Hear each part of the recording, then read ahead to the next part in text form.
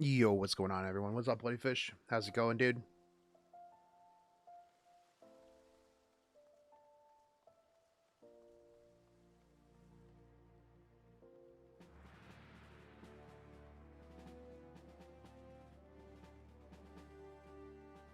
Yo, what's up, Anth?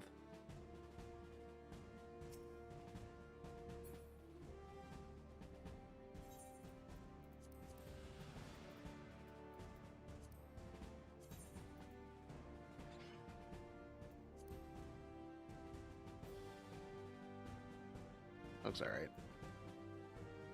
That was kind of cool. What's going on, dudes? Hopefully you guys are having a good day.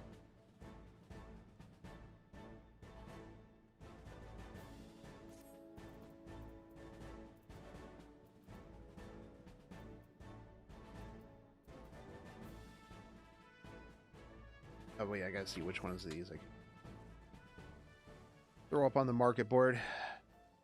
Yeah. So, Final Fantasy XIV Gacha. So they put in this thing, right, from the quartermaster. Where is it at?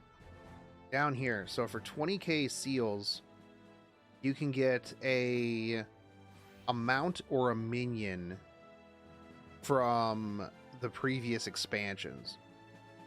So instead of farming it, you can just potentially get these minions or mounts. Now, minions, usually you can sell. Mounts, sometimes you can sell, sometimes you can't sell them. So we're going to unlock this because previously I never had to really worry about it because all I cared about were ventures and glamour prisms. So that is what we are doing. So we've got to get the next level of Grand Company. Yeah, it's random.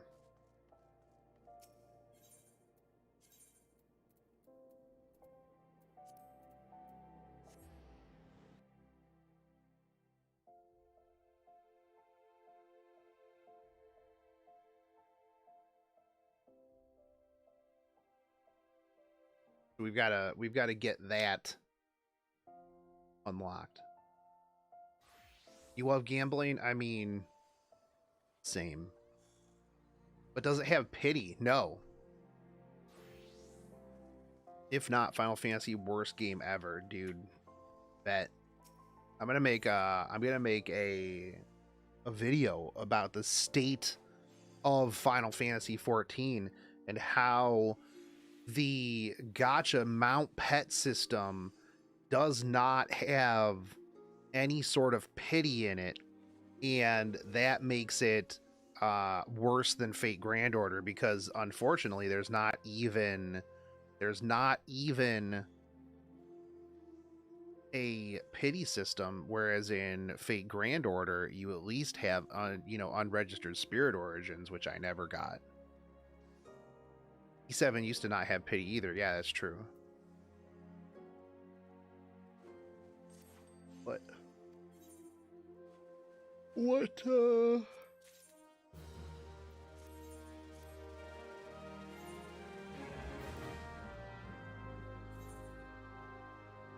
you also have the 4-star or higher, but that's recent.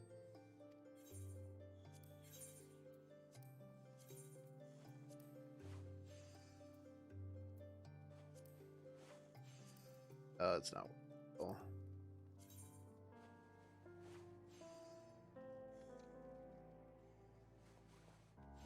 Hey, what's up, Swordmaid? It's good to hear you're happier now. Plus, usually it's easier to grow tired if you only play a single game. That's 100% true. That is 100% true. If you're stuck to a game, then it's easy to get burnt out on said game. Like, without a doubt. Yo, what's up?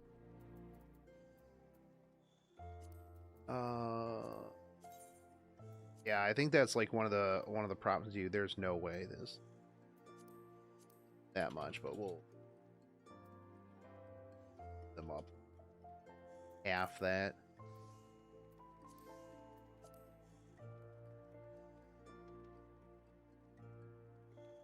Spent 300 and when I used to whale on E7 and still had no Baiken. It's always been like that. 10 pulls give you 4-star or higher. Oh yeah, that's true. Was it the single pulls? No, oh, I mean the 11th one. That's right. Where if you do a 10, you get that extra 1.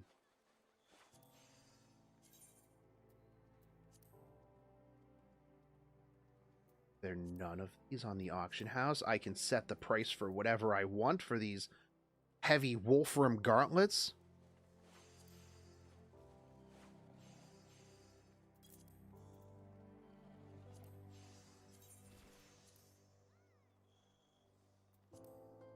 I'll just turn these in for more seals, honestly. That way we can get more gacha.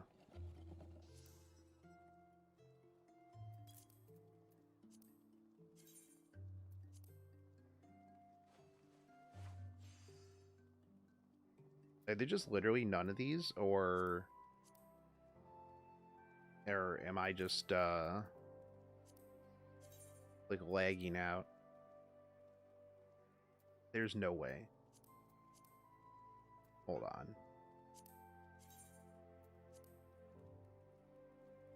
Oh, my market board must be broken.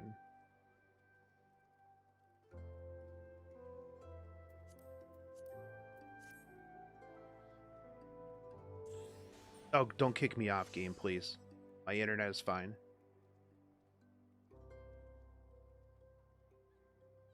Game. Chat, I'm fine, right?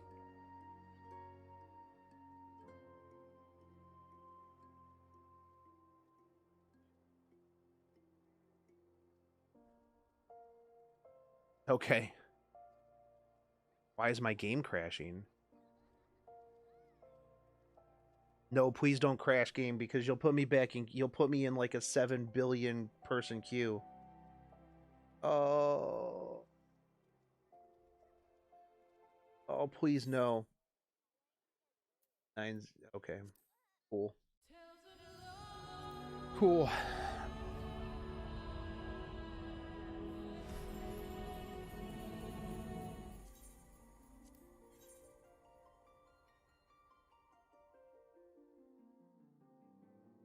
That's sweet.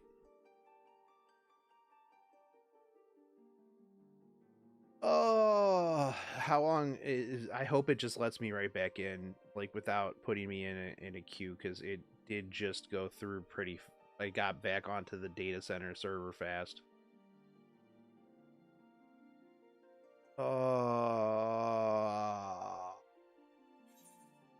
Three. Oh, dude. Come on.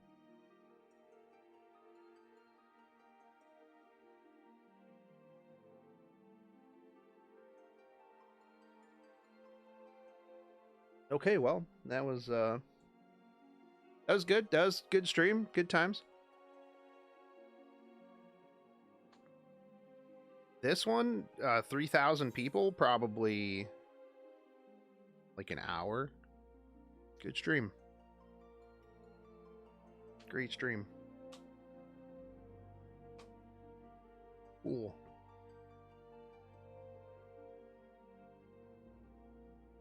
You know what this is a good time for? Hold on, we're gonna do this. Where is it? While we wait,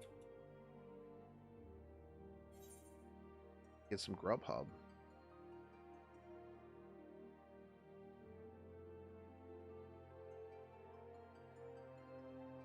Good time to start playing FGO again? I don't know about that.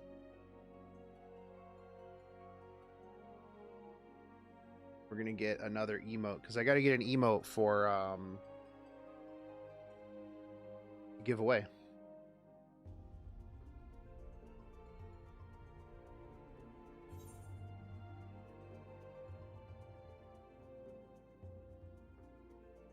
It's not going too slow. We'll see. All right, you guys get to pick what I get for lunch.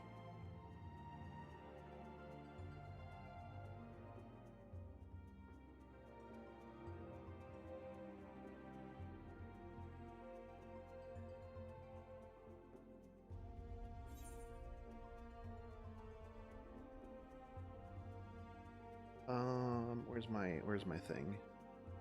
Actually, you know what we're gonna do? We're just gonna get 100 nuggets.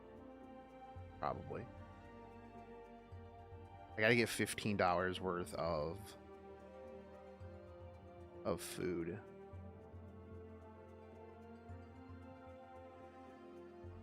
Is that the right display? No, this is the right display.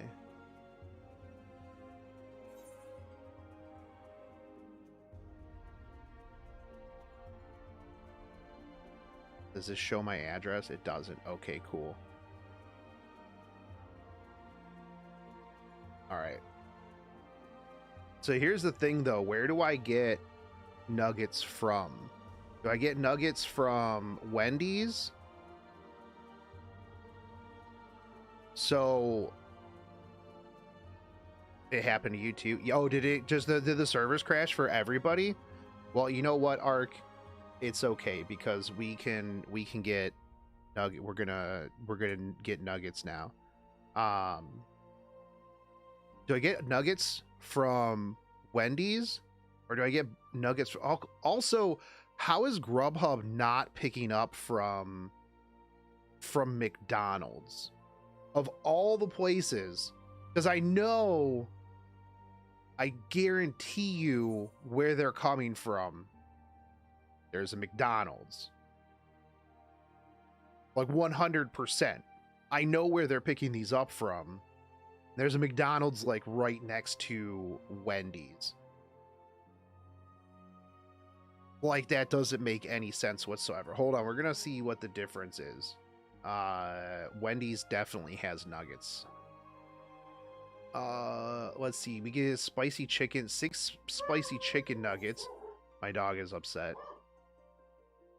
We can get 10 regular. We can get spicy nuggets for $4. It seems pretty cheap, expensive actually, because Burger King nuggets, you have McDonald's delivered. Yo, hey, thanks for raiding over here, Ark. But Burger King nuggets were cheaper, weren't they? We can get more. We can get 16 nuggets. Wait, hold on. That's more expensive, isn't it? Nuggets, 7 for $8. Wait, hold on. Is it a meal? Oh, okay. Hold on. We can get 8 nuggets for $1.69. Wait, hold on. Well, we can get 16 nuggets for $3.39. This is way better, dude. This is way better. Yeah, this is GrubHub stream now. Okay, so we're gonna go with barbecue sauce, ranch sauce, buffalo sauce, and we're just gonna do barbecue buffalo. I don't even need ranch. How many of these do we need? I need $15 worth. Was 5, but 80 nuggets. I'm just terrible at math. That's 80 nuggets, right?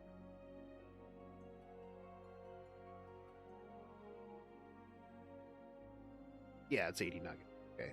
You ever just do math and then you're like, that's right? And then you have to look at it on a calculator to remember that that's right, even though your first instinct is, this is 100% the right math that I am doing. But it's like when you spell a word, right? And you look at that word and you're like, I spelled that right. Am I writing this off on my taxes? Yeah, 100%. And we just go 2 more so we can get 100 nuggets, right? $23 for it's gonna be 112 nuggets. 112 nuggets. I bought 112 nuggets so that I could say I bought 100 plus nuggets for a video. That's what we're doing. Oh, hold on. I gotta stop showing this, or else it'll. I will get it in 50. It's gonna take 55 to 65 minutes for this order to get here. Hold on, I'm gonna close this screen so you guys can't see my address, so you don't show up randomly at my house.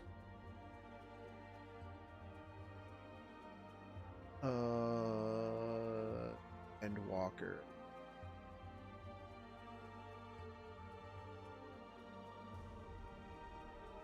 Yo, hey, we might get our nuggets before we get back into the game, actually.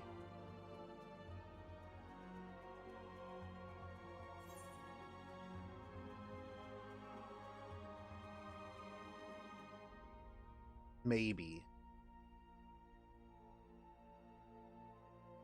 Oh. Nuggets, yeah, nuggets will show up, just in time for Final Fantasy XIV, yeah.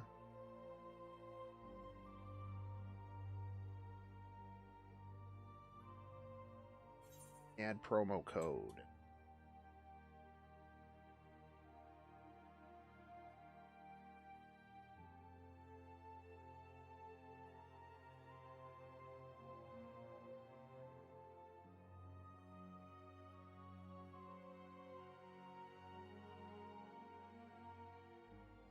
Promo code has been applied. Fantastic.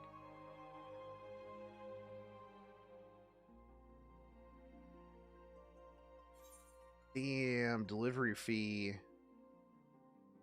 Oh, it's kind of expensive, but it's all for... It's okay.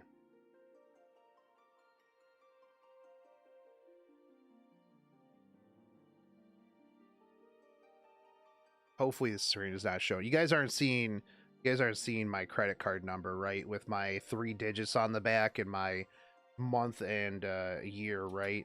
I mean, not that you guys would tell me if you were. Also, this queue hasn't moved, has it? Like, we're still at 2816, which we were like a little bit ago. So you pay with PayPal too? All right, GrubHub kind of OP.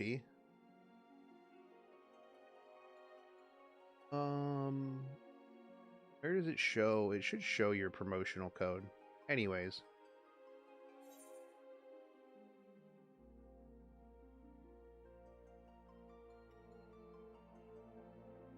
All right, let's go. Donate change. Get out of here. All right, delivery. Front door. Don't talk to me. I don't see your home address either and not taking note of it. Okay. Nope, definitely not copying down your credit card number. Okay, cool. All right, there we go. Hold on, wait. Burger King is preparing. Okay, sweet.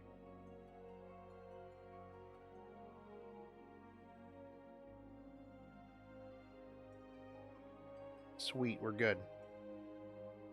We're good. So by the time these nuggets get here, we may be in. No, we're not. We're not moving at all. You know what? Hey, this gives me an opportunity though. Make some videos.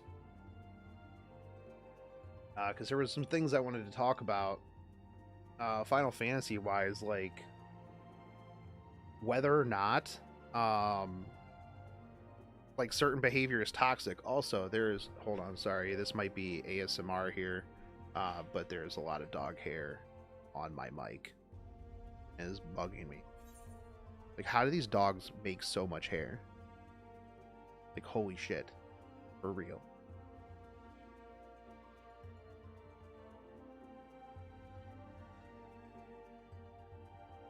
So like, what was it I saw the other day?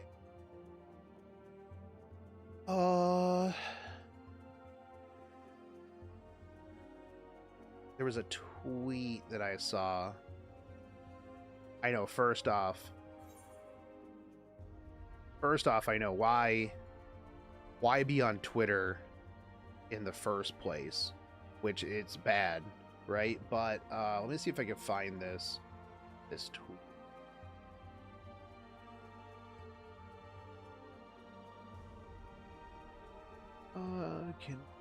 I can't be the only one experiencing more toxic, entitled, and overall weirdness in general from tanks.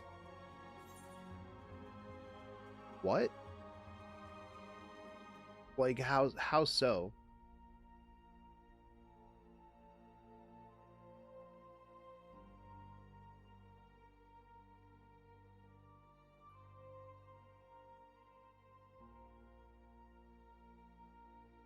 Like, so, is this the person? I think it is.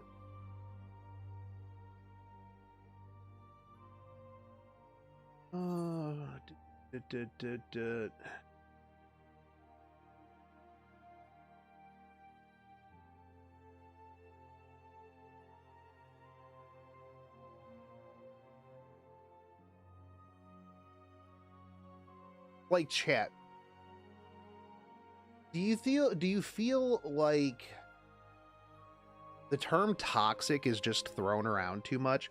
I feel like everything these days are toxic. Everybody's like, oh, this is toxic. Oh, this is toxic. These people are toxic. This person's toxic. You know,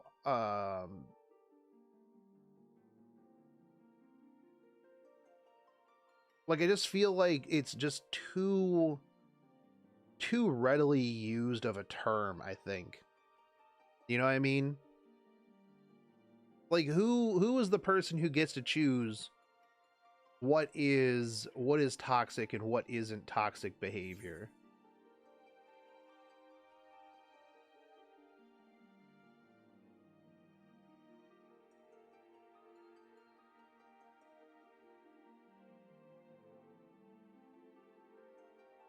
I can't find this one tweet that I was reading the other day. But it was a really, really annoying thread.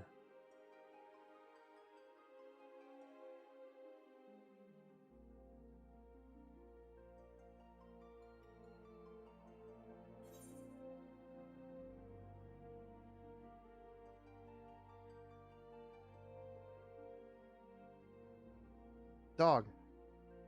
Every 5 seconds, man. Why do you do that? Totally overused, and ignoring the original reason of the word. Right?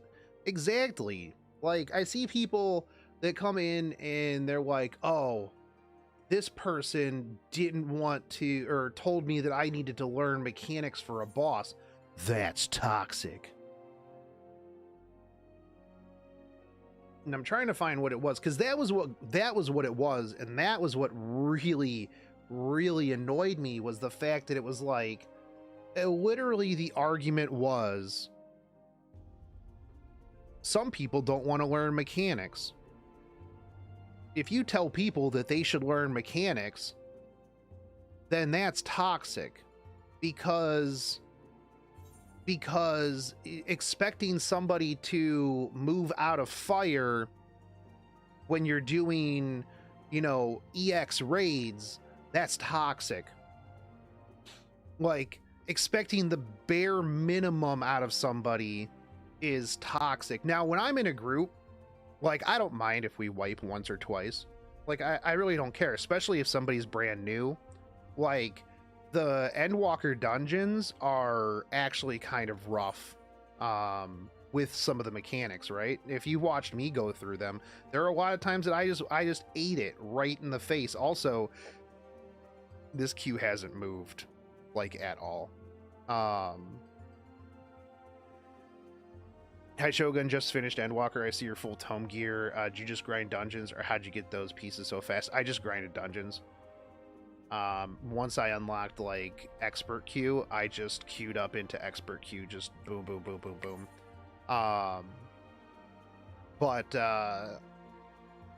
Like, here's the thing, is if you get to Endwalker, you have had to have played through the entire game. If you are somebody who bought a story skip and a level boost, you don't deserve respect. Sorry, just what it is. But if somebody's going to try to come in and say, oh, this person's brand new, they shouldn't be expected to know the very basics of the game mechanics in their class. I can understand that if I'm in Halatali. I can understand that if I'm in Copperbell Mines. I can understand that even if I'm in some of the earlier content. I get that. But you don't make it all the way to Endwalker without having to do some of those dungeons. Hey, we finally moved in the queue. But expecting the bare minimum out of people, I don't think that that's toxic. I really do not think that that is toxic at all. And I'm trying to find this one that started it and got me like real agitated.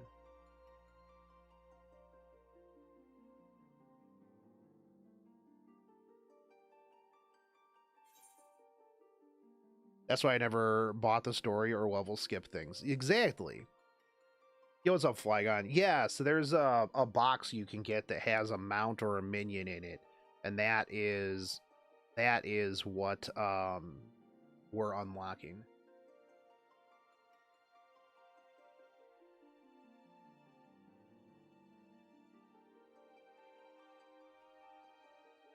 Let's see.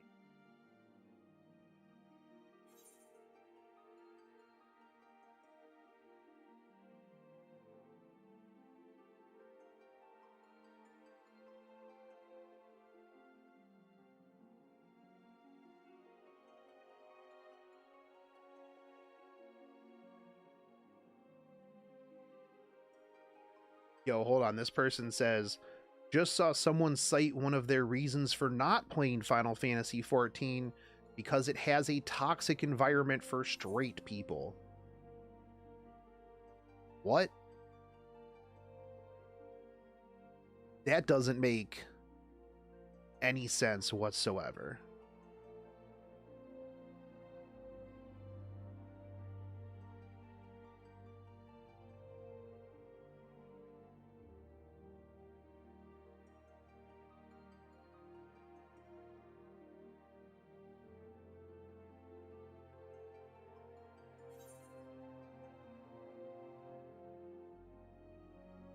Toxic environment towards straight people.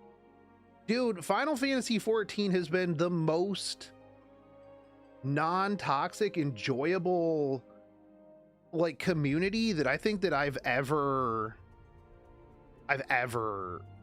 like been in.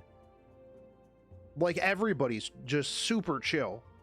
Like even people that are a little tripping out are still pretty chill. How long did it take you for Omnicrafting? Not very long, exec. To get to 80. I don't know about 90. It's just really sitting down and just buying the stuff to just slam your face through the firmament. That was pretty much it. Yeah, people don't care about you being straight in Final Fantasy XIV because let's be real, most people are playing cat girls anyways. That's really what it is. The community has been so kind to me that hearing those statements make me doubt their opinion. You know what? Honestly, I think that a lot of times these people on Twitter just make shit up. Let's be real.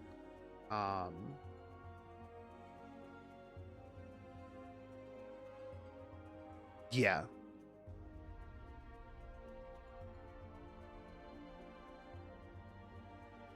Right.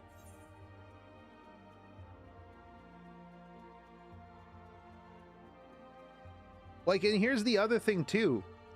If you don't want to deal with toxic people, guess what? That's what the trust system is for.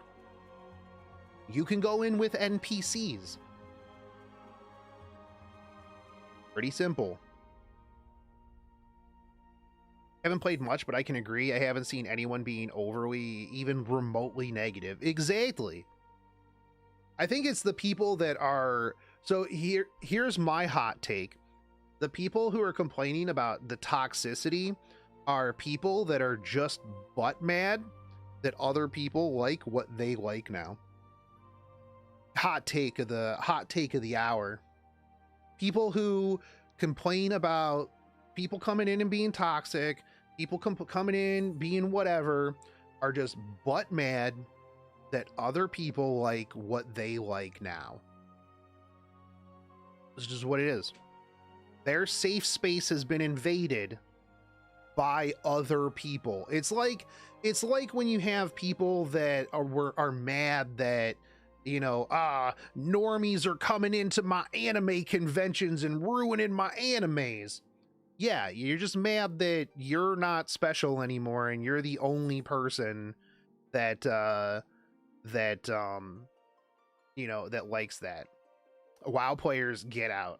You know what? Here's the thing though, is like a lot of WoW players, they'll leave because it's not the type of game for them.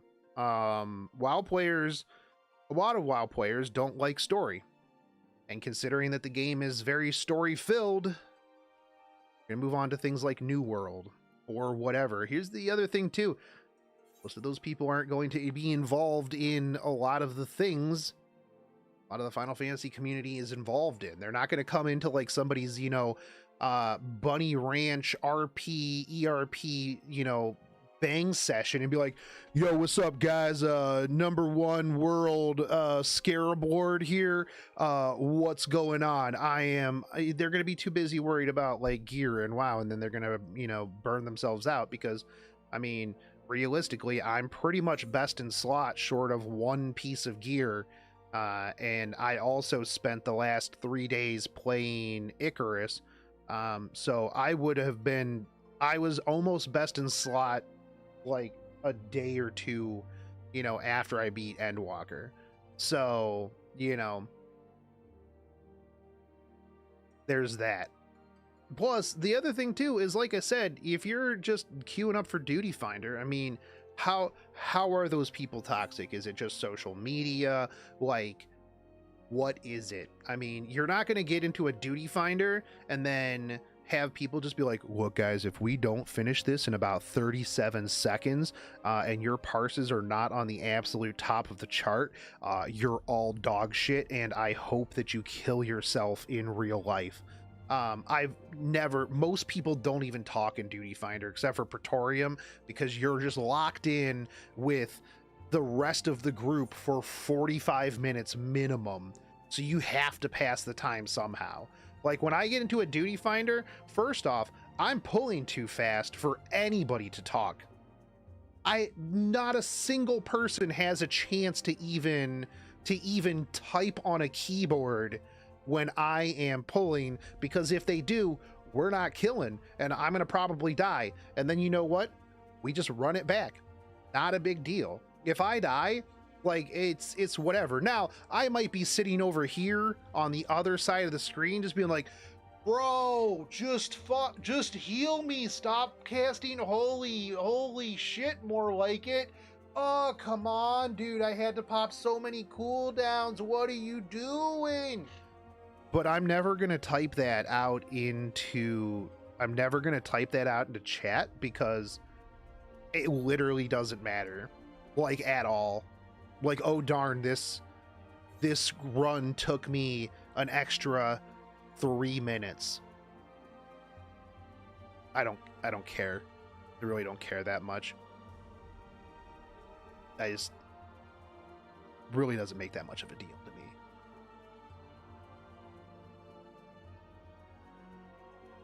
Lots of WoW players just want to flex their parses. Yeah, but those people are all in groups together.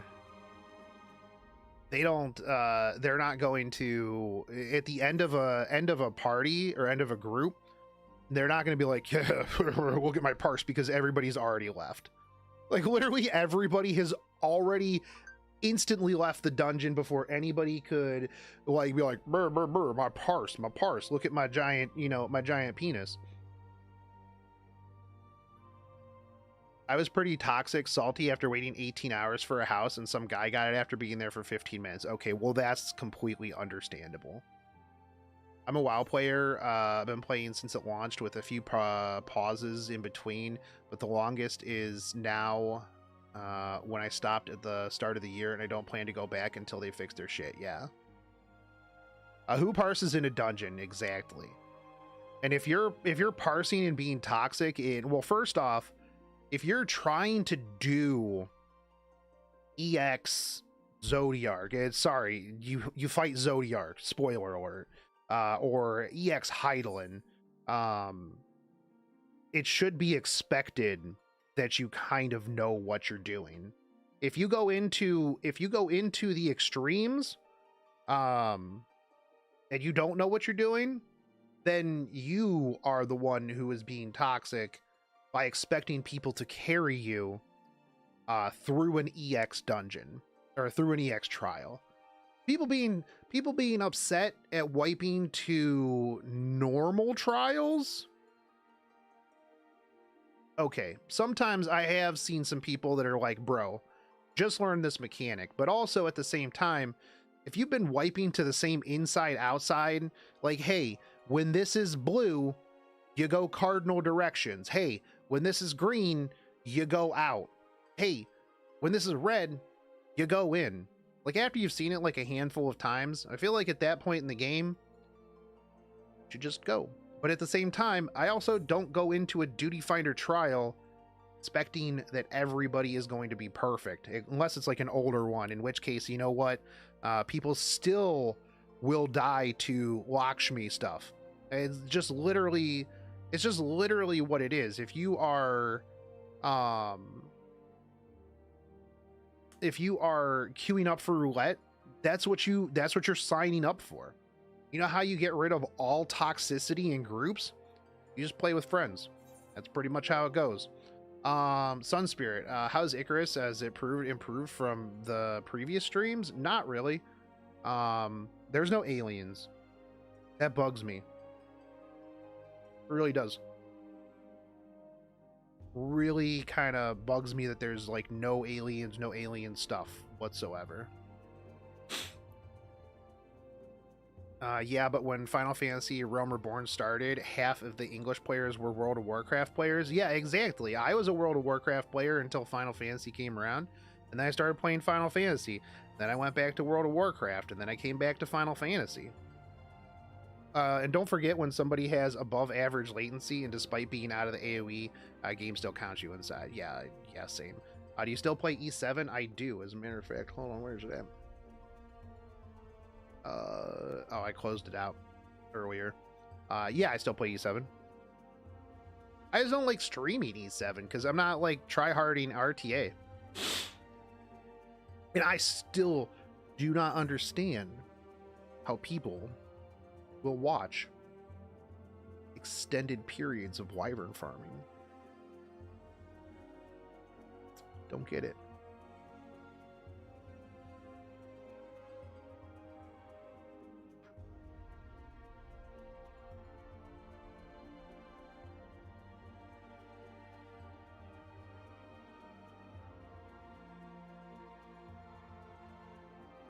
Don't get it. I kind of want to get back into 14 because I'm on winter break, but I'm currently on Stormblood DLC. I mean, there's plenty of time, dude. Like, that's the best thing about Final Fantasy is you don't have to... You can catch up whenever you want to catch up, man. Like, you don't have to, like, endgame... Like I said, I beat Endwalker, and, like, literally within a day and a half, I was almost best in slot. Because I just grinded hard. So you can get you take the game at your pace, man. It's not a marathon, or it's not a race, it's a marathon. My highest level is ninja. Dude, I could not do ninja, man. Like, I would just get I got carpal tunnel just thinking about doing ninja. Like, but I love when ninjas are in my group. Because, like, ninja's crazy, man. So much damage.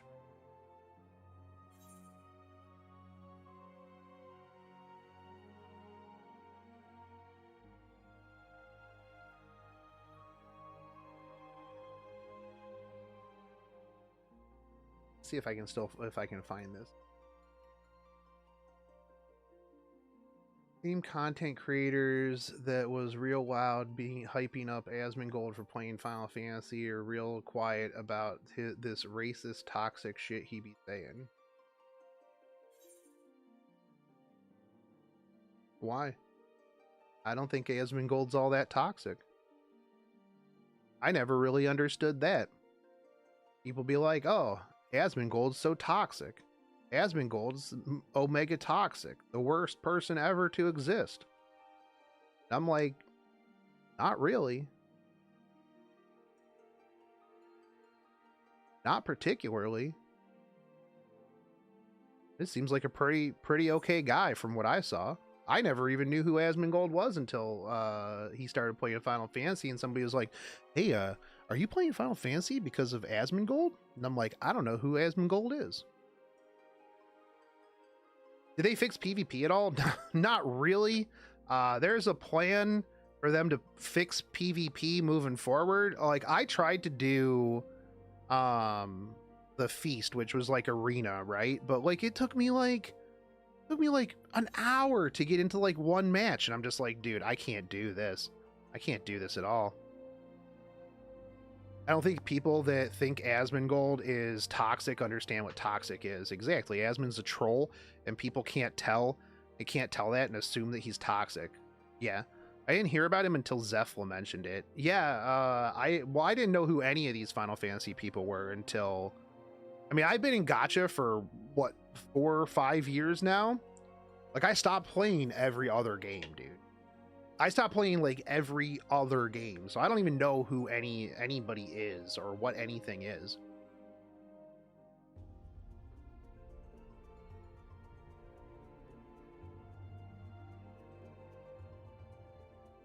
The queue for OO is so bad because I wanted that cool Dreadnought mount.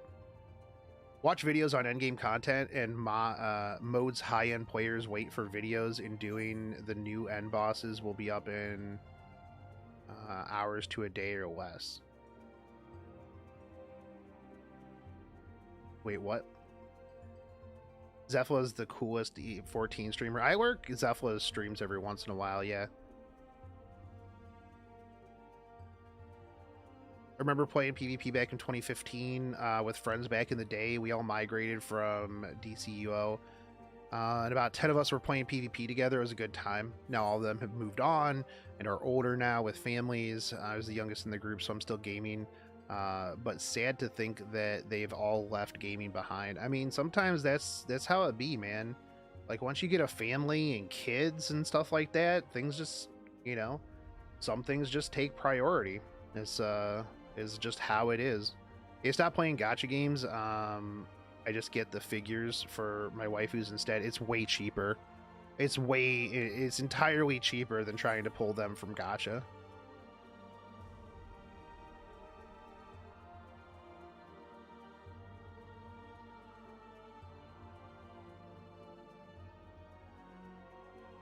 If I had a family, I would still play 14. I mean, it's easy to say that now. It's real easy to say that when you don't have something.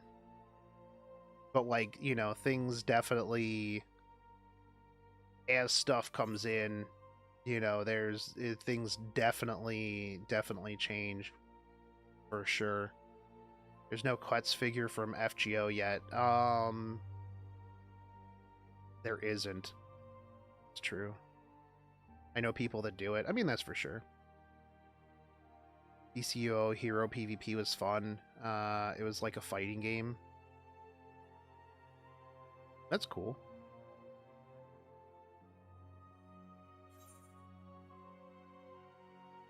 I mean, I got 2 dogs. It's kind of like a family, right? Crichton's just over here licking his butt on the couch. He doesn't care what I do. He's gonna just be like, hey, when those nuggets get here, do I get the extra 12? Right? Hey, what's up, dude? Hey, what's up, Crichton? Can you make my queue go faster? Can you make my queue go faster, dude? Hey, come here.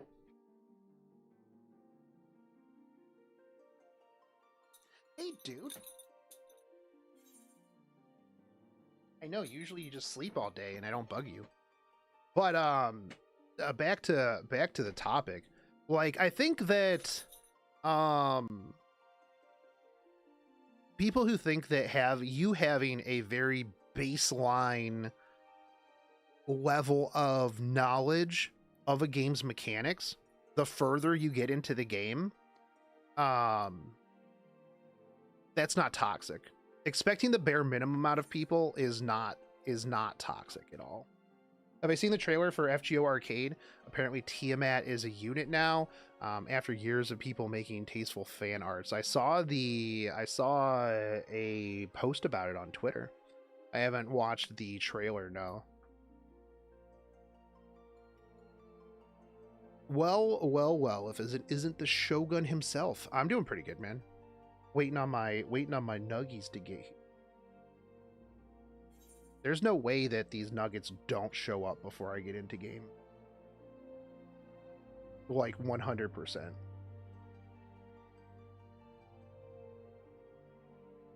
Like without a doubt.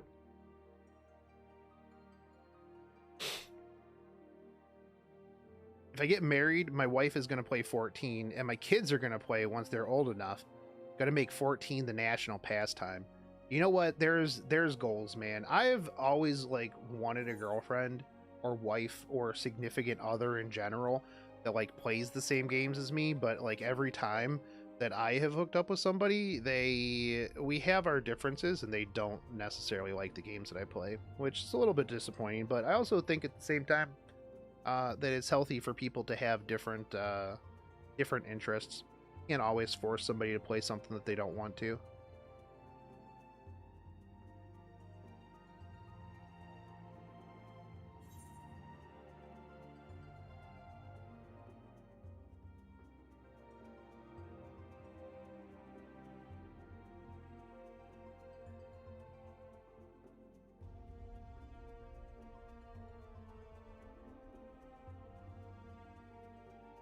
But I also think too, there just needs to be a definite, like, people need to, I think people take words and they just use them too much and it just deteriorates the meaning of it. Like take toxic, right? Everything's toxic. What's toxic? You guys chat, you're being toxic right now because you know what? You're not subscribed to the channel. That's toxic. If you watch my channel and you don't chat, or you don't subscribe to the channel, you're being toxic, dude. You guys are just being so toxic. It's toxic. Like anything that makes people feel like even the most like tiny little bit uncomfortable is toxic, dude. Which mount am I trying to get? I don't really have much in the way of mounts, so I've got a lot of mounts that I have to get.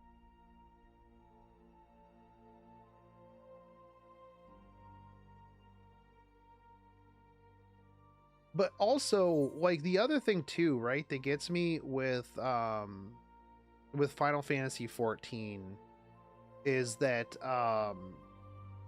people, I feel like the community moderates itself. Sometimes I remember playing 14 alone and listening to the music and reminiscing about playing the game with my old gaming buddies that are no longer around, and kind of gets me sad, dude. I do need a haircut, man. I gotta go out and do some stuff Thursday. I'm probably get a haircut on Thursday. As what I gotta get. Or which minions am I trying to get right now? I don't know. I'm missing so much stuff, dude. I'm missing so much stuff. The music in Final Fantasy XIV is so good, dude. So good. Very true. Whenever a word is bastardized, it loses all depth as previously. Yeah, like, you know, calling people Nazis. Everybody's a Nazi. Everybody's a Nazi for everything, dude. My character looks like me. Well, that's good. It's a very stylized version of me because I actually had some help recreating my character from my friend Midori. I was like, hey, help me make my character look like a stylized version of me. That's for Final Fantasy XIV, You either make your stylized version of yourself ramped up to 11, or you make the hot girl that you want to bang. That's literally the two options that you have in Final Fantasy 14 of character creation. That's just how it is.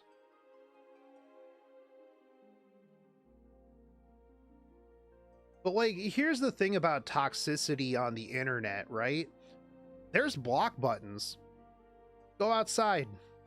Step away from the computer. Guess what, chat? Here, watch this. Watch this. You can't be toxic.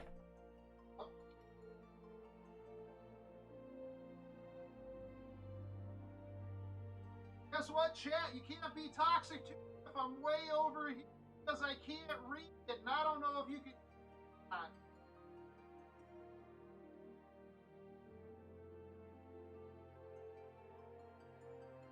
See, can't be toxic if I'm way over there. Like if I'm way over there and I can't read what you're saying, you guys can't be toxic to me.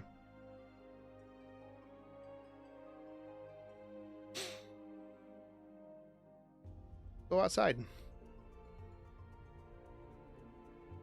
Your GrubHub driver.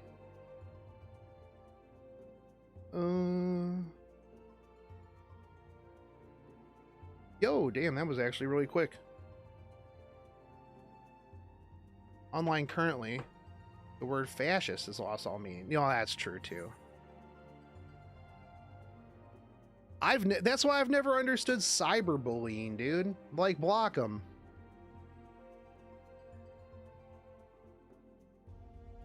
Just who cares? You know what? If I don't like watching somebody, this is one of the things I've never understood too on YouTube, right? If I don't want to watch somebody, I just unsubscribe to their channel. Somebody be like, "Oh, I hate this guy's content." Well, then don't watch it. It's pretty straightforward and simple. I'm not going to keep going back and watching somebody's content that I'm like, oh, I'm so mad at this guy. So mad. Actually, hold on. I want to show you guys something real quick while I'm doing this.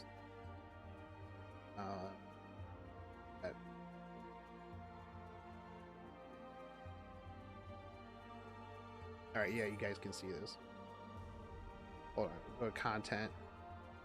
I want to point out one person disliked my video talking about me being happy playing Final Fantasy 14. Imagine being that one person that comes to my channel, clicks on my video, and's like, yo, I'm so mad that Shotgun Shogun is happy playing Final Fantasy 14. Screw that guy. Dislike. I know that it doesn't show up on the video in anywhere besides his chart, but boom, thumbs down. I hate that guy. I hate that he's happy right now. That guy sucks. Imagine being that dude. How sad does your life have to be to just go to a video about somebody being happy, be like, I'm not happy. I'm going to show him that he's not happy. Sucks. Very mad. Accidentally disliked the stream, but then I liked it again. Hey, there we go. All right, hold on, I'm gonna go get these nuggets. They said that they just showed up. Come on, dogs.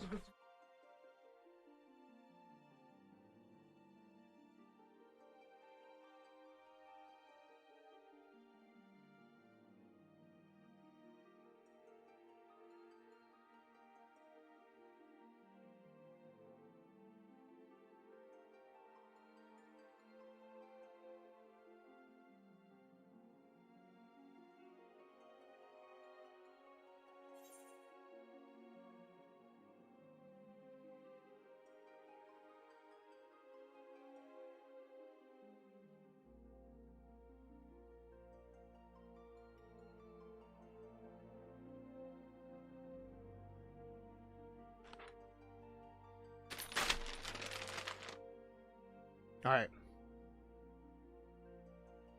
Yeah, we said.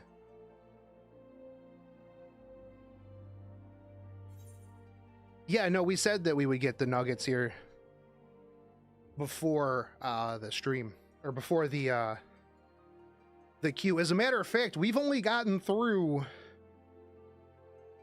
what, 1,200 spots in the time between when we got kicked out and when we got these nuggets. Did I really order 100 nuggets? I absolutely did. Look, this is 112 nuggets, and the reason why we're doing this is all because we need this emote. Hold on, where is it at? This emote right here.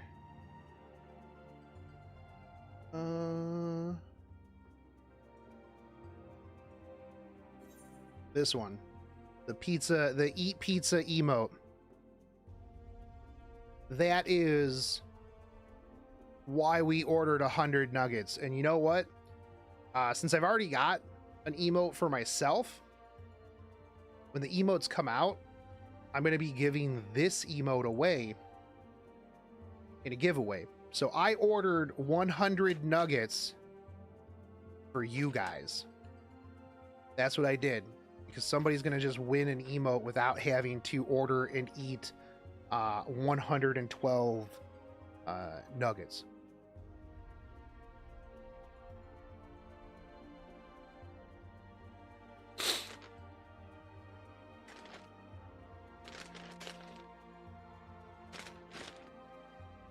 Save more, earn more rewards. No, I'm literally probably never ordering GrubHub again. I like how instead of just just dumping it in the bag, they like put it in the individual bags inside of the bigger bag. Like, bro, you could have just, I should have put on the thing like, hey homie, you can just dump 112 nuggets in this bag. Like, I really don't need these individual nugget bags in here. Hold on, I gotta update this stream title. I eat 100 plus nuggets for you.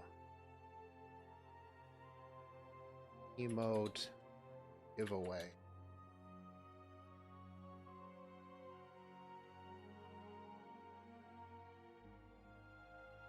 We appreciate it. You know what? I appreciate that you appreciate it.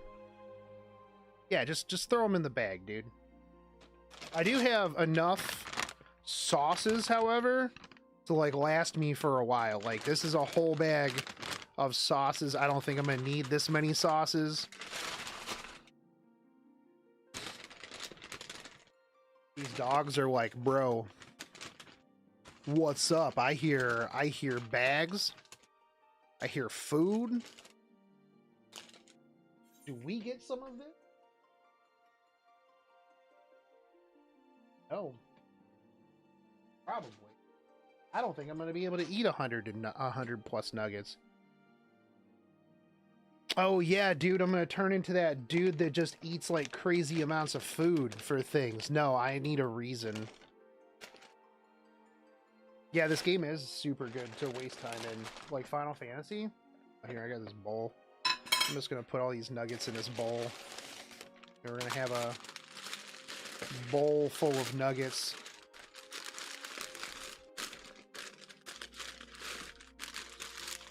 Damn, this actually fills up this bowl of nuggets really good.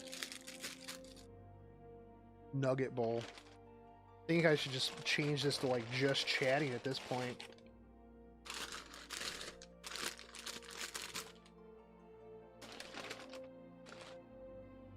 Did I complete the MSQ? I absolutely did. I actually need to download and re-upload my 33 plus hour initial stream.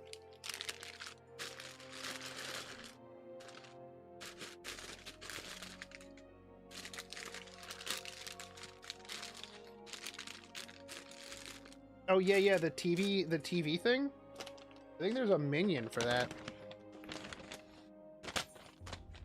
But yeah, I finished the MSQ and I cried like a sissy. Dude, it was feels Walker, man.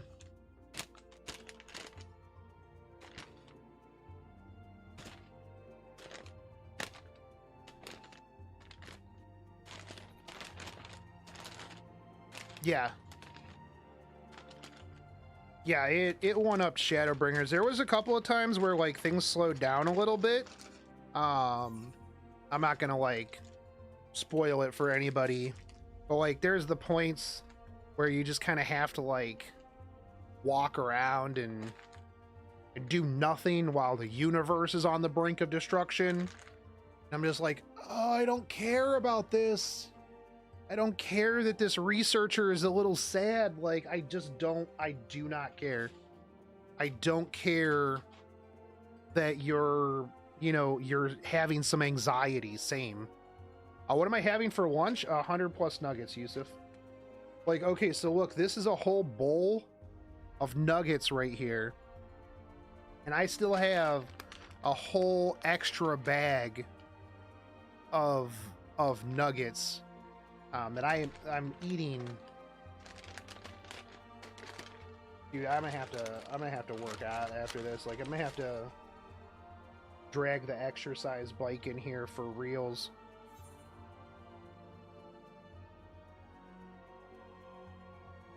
I've been with this game and characters for 10 years, man. The feels were real, 100%. Didn't know Burger King had nuggets. Everybody has nuggets. Everybody has nuggets. All right.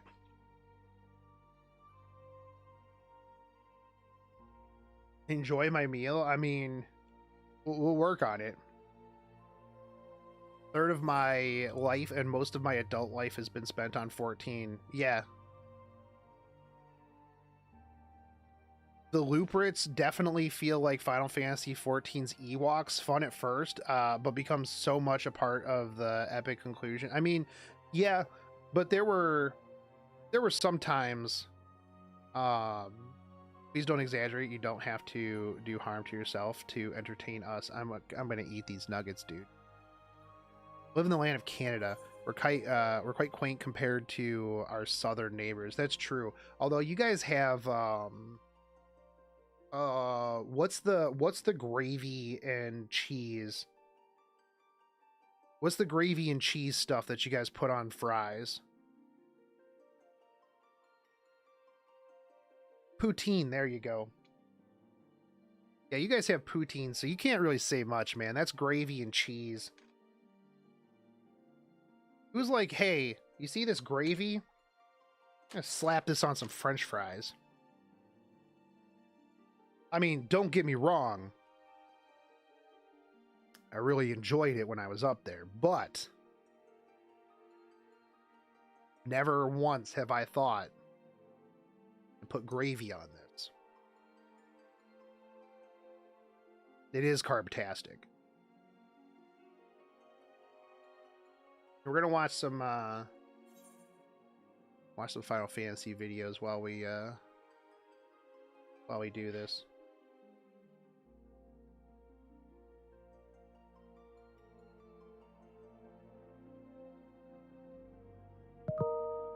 Voodoo, that's an email.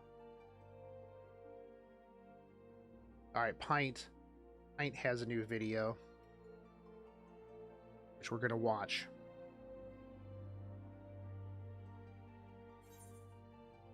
So I just finished Heavensward, and I'm about to start Stormblood. But I have a problem. Between various items, pets, and scandalous Twitter images, my bulbous jumbo brain and my keen eye have connected a few dots. I wanted to make this into a good thing, so before I even step a foot in Stormblood, I wanted to use my power to accurately predict the entire story of Stormblood. Okay. While stripping off Jocat. I adventure north of the wall to find the Garleans trying to enslave Shinryu. Yeah, that kind of seems like a lot to deal with right now, so, bye. But luckily, there's a resistance in Alamigo. And our lovely Elise, she finds a friend. His name is Kenny, and he's one of the 12 monk mains left in the game. He introduces us and his new girlfriend, Lise, to the Alamegan Resistance. But right on schedule, oh no, it's Mr. Evil Mustache. This guy comes out and is like, Warrior of Light. I'm gonna fucking kill you, dude. And they do it by throwing a big-ass fucking dragon at me. Or maybe they haven't enslaved Shinryu yet, but it's coming. There's gonna be a dragon. Dude, imagine if they, like, chained down the dragon and, like, used its mouth as, like, a cannon. Anyway, so, as I am on the brink of destruction, Yagiri saves the day. Her debt has now been partially repaid to us. But it turns out we need a little more help than we thought to fight these pesky Gallians. Plus, if the Warrior of Light is their target, I'm gonna need some backup. So we go to Doma Nuts Fit in Your Mouth, but it turns out it's been Doma Nuts Fit in Your Mouth by the Gallians. Oh no. This is Kugane. And there's another place called SeaWorld. There's a political conflict between the sea and the land, but not like super serious. It's just like the sea people think they're better than the land people, because they kind of are. So we help out Kugane for a bit. You know, slap some Gallians, thwart some primals, no big deal. All whilst Yagiri is trying to gain permission to enter the sea. Alice throws Alphino in the water. Yagiri is a fish, so we make our way to the sea. We meet Yagiri's girl boss, who is a really hot Twitter girl. I'm talking super, super hot Twitter girl. And then she steps on you.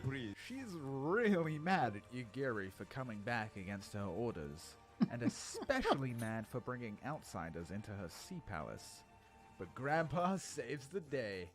Grandpa tries to convince the hot Twitter girl to help us fight against the Gallians, but she says no. So we kill a primal or two for hot Twitter girl, and she starts to like us more. But oh no, the Butterfly Beast tribe is getting fucking wrecked by the Gallians. And it's kind of sad, because maybe the primal would be helpful in killing the Gallians. But it turns out she's kind of a bitch, so we have to kill her. Luckily, she's really hot, and her song goes hard! Alice bonks her head on the table. The sea and the land people are getting more cool with each other. I help out the ocean people, I help out the land people, and everything seems like it's coming together. Psych, it's this fucking guy again, and they kill Grandpa! Honestly, just a complete stab in the dark with that one, but I mean, hey, maybe.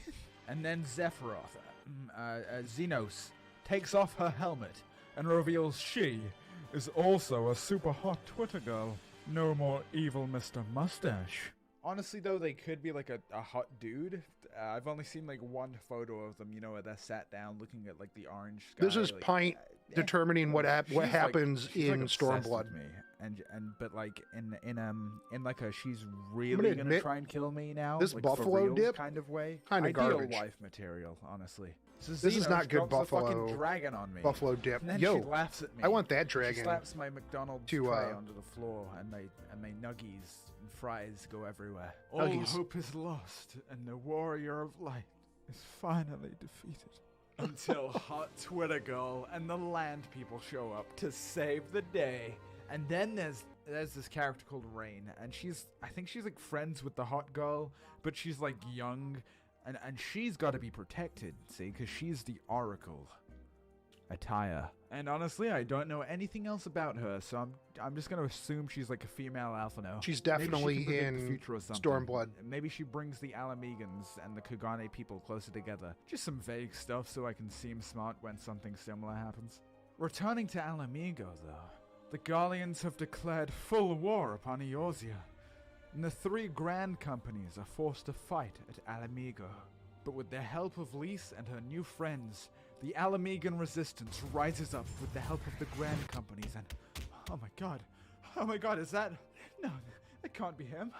It's fucking Astinian, baby. He's back. He's flying through the fucking sky. He's killing mechanical dragons. Oh, what's that? Shinryu? Okay, Shinryu. All right, okay. All right, guys, let's take this one seriously. With the help of Astinian, we finally kill Shinryu. And just when it seems like we've won, Xenos reveals she had an even cooler plan. The Garleans have finished repairing Omega, and that's the raid. That's the raid. I've heard people talk about Omega the raid, so we venture deep into Garlemald. We finally fight the Garleans and put an end to the reign they hold over Eorzea. We drive them out of Kugane, and Xenos is defeated. The sea people, the land people, they're all happy. And the Alamegans are vibing too. But then there's a fucking twist. Xenos is alive, and she sends a giant squadron to kill you one last fucking time. Thousands are slaughtered, cities are burned. And then I actually kill her, because I don't think she's in Shadowbringers. Objection! Future Pint here, I think Xenos will actually live. This thing from my memory is from a cinematic trailer, and since there's only one other expansion, it must be the Shadowbringers trailer. Checkmate. I think Gaius von Belsar might come back. Someone in my chat said he was handsome without the mask, and that wasn't an ARR, so... Anyway, Nero becomes the president of Garlemald and isn't evil anymore. And that pretty much does it. But what have our dear Scions been doing this whole time? Minfilia is still dead. Orionge is probably lying about something. Thancred can't use magic anymore. Has a midlife crisis and buys a gun. It's Kryl Thancred. does nothing for the entire expansion. But it's okay, because she's cute. She is Look at her cute. little ears. Yshtola's illness catches up with her, and she starts suffering from cataracts. Also a lungs collapse. And Emmerich is dating me now. So yeah, I think I pretty much nailed it. And to tie into Shadowbringers, the crystal Cataracts. tower starts shaking. We open it up to find that the redhead cat boy's been making clones of himself to suck his own dick. And that's the whole plot of Stormblood.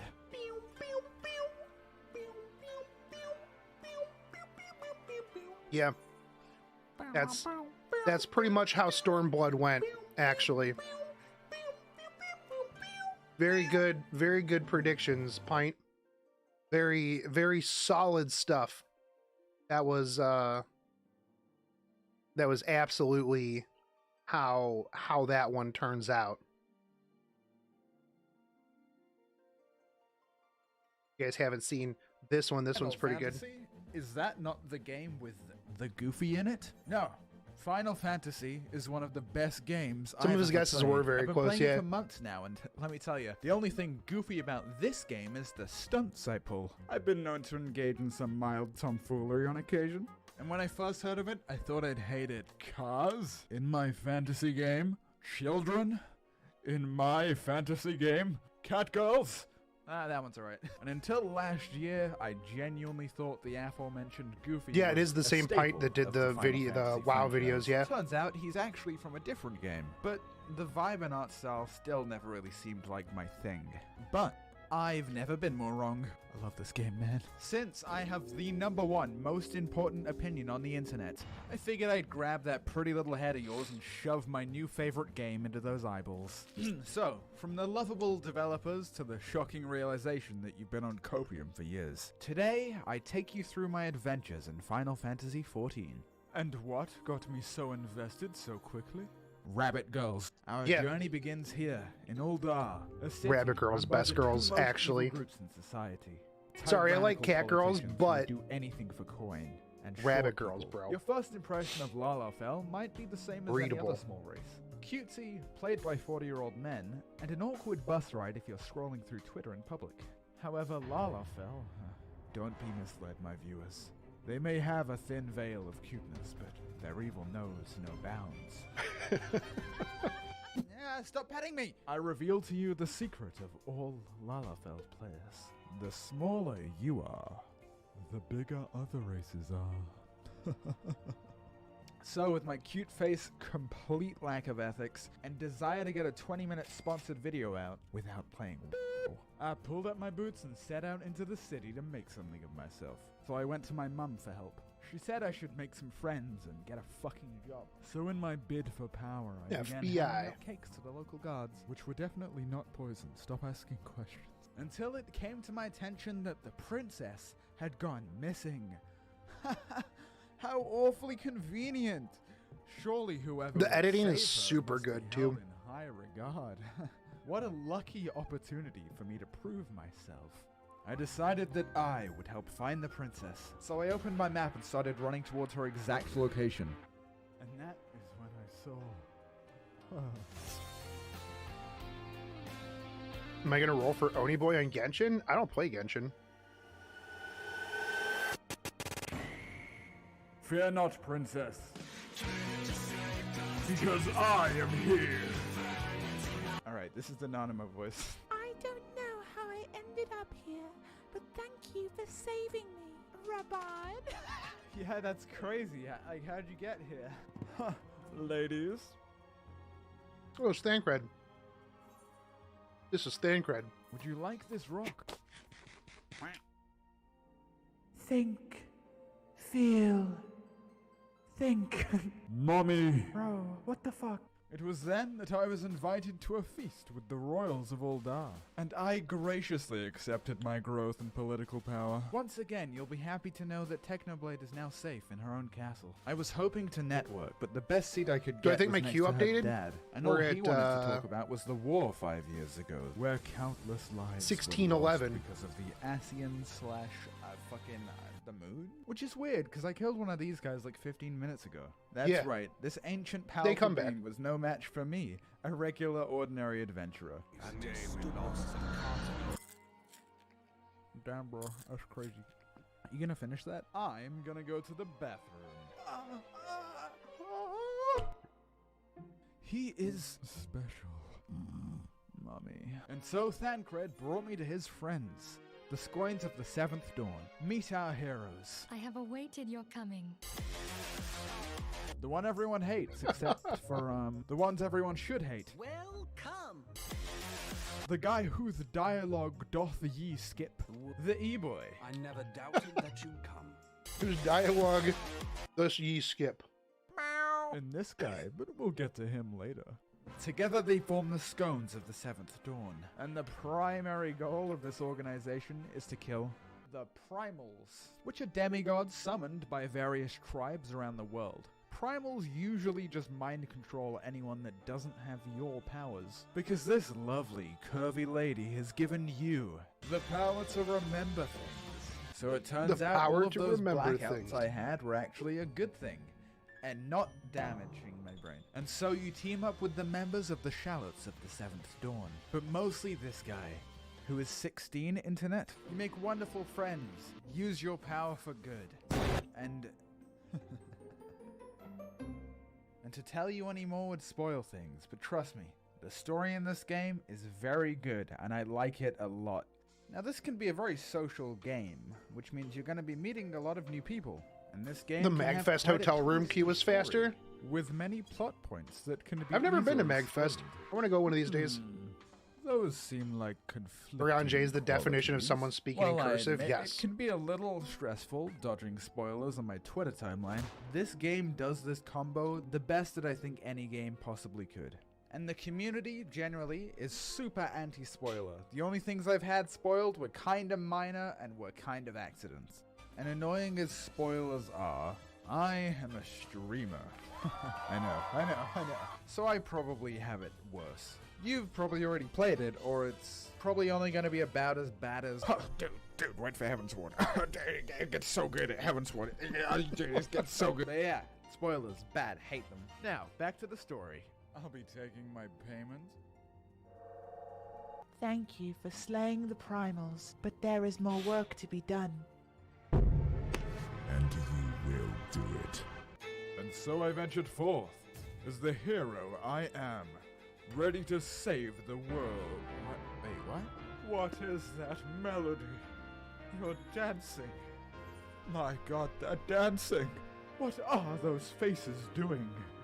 They're smiling. The people were having fun. Oh, and the music.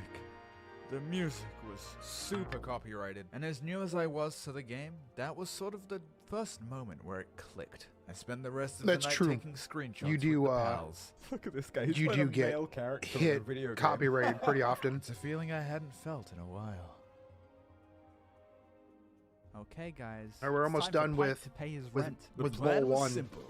Get in, grab the greatest mobile game of all time, and get out And to pull this off, I'm gonna need some You know backup. who this Meet my guy's voice three reminds favorite me of spooky is Halloween internet champions. internet Harvest historian. Jack. He's a jack of all trades. Miscreated monster. He's the brains of the operation. If only they were his brains. And Madame Saris. She's really hot. We made our way through the main door. All was going according to plan until we got to the vault. But Madame Saris set off the alarms. Wham, wham, wham. Oh no. They're trying to steal the greatest mobile game of all time. Well, I can see why. With over 400 champions to collect, epic Forget dungeons to clear, everything and you've a ever known PvP arena about where they can everything fight against other you've players. ever They'd known. be fools not to. Oh, that's my favorite part. Have you seen the commercial with the orc? Oh, that commercial is ravishing. But the gameplay is to die for. Oh, they're getting away. Pint. Why? Why'd you do it? Isn't it obvious? Have you heard of Raid's newest Halloween update? We're The latest talking what? Big rewards. Tournaments. Video against other from players. Internet That's Historian not or even from the Pint? best part. I'll be able to get my hands on a brand new legendary Halloween champion. I did, Yusuf. My Uber's here. You know the game's free, right? You could have just downloaded it. Yeah, on mobile devices and I have it. Jack! No!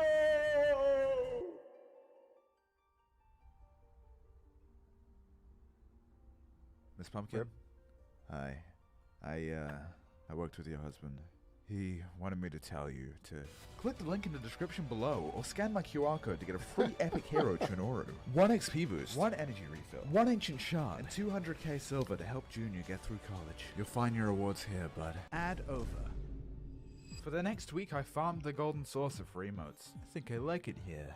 Oh look, there's a racing game. Sweet, I got bunny ears. Now I can focus on getting a cool outfit. Please, save us. The primals are coming. Did somebody say Palace of the Dead?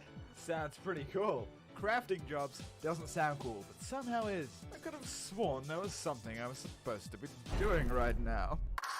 It's very easy to get sidetracked in this game. And I think that's a discovery we all make along the way. It's true. Mom, Dad, I have something to tell you.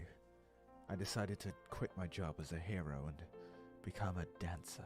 A dancer? Well, the party buffs are useful. No, Father. Like this! One of the best parts about this game is that there's so many definitions of endgame. There's your usual solo content or raiding or whatever, but under little rocks here and there, people create songs, dance routines, fashion, interior design, economic domination. Some of the most hardcore players I've met are high-end ultimate raiders, and yet they are mere insects beneath the boots of role players.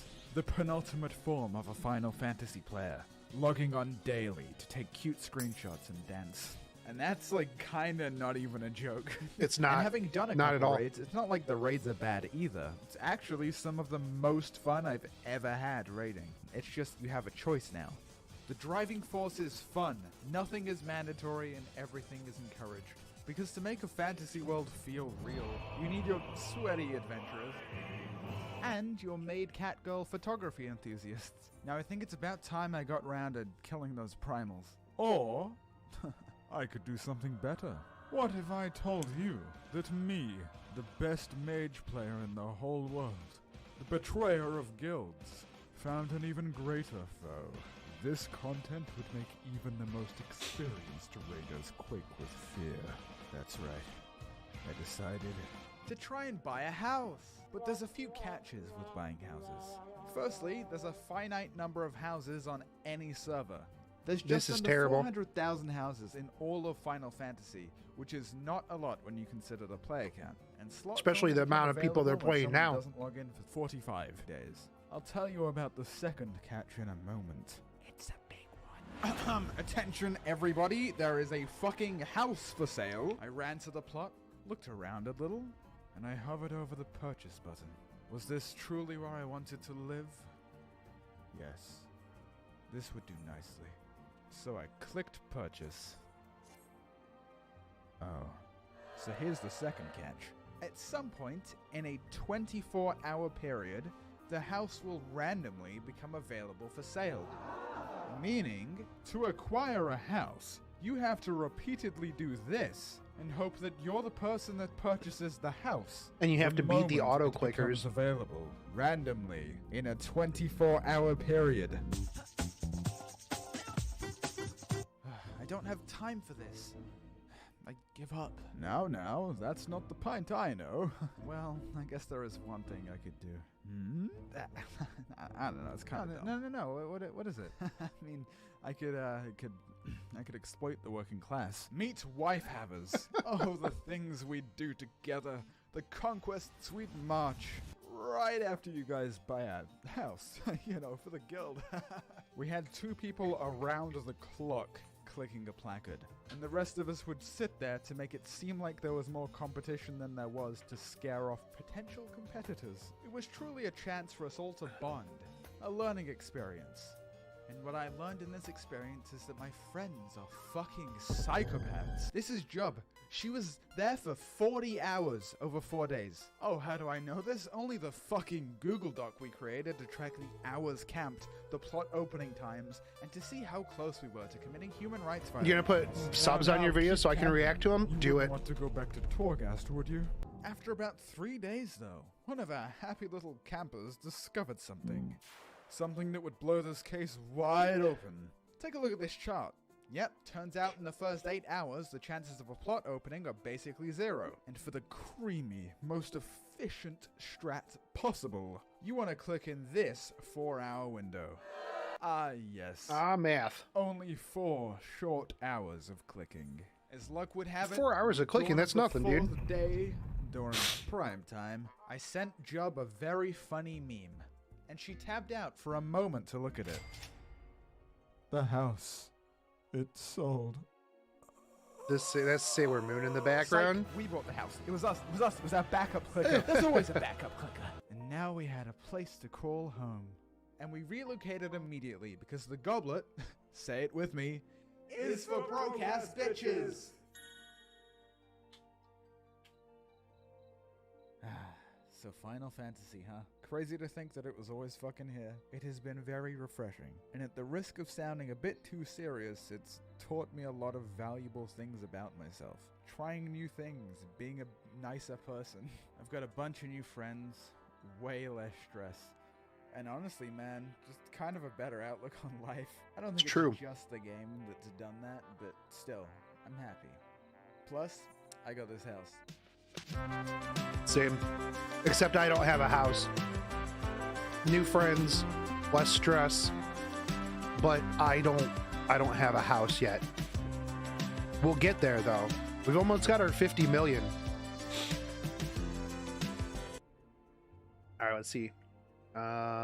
Internet history.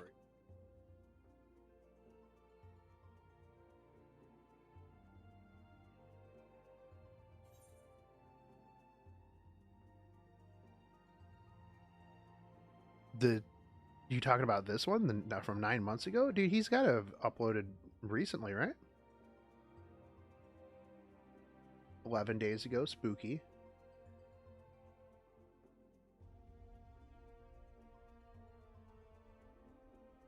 Four hours of clicking, laughs, and FGO Watto. Yeah, 100%. Yeah, houses are Watto now. Well, there's supposedly first come, first serve and Watto. Incognito mode. He's talking about the spooky one?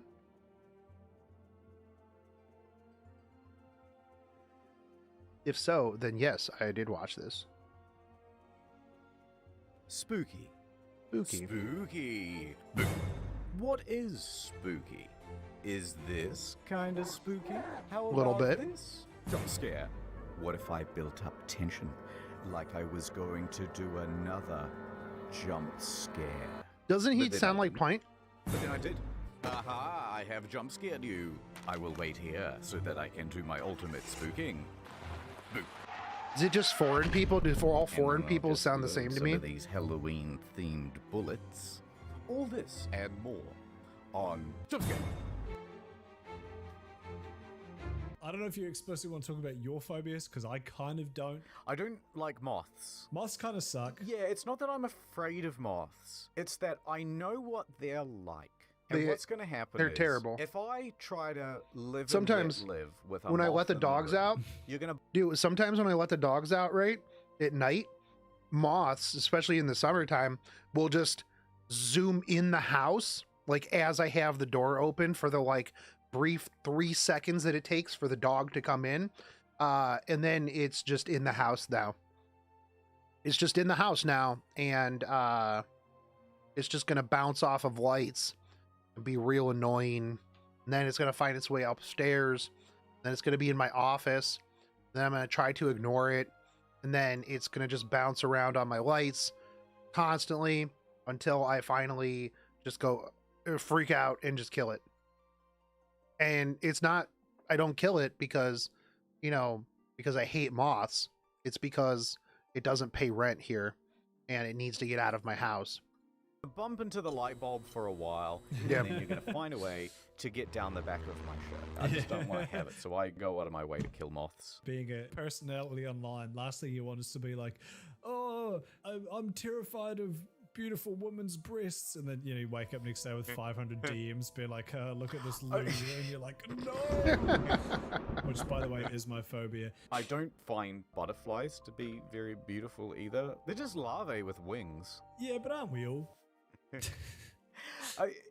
I mean, if that was in nature, I would be like, yo, this is kind of as a cool. phobia. Why are all ghosts from like the 1800s? How come you never just see some guy who died like 2 weeks ago wearing like a Gucci shirt or something? Well, I've seen modern ghosts. What, in real life? In movies and stuff. Okay. Usually it's like just after the accident though, so Sixth Sense. Yeah. Right. There's this scene with a bike crash. All right. It's like the moment that the mum starts All to one believe. is down. She goes, how do you know that? Like with tears in his eyes. She's standing beside my window. But then it's just this extra with no lines. Yeah. And so it's kind of standing there with like a bloodied up head. But then it goes, what's my cue? And it just sort of walks away and it's very like nonchalant. And it's so funny. It's funny, right? It's not just me. Like, it's this really well done dramatic moment. But then the bike She just kind of feels a bit awkward. She's like, Yeah, I'll come back hentai later. is my phobia.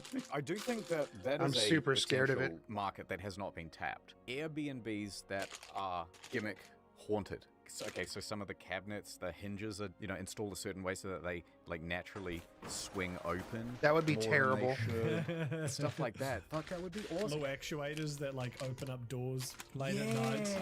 exactly. And you're like, ooh, what? And then you've got like a story to go home with. Why the hell isn't that a thing? Okay, let's say you've booked in the Airbnb and you're on your way there. Yeah. It's like this one dirt road, and so they've hired a guy. Steve, you got to get out there. You're There's this old British man with a flat cap. you're playing the role of the harbinger.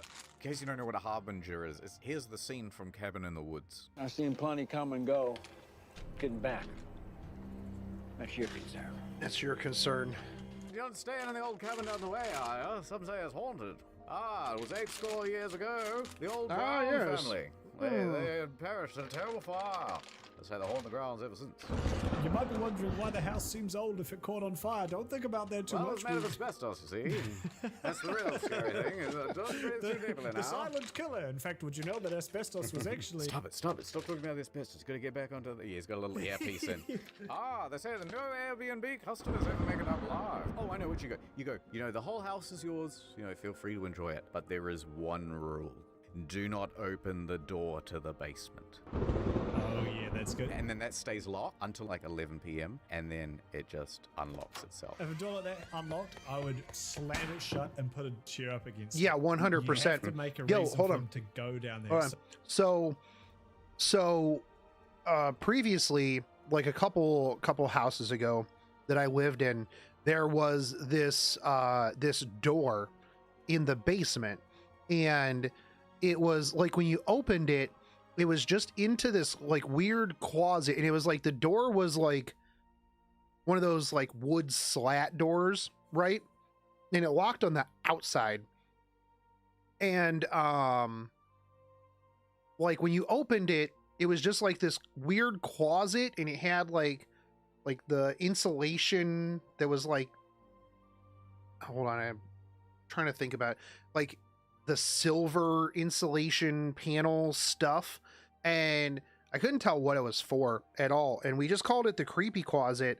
And like, I would have these nightmares of like the door just like opening at night. I'm like, why is this locked on the outside? Like, it doesn't make any sense. Like, what is it trying to keep in? And like, when you looked at this door, it just made you, it just had you, there was a sense of like, yo, F this house, dude. Like, F this door. I don't like this door. It just made you uncomfortable. And it made everybody in the house that I was living with uncomfortable. And we just called it the creepy closet, and we just did not open that door. We didn't put stuff in there. We didn't open it. Like, it was the creepy closet, things that were in there. And the room that I had built myself a room in the basement. And it was like right on the other side of the wall. And, yeah, it was terrible. It was terrible. And I hated it. Like, yeah. If it would have opened again, too, I would have just shut it and put a chair in front of it. Terrible.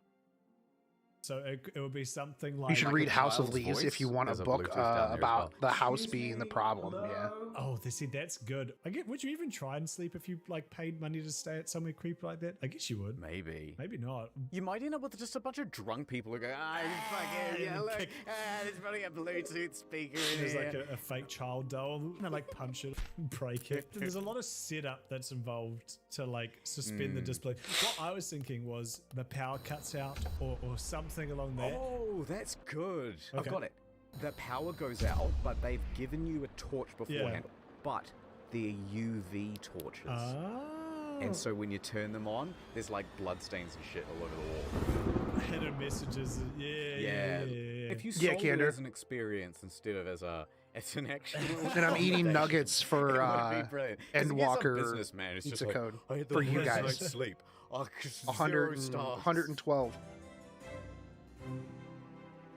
Have you seen the Saw movies? I haven't, but I've watched all of your movie sucks. But the question is, how would you design a saw trap? First of all, you have to design a saw trap that I think it's meant to make them appreciate life. Right, so you have to put me in the saw trap.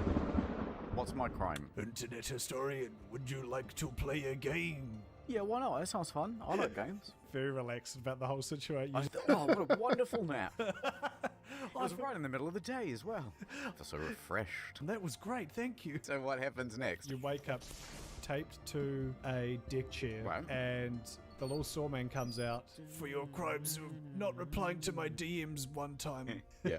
your pinky finger was trapped in a vice grip. Oh no, that's my favorite of all my fingers. The handles of the vice grip are electrocuted. The only way to remove it is to unplug the electricity, but the plug is at the bottom of a tube of smartphones, which are all logged into your Twitter account with tweets already typed out containing the N-word. Oh no, right, so you have to like not touch the... Oh my god. And at first I'm like, I'm not gonna go near that thing. That's too high a price to pay, man. But then I would put my pants over my hands, and now I'm digging through the phones, and I'm not setting them off. What are you doing? I have passed the trap. What are you doing? Stop! Oh, you don't mean to do it like that. Wait, Wouldn't hold that on. be How great did he if get his just pants on not his thought of, hands? like, one really obvious thing. Right, you suddenly wake up in a lazy boy chair. Oh, this is pretty good. You are duct taped to the lazy boy chair. This is still fine. Suddenly, the television turns on. Hello, mini cuties. Hello. You've never appreciated having legs. Dear God. So, as punishment, you're gonna have to, I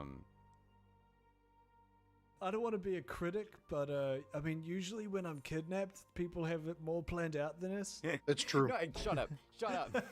So, as you can tell, the cuffs of your pants have small hooks in them, and they are connected to these chains on the wall. This television is going to turn into only sex scenes from popular movies.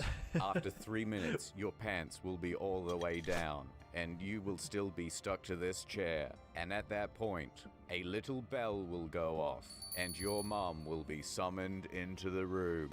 and she will catch you. Dear God, no.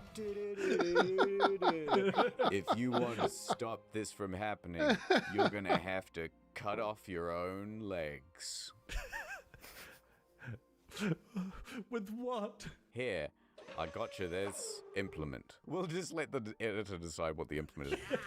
Here's what Derek Sorman didn't foresee, though. Right. I saw The Wolf of Wall Street with my ex-girlfriend's parents in the theater, so nothing will ever beat that. You could have turned to your girlfriend and gone, "Oh, we've done that one." And then I fucking look her dad in the eyes. There's like a, "You never appreciated your foreskin when you had it." Have you seen that video of the pigeons getting sucked into the grain silo? Oh yeah, it happens to people too. Yeah, well Wait, what? I'm sure the people aren't eating the grain though. That's kind of like the pigeon version of Saw. Their own hubris does them in. Don't 'cause they they're just come out the other end though?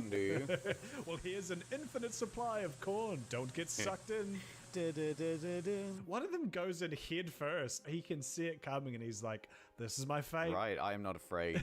My ancestors will look down upon me. Ad time. Email, Netflix, Facebook, Amazon, Twitter, YouTube, Twitch. Too many accounts, too many. Well, now there is. It's me, NordPass Woman. Oh, but shut up, ugly. It's time to use NordPass. Store all of your accounts and passwords in one delicious place. I don't mind using ads. Just one master password. wow, that sounds. They'll come out, but they'll Oh my have God, suffocated. I cannot Just hold your believe that breath. Those hackers managed to guess password 123. Oops, your turret's broken. Now let's fix those passwords. Improve your security with big sophisticated passwords, all randomly generalized. Here, let me install it now on your phone. No, thank you. Who really? Can you believe what a total bee she is? Help! I am afraid of technology. Why can't Shut up, you ads on man. TV be Did like someone this? say a better way? No need to enter login info ever again.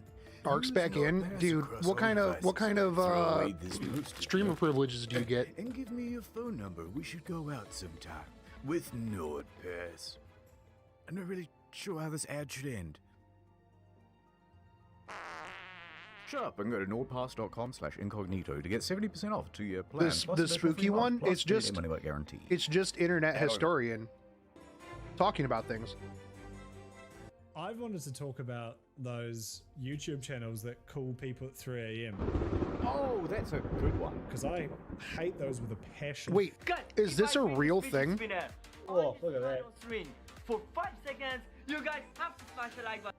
5, 6, 7. Okay, guys, if I eat this nugget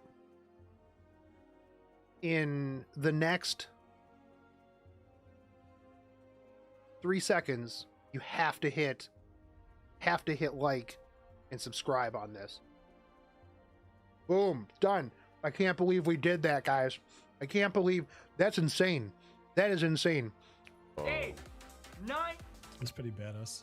Boom! Now you guys have to smash the like button. You have to smash the alright, like button. You win. So today's video, we are going to be calling Thanos. Yeah. What did he say? You tell me what he just said. You tell me right now. Thank you, Social What did Like. he say? That is insane. 100%. Okay, we're going to be Yeah, no, I calling- think this is the internet historian, Hold on. basically, Now, podcast. hold on, we got to get in the mood. Editor, we got to put in some of the spooky music. Here we go. Oh, and then he has a dance montage.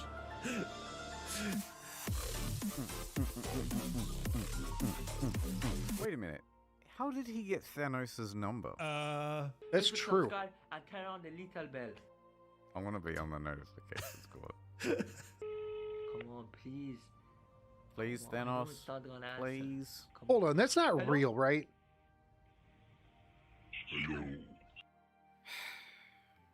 I mean, what else could I have expected? But, like, I just. Somehow Hold I'm on. still disappointed.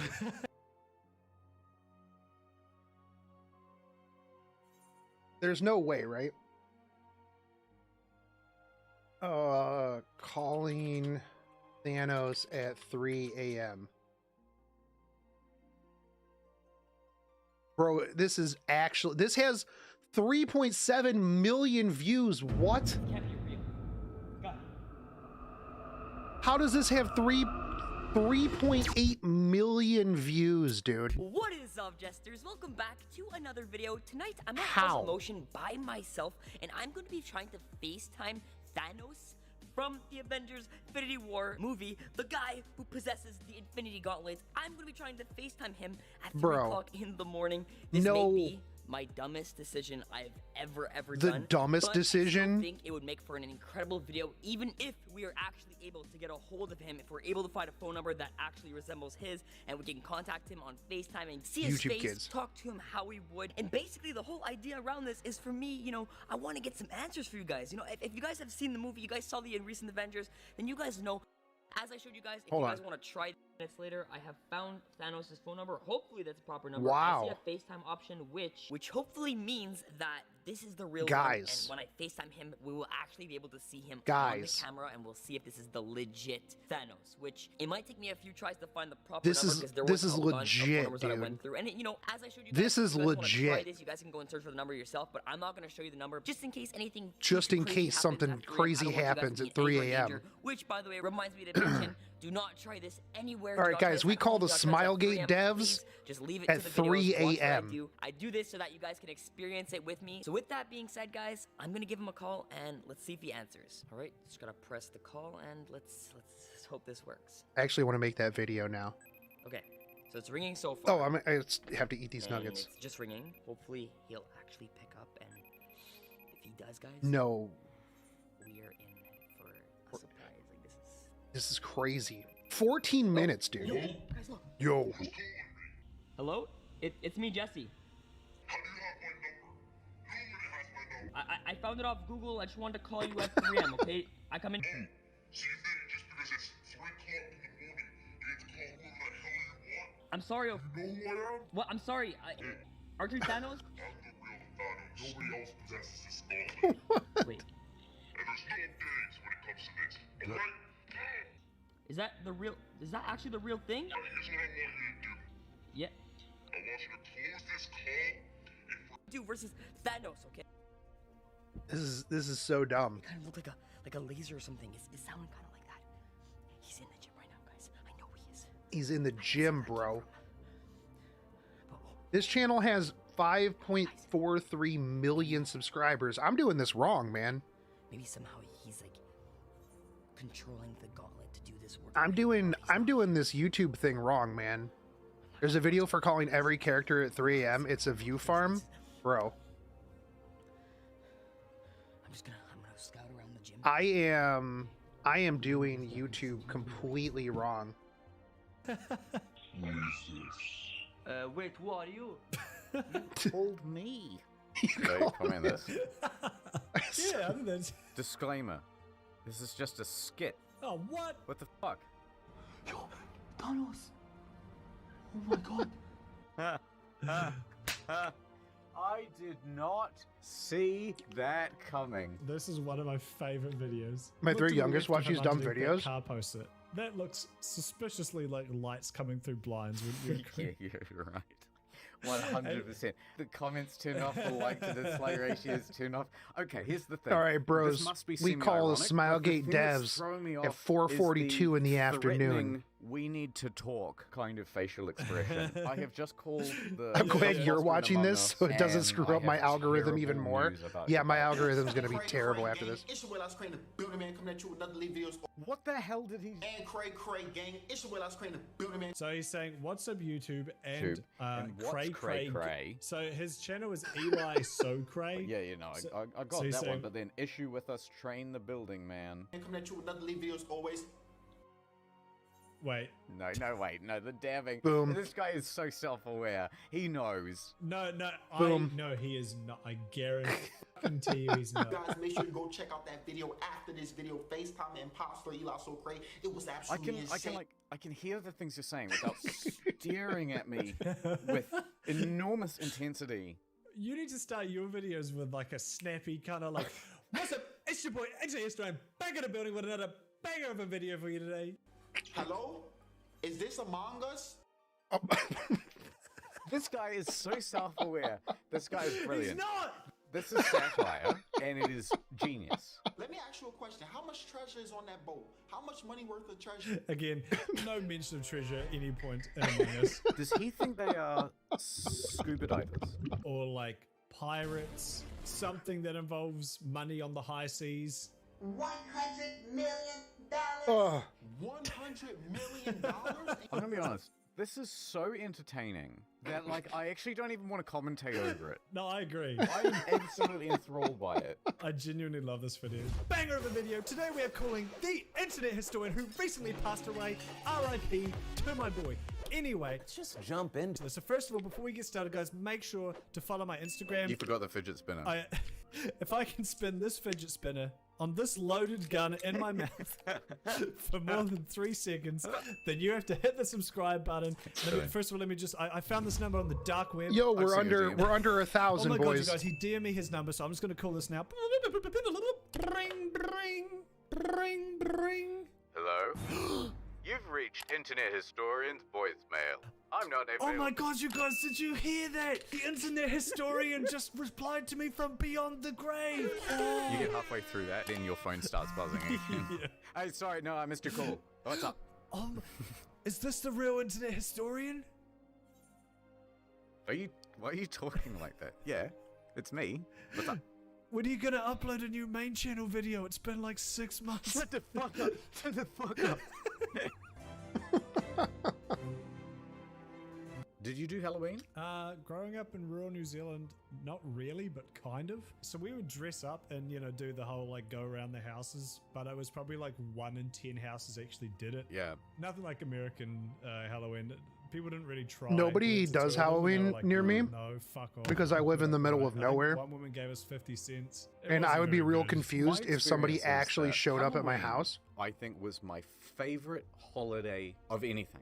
Really? Like if they showed up at my house and knocked on the door, I'd be like, birthday, because you get to dress up, which is like fun in the first place. I'm gonna go as why did you walk down my long driveway? I'm going as in the middle of nowhere. So Halloween is great because you have. But then I'd have to give no them idea something. What's going to happen? And it's one of the first times where you get to like go bold out move. on your own. Yeah. You can do slightly criminal things and get away with it. It's brilliant. One time, I think I was a ninja.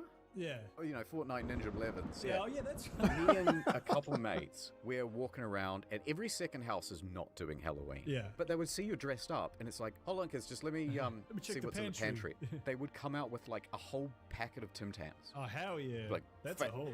It's like fantastic. I don't know what a Tim Tam and is. then once in a while, they would be like, oh, you know what? I'm not doing candy. You can have something healthy. And you get vegetables and Oh, yeah, stuff. I got an apple once. That was the worst. Bro, I got a full cabbage.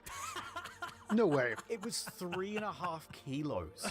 It was enormous. It was like, oh, this is our new fucking treasure for the evening. We're walking along the streets. Some teenagers in a car see us with this big cabbage. No, get out of here, And they're dude. like, roll it, roll it. You And didn't so get they no got us cabbage. to roll it onto the street, and then they're in their car, right? And so they would just like go forward and back and try to run over the cabbage. And we were just having the best fucking That's so time. cool.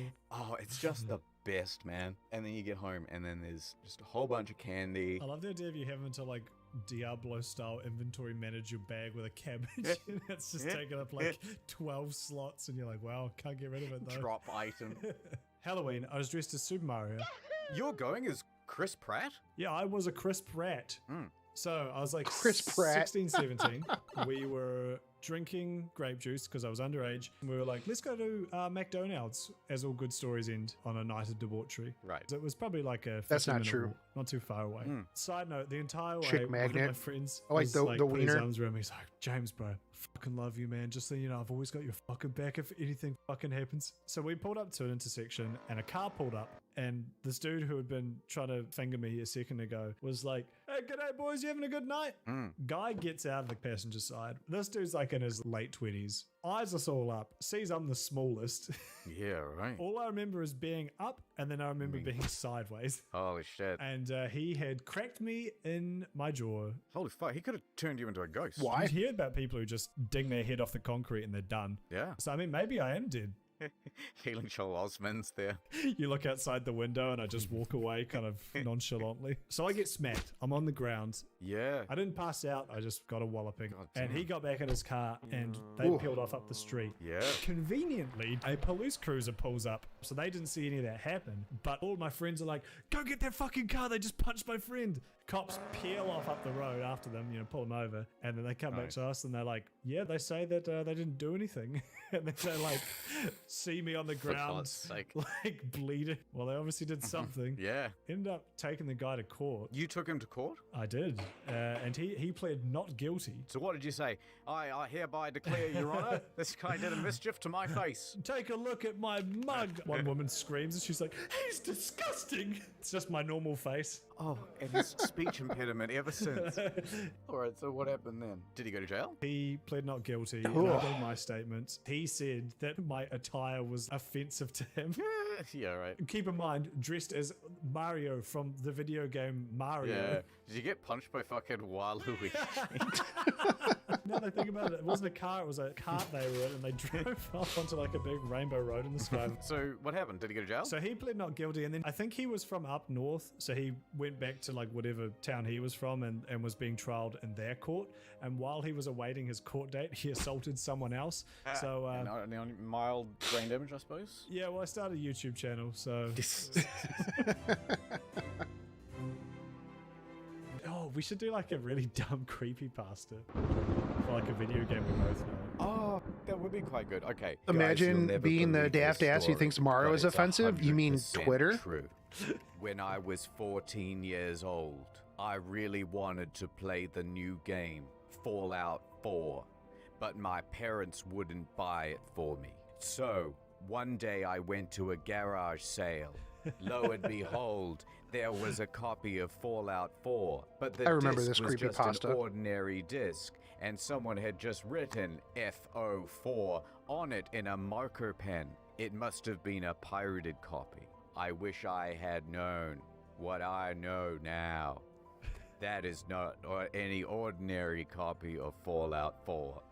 When I installed the game, it came with a warning that said, may cause death. So I just clicked OK. It was the developers trying to be funny. Holy shit, this is every game creepypasta. This is true. This is very accurate. When I booted up the game, it wouldn't work properly. It would be a black screen. But then I messed around with the system files and I managed to get it working. I thought it was just my PC acting up because my mom wouldn't let me buy a new graphics card. The first thing I noticed was that there was already a save file on the game. I thought that was strange. I opened it up and it took me to the character creation menu. Except the man standing in front of the mirror was...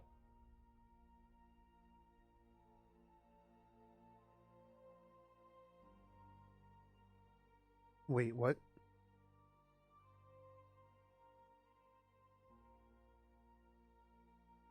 I broke it. That was actually kind of... What?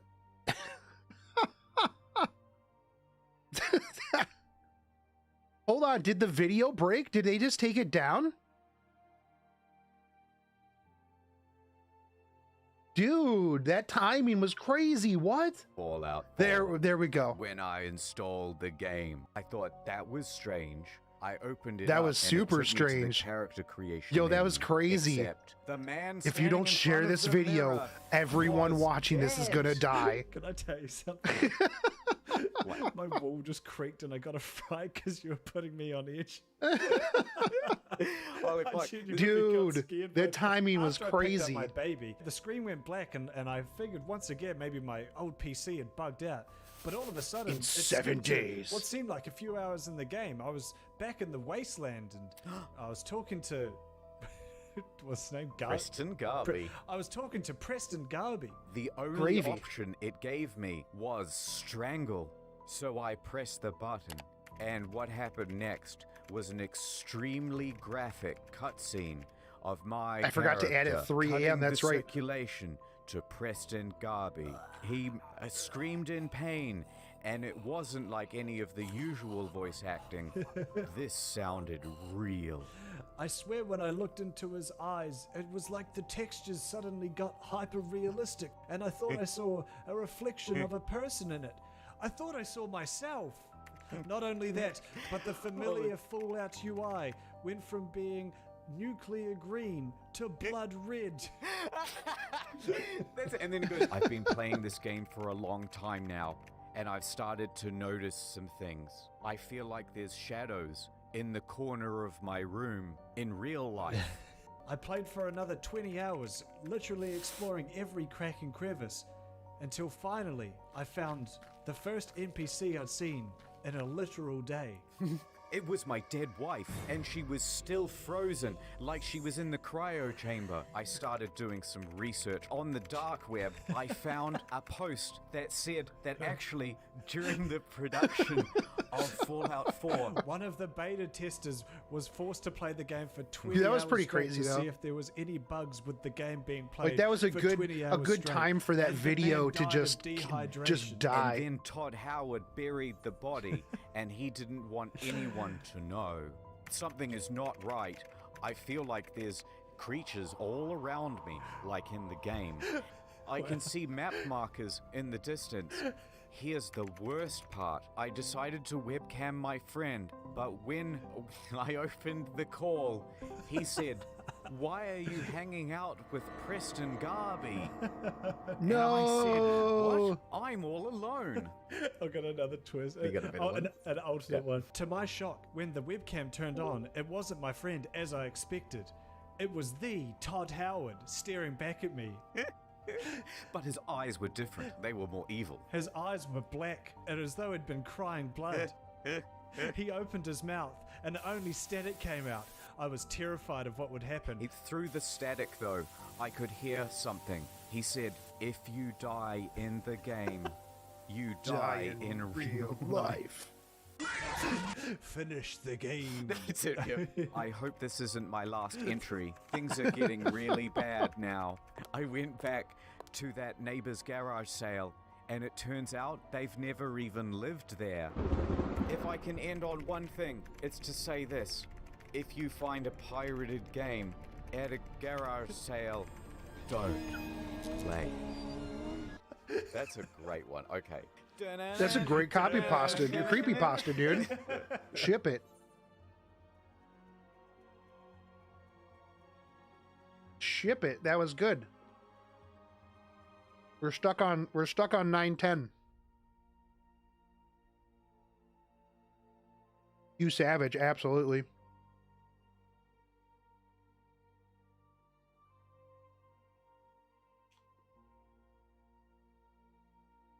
Is Final Fantasy 14 new Asmongold's fault? Survival. No. Survival.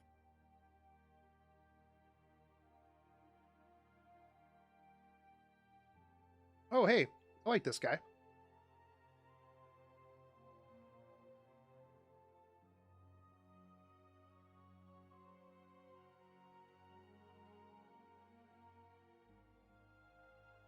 Wonder why YouTube is having issues. YouTube, load this video. YouTube has a queue as well. What I think of the ending to the MSQ, it was amazing. Amazing. AWSO. In this video, I'm going to share the secrets of streaming, the harsh truths of Twitch, and explain why playing a game for an audience is nothing like playing it for yourself. A few days ago, I, along with 214,000 other people, watched the popular World of Warcraft Twitch streamer Asmongold play Final Fantasy XIV. Josh Dreyfus is real good. I really like this guy. Around with character creation, the incorrect pronunciations of places and names, to the running in and out of enemy. There must be some sort of outage.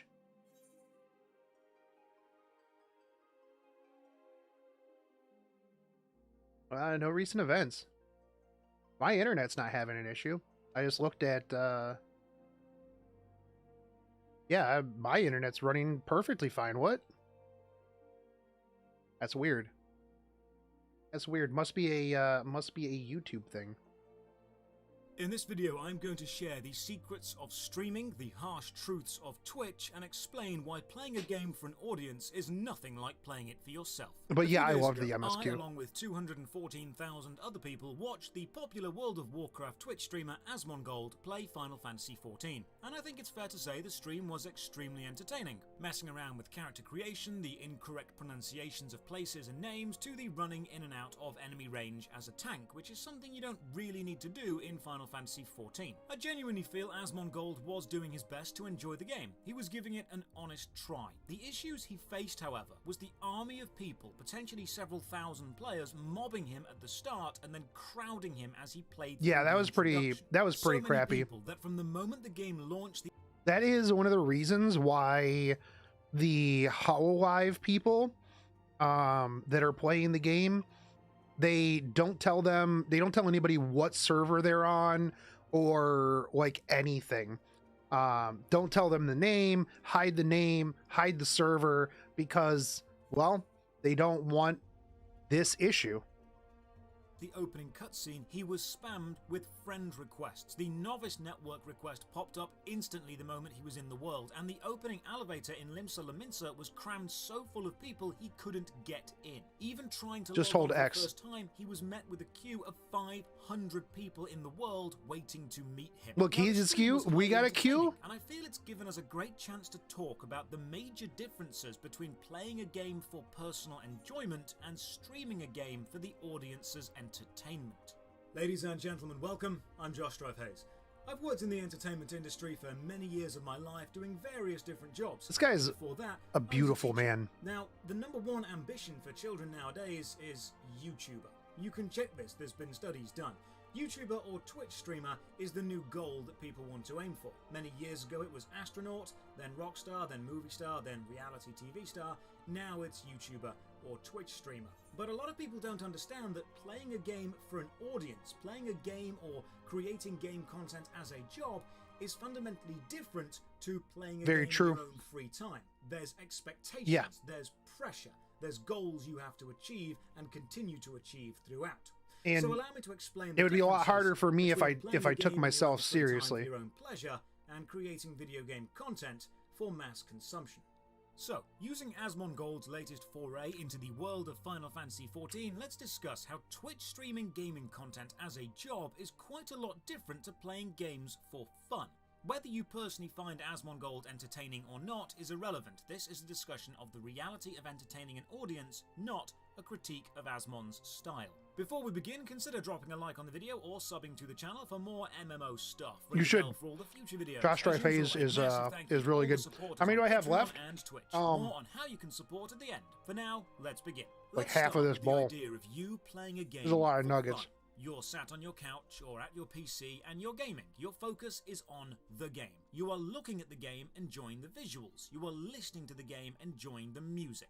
You're probably reading the text in the game or experiencing the gameplay and the plot, which is all helping to draw you into the world of the game. The atmosphere is drawing you in, and 100% of your focus is on enjoying the game. You have nothing to worry about other than They see the one WoW refugee that threw a fit because they story skipped to raid and then couldn't do anything. Onto the screen is no, a I video didn't. Of some top-level gameplay. The theater is full of people. But that doesn't watching the surprise me at gameplay, all. And you need to comment over the gameplay and entertain them. You don't need to play the game at all. You just need to entertain. Your focus. That's very, very true. As a matter of fact, like one thing that I've noticed is the streamers that get the most streams are not the best players, but it's the most entertaining players.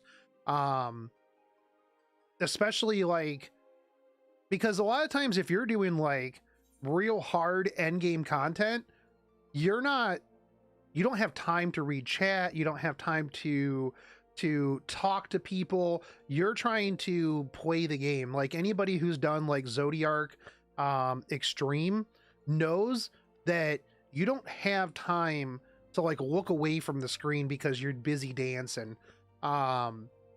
So I couldn't imagine like trying to be very engaging during like doing Heidelin Extreme, Zodiac Extreme, you know, other than like what I normally do and talk to myself and remind myself out in Cardinal, because I do that to myself a lot. You've been entertaining us for over 2 hours with no gameplay. That's true. Exactly. The level 83 trial, I fear, cause a lot of story skippers can't do anything because they can't complete anything. Yeah. Well, that was something we were talking about earlier with people saying that like expecting players to be able to do the bare minimum of content in Endwalker.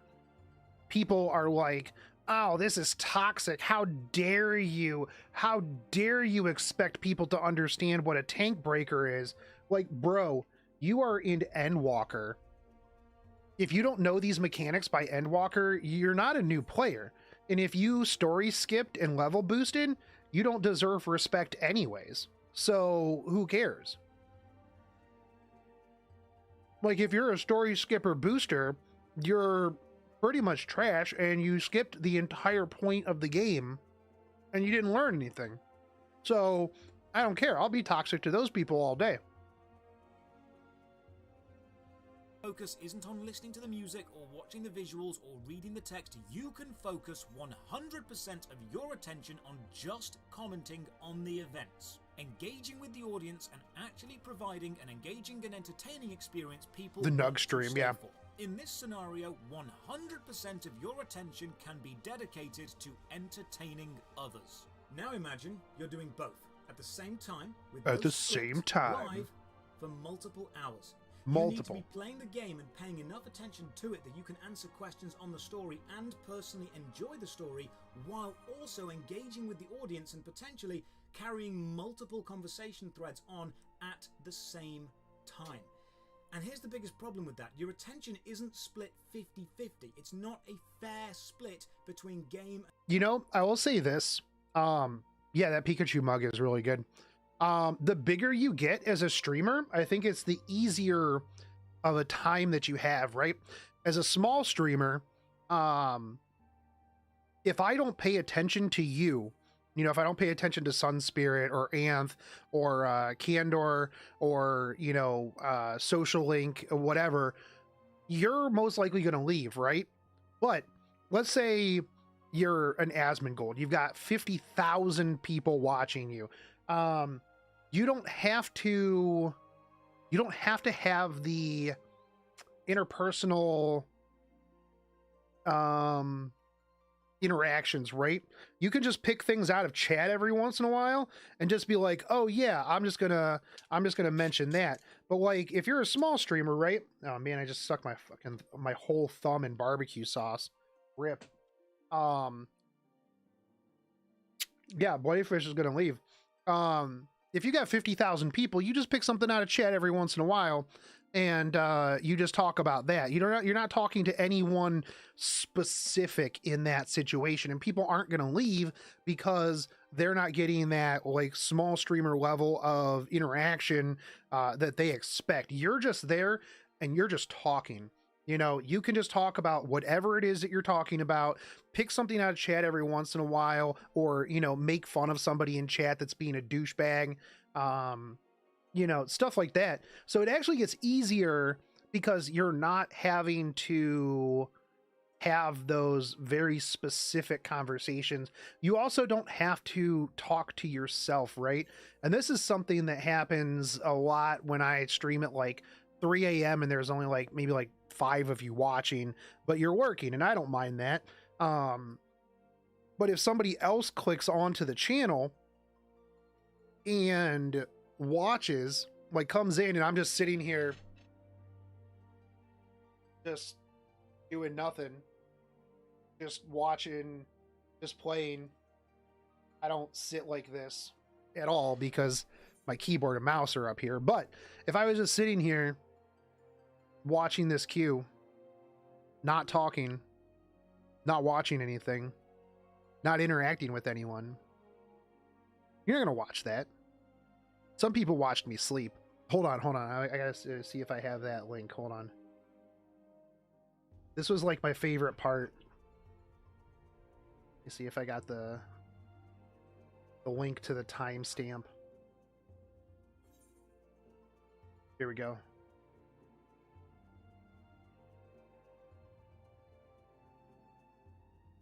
You guys weren't here.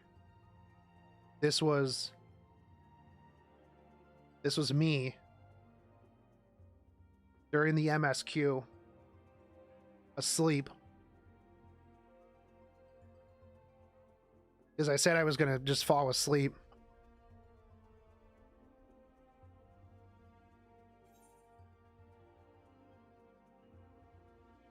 Wait, hold on, was it at this point? I need to speed this up.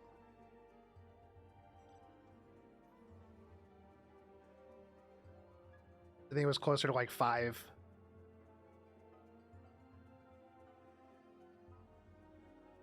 Came back from my Fallout game and now you were sleeping on stream, yeah. But the best thing was the timing, because I get raided by Pheno and then immediately kicked out of the game.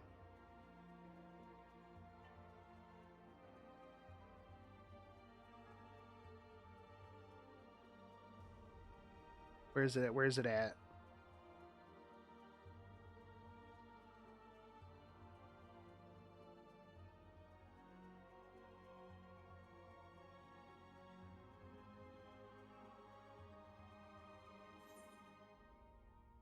All right, dude, take it easy. Yeah, so here I get raided by Pheno. Big loud noise. I'm super confused and then immediately get kicked out of the game. What?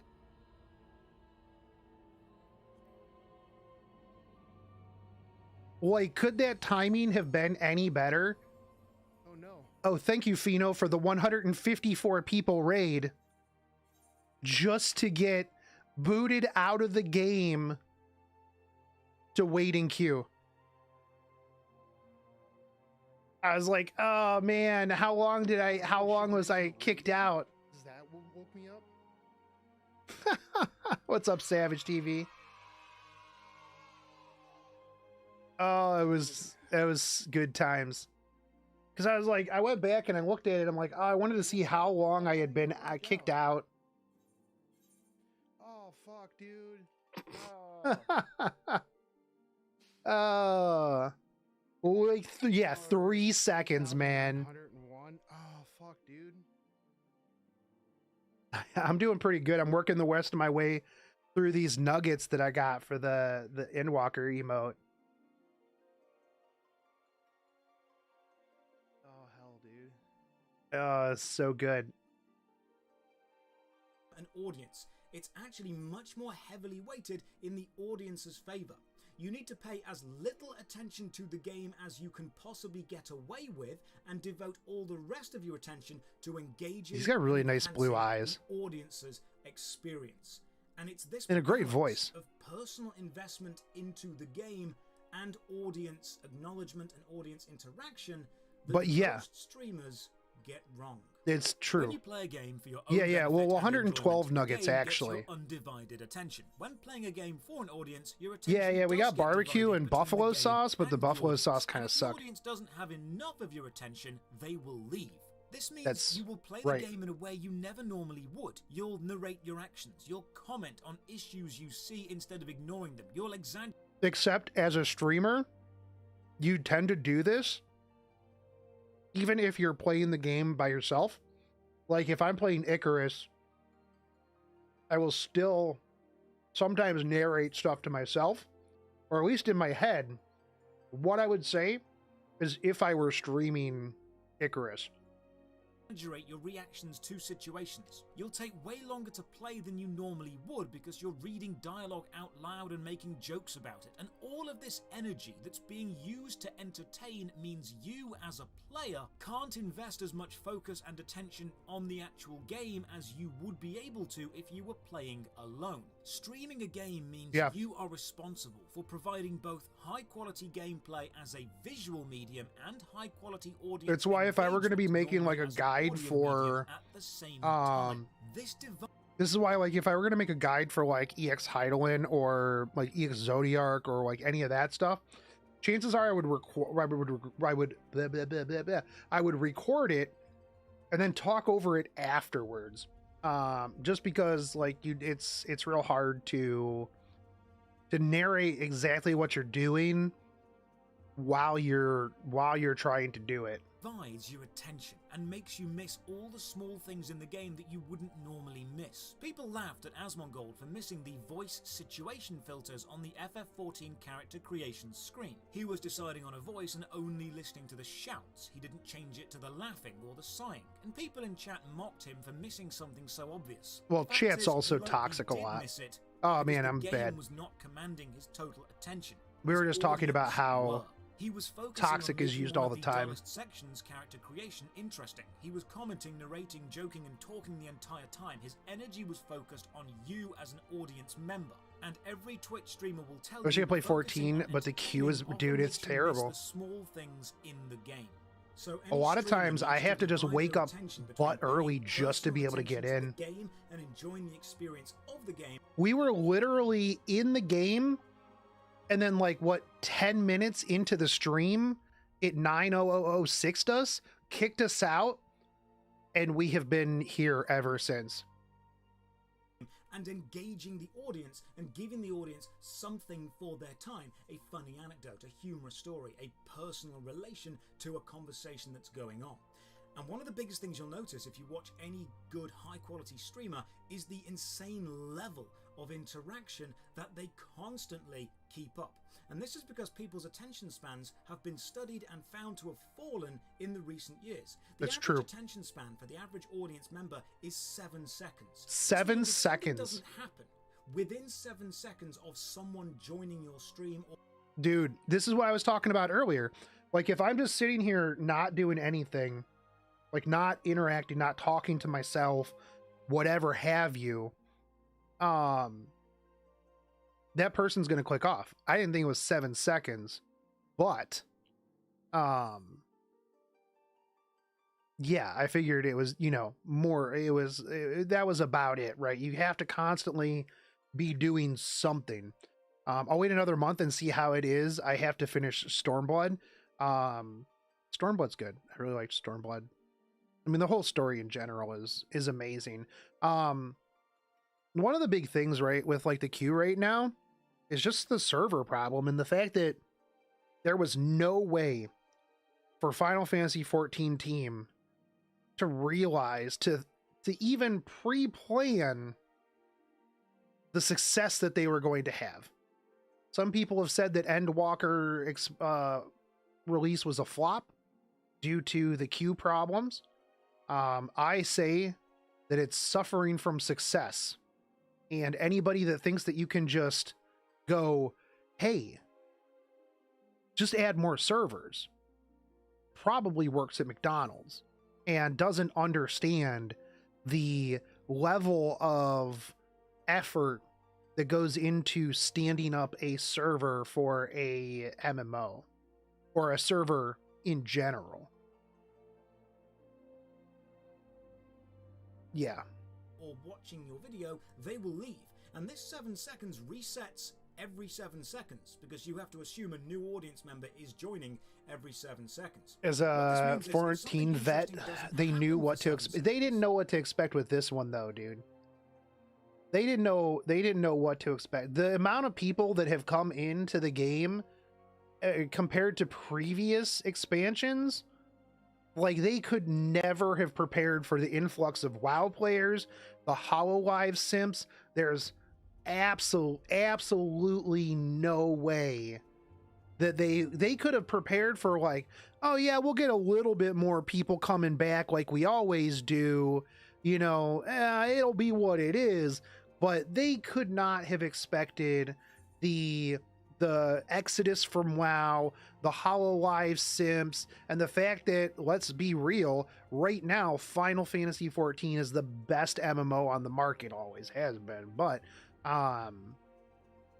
yeah, right, I mean, like, that's really the be all end all of it. Plus they've been talking about having, like, issues getting servers since the middle of the summer. Why can't they just overshoot with servers and waste a lot of money? Generally, they don't want to waste a shit ton of money getting or hiring servers when there's normally only a 1 week program. Yeah, 100%. Like, that's the other thing too, is, right, like, you're gonna have the people that are gonna come back, they're gonna do all the stuff, and then they're gonna be like, all right. You know, they had 6 months to prepare after the mass exodus, HoloLive returners, plus the chip shortage. Well, I mean, yeah, I mean, 6 months. Hell, I've had projects that I worked on at my previous company that took a year and a half to expand their telephony, their call center software stuff, or their call center servers. Like a year and a half. And that was a company that was not nearly as big as Square Enix. You know, they were not rocking, you know, 4 million players or whatever it is. Yeah, 6 months is not enough time to get stuff like that sorted. You know, again, too, with the chip shortages, right? You know, and not only that, but when it comes to, like, the global hierarchy, chips are not going to, you know, microprocessors and semiconductors are not going towards the servers for a massively multiplayer online RPG. They're not up here on the upper echelon of requirements from a global standpoint.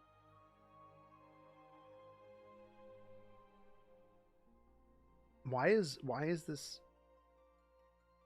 I mean, obviously the chip shortage is messing up YouTube right now too. YouTube has not been prepared. Video, I'm going to share oh my god, dude, I was like way over here. And this 7 seconds resets every 7 seconds. Every 7 seconds. A new audience member is joining every 7 seconds. That's not true. What this means is, if something interesting doesn't happen for 7 seconds, like now. What, like now? The majority of people will there we go. Feel an urge to do something else. You might have felt a small urge to check your phone, to switch to another tab. Maybe you watched another monitor or a screen. Wait, did he purposely do that there? Was quiet. That's because people's attention. That wasn't blacked out, right? No. Twitch streamers and YouTubers have to fight for every second of an audience's attention, and unfortunately, want me to refresh every 7 seconds? Yes, please. Entertainment techniques. Also a bit unrelated, but the new holiday event art in E7 is pretty cute. You mean the main screen? If so, it's the same one as last year, but yeah, it's cute. Art of the tension-filled silence, the emotional build-up of these slower-paced scenes is often destroyed. Imagine watching a streamer play an extremely tense and emotional game with a several-minute-long cutscene masterfully crafted to build and hold tension. That streamer would feel the urge to talk, to comment, to narrate, and in their mind they are adding to the quality of the stream by keeping the audience engaged. But in reality, they're weakening the impact and the ambience of the scene. The new banner art? Catch-22. You need to talk to engage and keep people watching, but you need to remain silent to give them something emotionally worth watching. So now we know that streaming a game means diverting your attention away from just enjoying the game for yourself and instead focusing on providing an entertaining experience for the audience, including narration, comment, critique, reading chat, engaging with conversations, and adding in your own entertaining personality. Right. At the same time, playing the game to the best of your ability, and it means constantly making sure something is happening every 7 seconds. The fleeting attention span of the average audience member. E7 art, hold on. Is it in Discord? Where did they show it at? The last thing I see is the balance.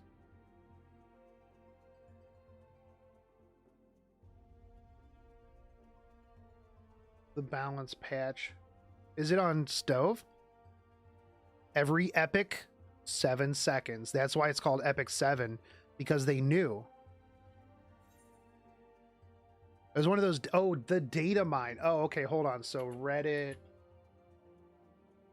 You can see where I go a lot to Reddit because this is 100% like the already saved. I'm copy pasta all the time. Let's see, Epic 7. Cute Euphine. Epic 7 sent tier list, bro. What? Hi everyone, I made a tier list based on how everybody in Epic 7 probably smells. Reddit, dude.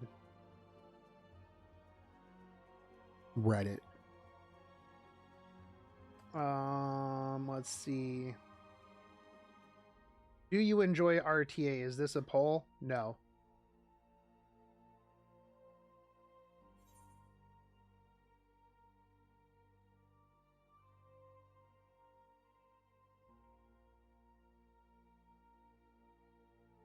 You would think they would be up here at the top, right?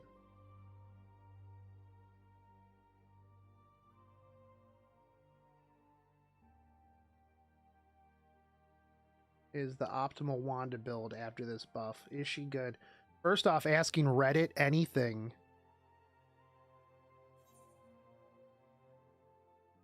It was last week, so a few pages back. Do somebody just link it to me on Discord and I'll look at it. I haven't really been keeping up with like any data mines or anything like that. Hold on. Would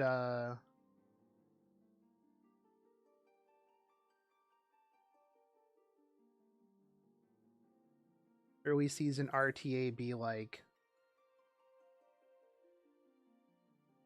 Oh yeah, I heard there was an issue this season with like people doing like placements and stuff. We're getting matched up against like Legend and Emperor players. Like that's pretty effed up, dude. But here we go. FRAF coming through. All right. Let's see, banner. New Christmas art. There we go. Oh yeah, that's super cute. Little Christmas Valencia. Oh, so we're probably getting limited Christmas Valencia.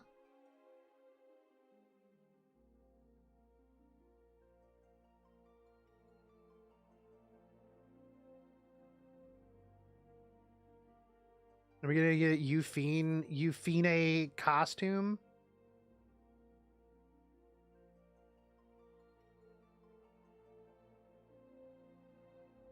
My oldest daughter will be in town for a couple weeks on the 21st. Yo, nice, dude. Nice, dude. Bomb model. Yo, hey, bomb model kind of Christmas looks pretty cute.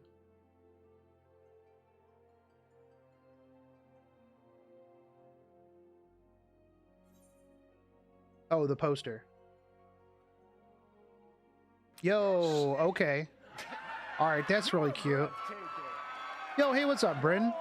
I am doing well. I hope you're doing well as well. Yeah, that's adorable. I like that. And NPC avatars. Oh, that's just the avatar. Yo, okay. All right, let's go.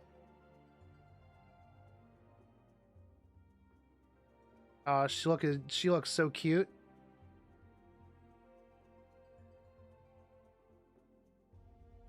It's like Valencia kind of fell off for me. I mean, she's cute, but like, so here's like the one problem that I have with like a lot of the stuff with FFXIV is that there's so many characters and they keep coming out with more characters, and they need to slow down. They really do need to just chill, bring it down a notch. Like, just slow, dude. Slow it down. The art team in FFXIV carries the game so hard, yeah. Reindeer Euphine is adorable, but yeah, Alencia has fallen off a bit, sadly. I mean, even if this means yeah. damaging the pacing of the game's slower scenes or events, so neither you or the audience actually get to experience the game for what it's truly designed. Here's the thing, though, with this, right, is that I feel like if you are watching a streamer, if you're watching a streamer play like Final Fantasy main story quest, like, you're not there to watch the main story quest. You've already seen the main story quest, okay, except for Sun Spirit, because Sun Spirit hasn't, and Sun Spirit just wanted to come around and watch the main story quest because of butt bread.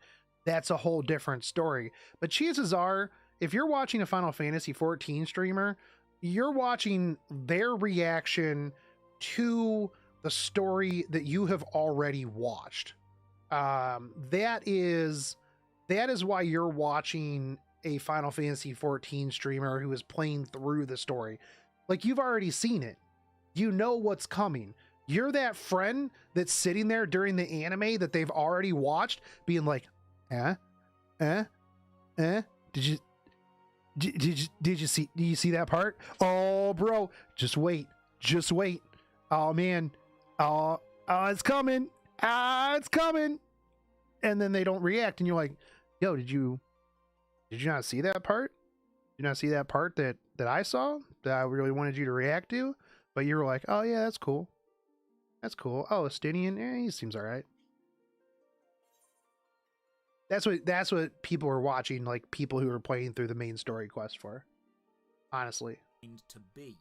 If you're still unsure of the differences between streaming for personal enjoyment and streaming for the audience's entertainment, imagine this. Imagine you're sat on your sofa playing your favorite video game. Okay. But then 100 people turn up and watch you. And if these 100 people leave, are they in your house? Pay your rent. Oh. You don't eat. Suddenly, entertaining those people is much more important to you than enjoying the game specifically. To see how this works with a horror game, you only need to look at how much streamers joke and laugh and make light of the actual gameplay mechanics. Suddenly, they're laughing about things that should be scary. They're engaging and talking to the audience during cutscenes that should be silent. The game itself is set dressing. Right. It's background ambience. It's being used to bring people together all right, Savage. to enhance the entertainment value of the stream. Streaming a game isn't just streaming the game. It's streaming a period of time that is entertaining to the audience in which the game is involved, but it may not necessarily be the focus. And with a high-quality streamer, it very rarely is. There is, however, one major issue with streaming a multiplayer. Here's the thing, too, is like a big streamer, right, can play anything and pull the same numbers. A good large streamer can play anything and pull the same numbers, because you're not necessarily watching Asmongold for Asmongold's playthrough of Savage Alexander. If you're going to watch Asmongold, you're going to watch Asmongold play Savage Alexander. You're going to watch him play World of Warcraft. You're going to watch him play New World. You're going to watch him play Lost Ark, because you like watching Asmongold. You like watching, some of these other big streamers, right? So it doesn't really matter what they play. You're watching them for them instead of watching them for their hot take on the game. But until you get to that point, it's a lot tougher for streamers, because like I said before, I could go fire up FFXIV right now, have probably 200 people watch me. Or I can sit here and eat 100 plus nuggets while watching Josh Dreyfus sitting in queue with 20 of you. Is what it is. Would I like to sit here and eat 100 nuggets with 200 of you? Sure. Whatever. Doesn't really matter to me one way or the other. I enjoy or an MMORPG playing game games that affects the stream much more than most other game genres. And that is other players. Other If players. you are watching a streamer playing an MMORPG, The and you are worst watching thing them ever hoping to see invented in their games. first experience in a game and to see their honest and genuine reaction to the beginning of an MMO that you yourself love, and maybe you're excited to see them take the first few baby steps into a massive exciting world. Look, it was You need 20 to earlier, understand alright. The experience a popular streamer will have playing an MMO on stream to an audience is completely different to playing the same MMO as a general Might be player. 16 now, but it was Memories of 20 the across starting both area platforms or the earlier. general early game experience are probably a slower paced, open, maybe less populated area, meeting the tutors, equipping basic items, fighting low-level enemies, jumping around or messing with menus. This is not the memory a major streamer will have, not on stream anyway. They will remember hundreds of people jumping around and spamming emotes and trade requests at them, people trying to give them the best items straight away, to carry them through content, inviting them to guilds, spamming friend requests, spamming particle effects to fill up the screen with processor-intensive graphics and lag the client, or players physically blocking quest NPCs or killing quest requirement enemies. Playing an MMO on stream as a well-known streamer or celebrity isn't experiencing it as a new player genuinely would. It is broadcasting your adventure as a spectacle, as a show. And you are fully aware that you are doing this. Your Yes. responsibility is shifted away from personal enjoyment towards audience engagement. I'm a mid-sized Twitch streamer, and my streams generally get between 300 and 600 viewers, and that brings Is that with it a considered small crowd of mid-size? people who enjoy meeting up in the game and gently trolling me. Is 300 to 600 a mid-sized streamer? I always thought like 2,000 to 3,000 was a mid-sized streamer, with like 10K plus being a large streamer. I still thought that like 300 to 600 was still a small streamer. I guess depending on your game that you played, right? Because a big streamer in FFXIV is different than a big streamer period, right? Like I always thought, you know, I don't consider YDCB to be a big streamer in the big pool. He pulls about 1,500, right? Which if you go to any other large game, 1,500 is like your middle of the road type of person, but obviously a big streamer when it comes to FFXIV. But like I wouldn't consider him like the largest streamers out there. Like I guess I'd have to look at like, you know, what the overall average, like the top 1%, whatever. But like even when I would pull like 300-400 people watching me, I didn't feel like that was mid-size. I still felt like I was small compared to like, you know, other content creators, I guess. Which I'm absolutely fine with, because I know when I play a game on stream, despite me enjoying that game, I'm not just playing for me. I'm playing for the audience, and all big streamers That's a cute know dog. this. Content creators and streamers are video game fans Hey, hold and on. entertainers. That's what. Hey, Crichton, come here. Crichton. Right. Right, come here.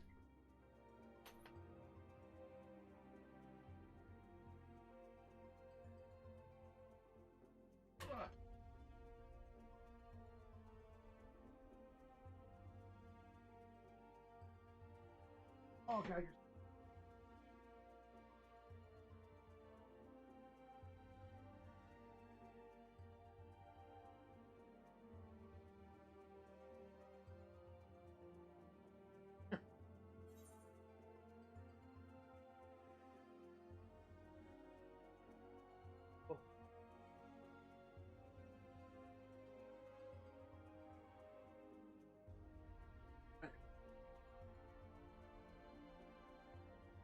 Right now?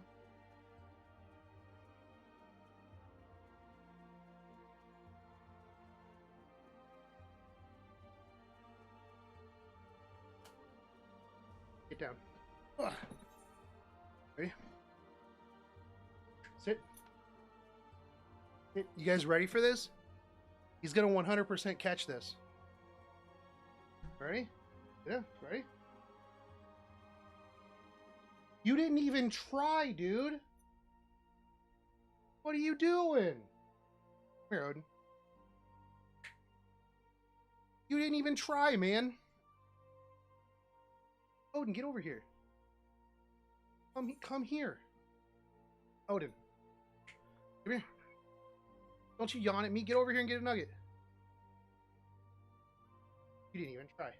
Sit. Close.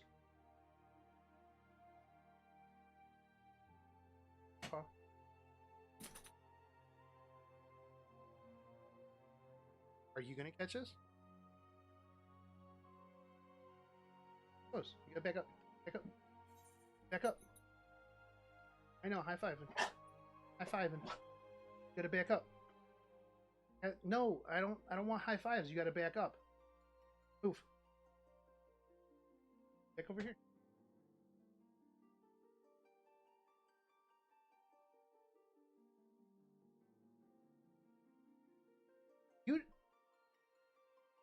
You guys are terrible at this. They're so bad at catching nuggets. Come on, man. You learned already that he can just get it off from the floor with less energy spent? That's true. That's true. They're just like, I'm just gonna pick this up after it hits me in the face and falls on the floor anyways. So like, I don't even have to time it. I don't have to do anything. I don't have to do anything, man. Just let me hit. I'll get it off the floor. Easy life. What got us into this business in the first place. And the successful ones are the ones who can find that balance between personal enjoyment on stream and audience engagement and entertainment. If we want to enjoy a game just for us without the pressure of entertaining, we'll play it off stream. When any streamer or content creator plays a game on stream, they know the audience is going to come first. Asmongold is a professional. He has managed to strike that balance between personal enjoyment in the games he plays and audience entertainment at his streams. When you, as an audience member, watch a stream, your time, your attention is valuable and rare. And streamers work for years to get even a few minutes of it. Yeah. Good streamers find the balance between enjoying what they do that mug is really and cute. Entertaining the audience as they do it.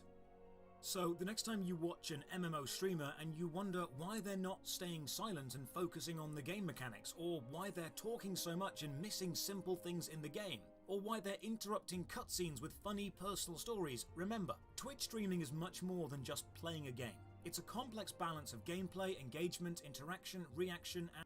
Dude, I had this problem when I was doing my doing the main story quest. Like, somebody came into my chat and was like, yo, bro, we're just here to read the main story and watch the main story. If you could just shut up over the cutscenes, that would be great, because I'm not here to watch any, like, you know, movie, like, funny comedy over top of this. And I'm like, then why are you not just playing it? Like, why? I'm going to talk about what I'm seeing. Like, that's just how it is. Like, why are you even here at the moment if that's not what you're here for? Like, that doesn't make any sense. And accepted levels of audience trolling. We know you're going to want to get involved. That's the magic of the MMO genre. You can. And as long as that involvement makes the stream more entertaining for the audience, it's exactly what we want. Hey bro, I know I clicked on this stream, but I sure wish this streamer would just shut the hell up, because he's ruining all of these cutscenes and gameplay for me. Oh man, it's terrible. If only I could just, you know, play the game myself to experience this without having somebody comment over it. That would be fantastic. Oh, that's crazy. That's crazy. Involvement is reducing my personal enjoyment, but making the stream more entertaining. And I'm pretty sure it was like really late at night too, and I was just super tired. I'm just like, if I want to enjoy the game, I'll play it in my own what? time. It only becomes a problem when things actively make the stream less fun for the audience, such as having a queue of 500 people waiting to log into a world. Because oh man, having a queue of 500 people logging into a world, bro. Ah, man, that must have been rough. now, your responsibility is to entertain people, and you've got no gameplay to bounce off to do that. So if you want to be a streamer or a YouTuber, then go for it. But remember, 500 you need to people. learn to love engaging with and entertaining an audience as much as you love the game, because that is the majority of what you will be doing. Asmongold is a video game fan and an entertainer, and he knows the streams are the entertainment for the audience. I truly hope he's got an alternate character and he's playing through in his own time to truly experience the game without the stress of performing. And I hope he enjoys Final Fantasy XIV. It's a fantastic MMO. If any of you want to join me, I'm on the Omega server. It'd be cool to see you in game sometime. And, as always, thank you for watching. Another massive thank you to all the supporters on Patreon. That's a lot of Twitch who keep Patreon. the channel going. You can support from only £1 a month. Check the video description for links to That's Patreon, so many people. Twitch, Twitter, Discord, Good for and him. our new subreddit. And as always, have a great day. That is a lot of people. Yo, has anybody seen the fact that they're making a Space Marine too?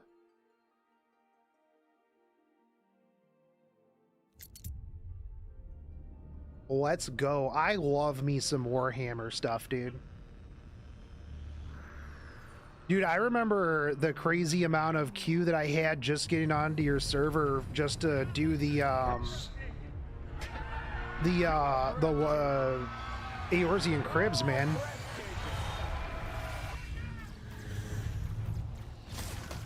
Thank you for the resub. Company command! This is first platoon! We've lost the square! We can't hold it!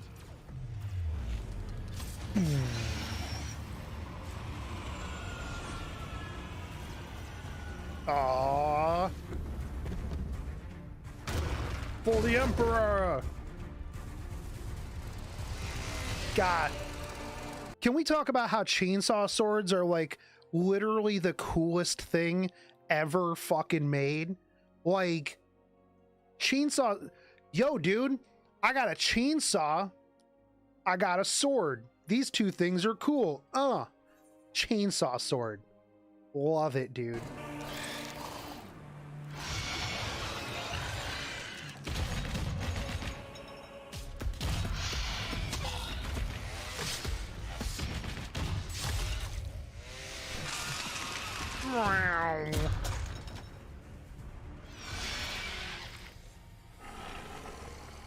Let's go.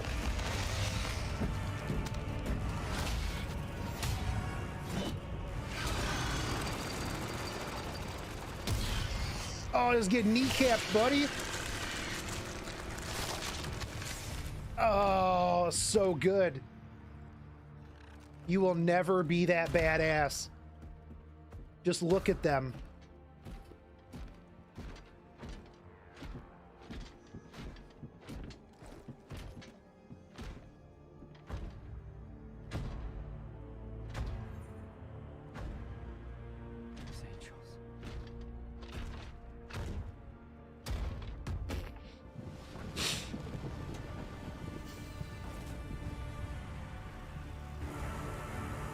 Is that some heresy I smell?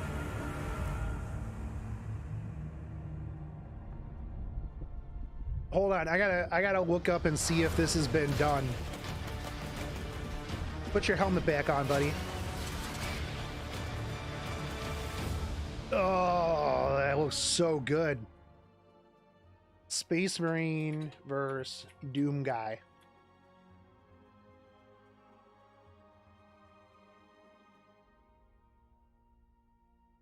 Did they do... Can the Doomslayer beat a Space Marine? G'day, guys and gal. With the recent release of Doom Eternal, I was feeling a little bit topical and wanted to continue this series after we previously Yo, we're saw if the 13. must Oh, we're gonna achieve be to in. beat a Space Marine. Now I learned a lot from that video. Number one being that people struggle with the meaning of the word could. I could beat Conor McGregor in a boxing match. Will That's I? not true. Probably not. Could I? Sure. Same goes for the Chief when he goes up against a Space Marine.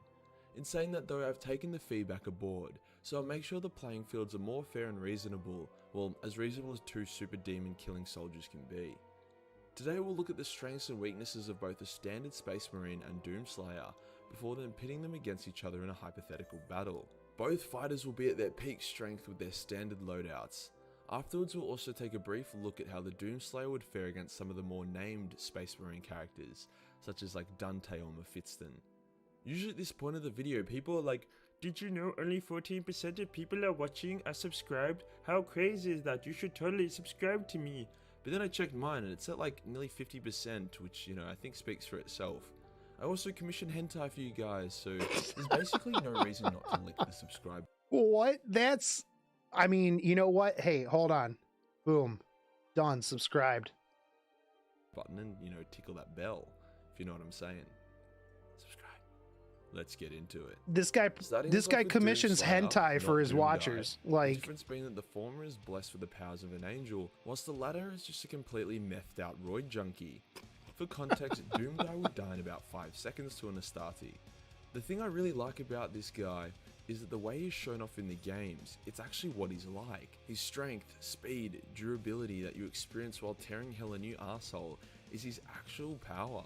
Whereas in games like Halo, the gameplay is an extremely nerfed version of the Spartan's books or even cinematic power, leading a lot of people to think badasses like the Master Chief are significantly weaker than they actually are, leading to a lot of raging nerd boners in my comment section. The Doomslayer is Hell's boogeyman.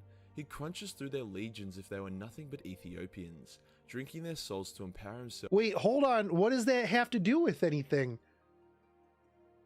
Doomslayer is Hell's boogeyman. He crunches through their legions if they were nothing but Ethiopians. Are Ethiopians known for just being crunched through by large, roided out junkies? Like, what did that have to... How is this guy not canceled? He continues to rip and tear. He was already a powerhouse when he was just Doom Guy in the older games, but since being trained by the Night Sentinels, been empowered by an angel, and sucking off an endless horde of demons, safe to say he's a bit of a nuisance to anything with a horn. Let's first try crunch some numbers together to get a baseline for his abilities. Now, They get Doom conquered all the unhelpfully time? has not That's provided fair a then. graph for this, so with a bit of maths, research, and good old-fashioned theory crafting, I have Almost some as results. much as Poland. Doomslayer's speed is insane. I'm not going to tell you the maths, but I'll quickly display it. He starts at about 40 kilometers per hour, but with speed boosts and whatnot, he can get to about 60 kilometers an hour. Yo, can anybody who doesn't do normal miles per hour, can anybody tell me what the speed 60 kilometers per hour is in freedoms per mile? Yes, I'm using the metric system because I'm not a degenerate. Oh, hey, this guy already does it for me. Thank you for answering my question. This is insanely fast, especially out big-ass guns, and he barely loses any accuracy or stability along with all Thank his you, heavy as shit based North Force YouTuber. armor.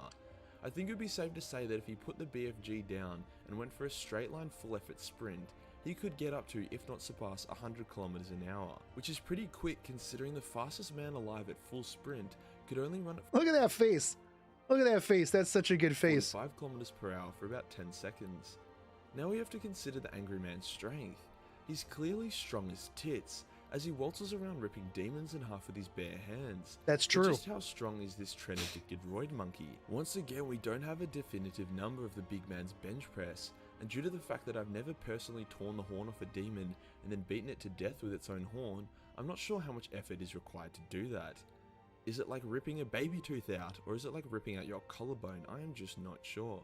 But Major Kill, doesn't Doom Guy carry around a massive armory of weapons as well as a shitload of ammo? My god, Timmy! How dare you speak with such a vile tongue? You're gonna get me demonetized, you little semen eater! The Doomslayer doesn't just shove all his loot up his ass and pull it out when needed. There is a small part of the canon which may or may not still hold up, but that's what we're going with, which states that the Doom Guy has an interdimensional bag, which he uses to store his metric fuckload of An guns and ammo. interdimensional Or, you know, bag. He shoves it up his ass. You can really make the decision on this one. Okay. One handy thing about the games involving strong manly protagonists is they make a habit of getting the main character to lift heavy doors. Doom is no exception. From this we can once again do some maths. Meaning, Doomslayer can lift between 20 to 40 tons, depending on how thick those doors were and how much effort he was exerting when opening said doors. I think this is reasonable in the way that allows him to tear his demons apart and rent their armor, while also being able to handle the weight of Just his 20, weapons and armor 20 30 seamlessly. tons, no Also, big he isn't deal. some ridiculous anime tier character. I actually saw some dipshits in the forum that were like, "Oh yeah, dude, Doomslayer could defeat anything, even Goku." Like, mate, are you retarded? Moving on to what actually makes Doomslayer, his weapons. Doomslayer has one of the fattest arsenals in the entire universe.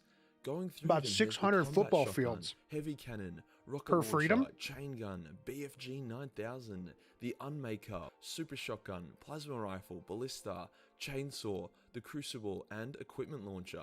The Boy, Crucible I is really hope he sweet. isn't storing this in his ass.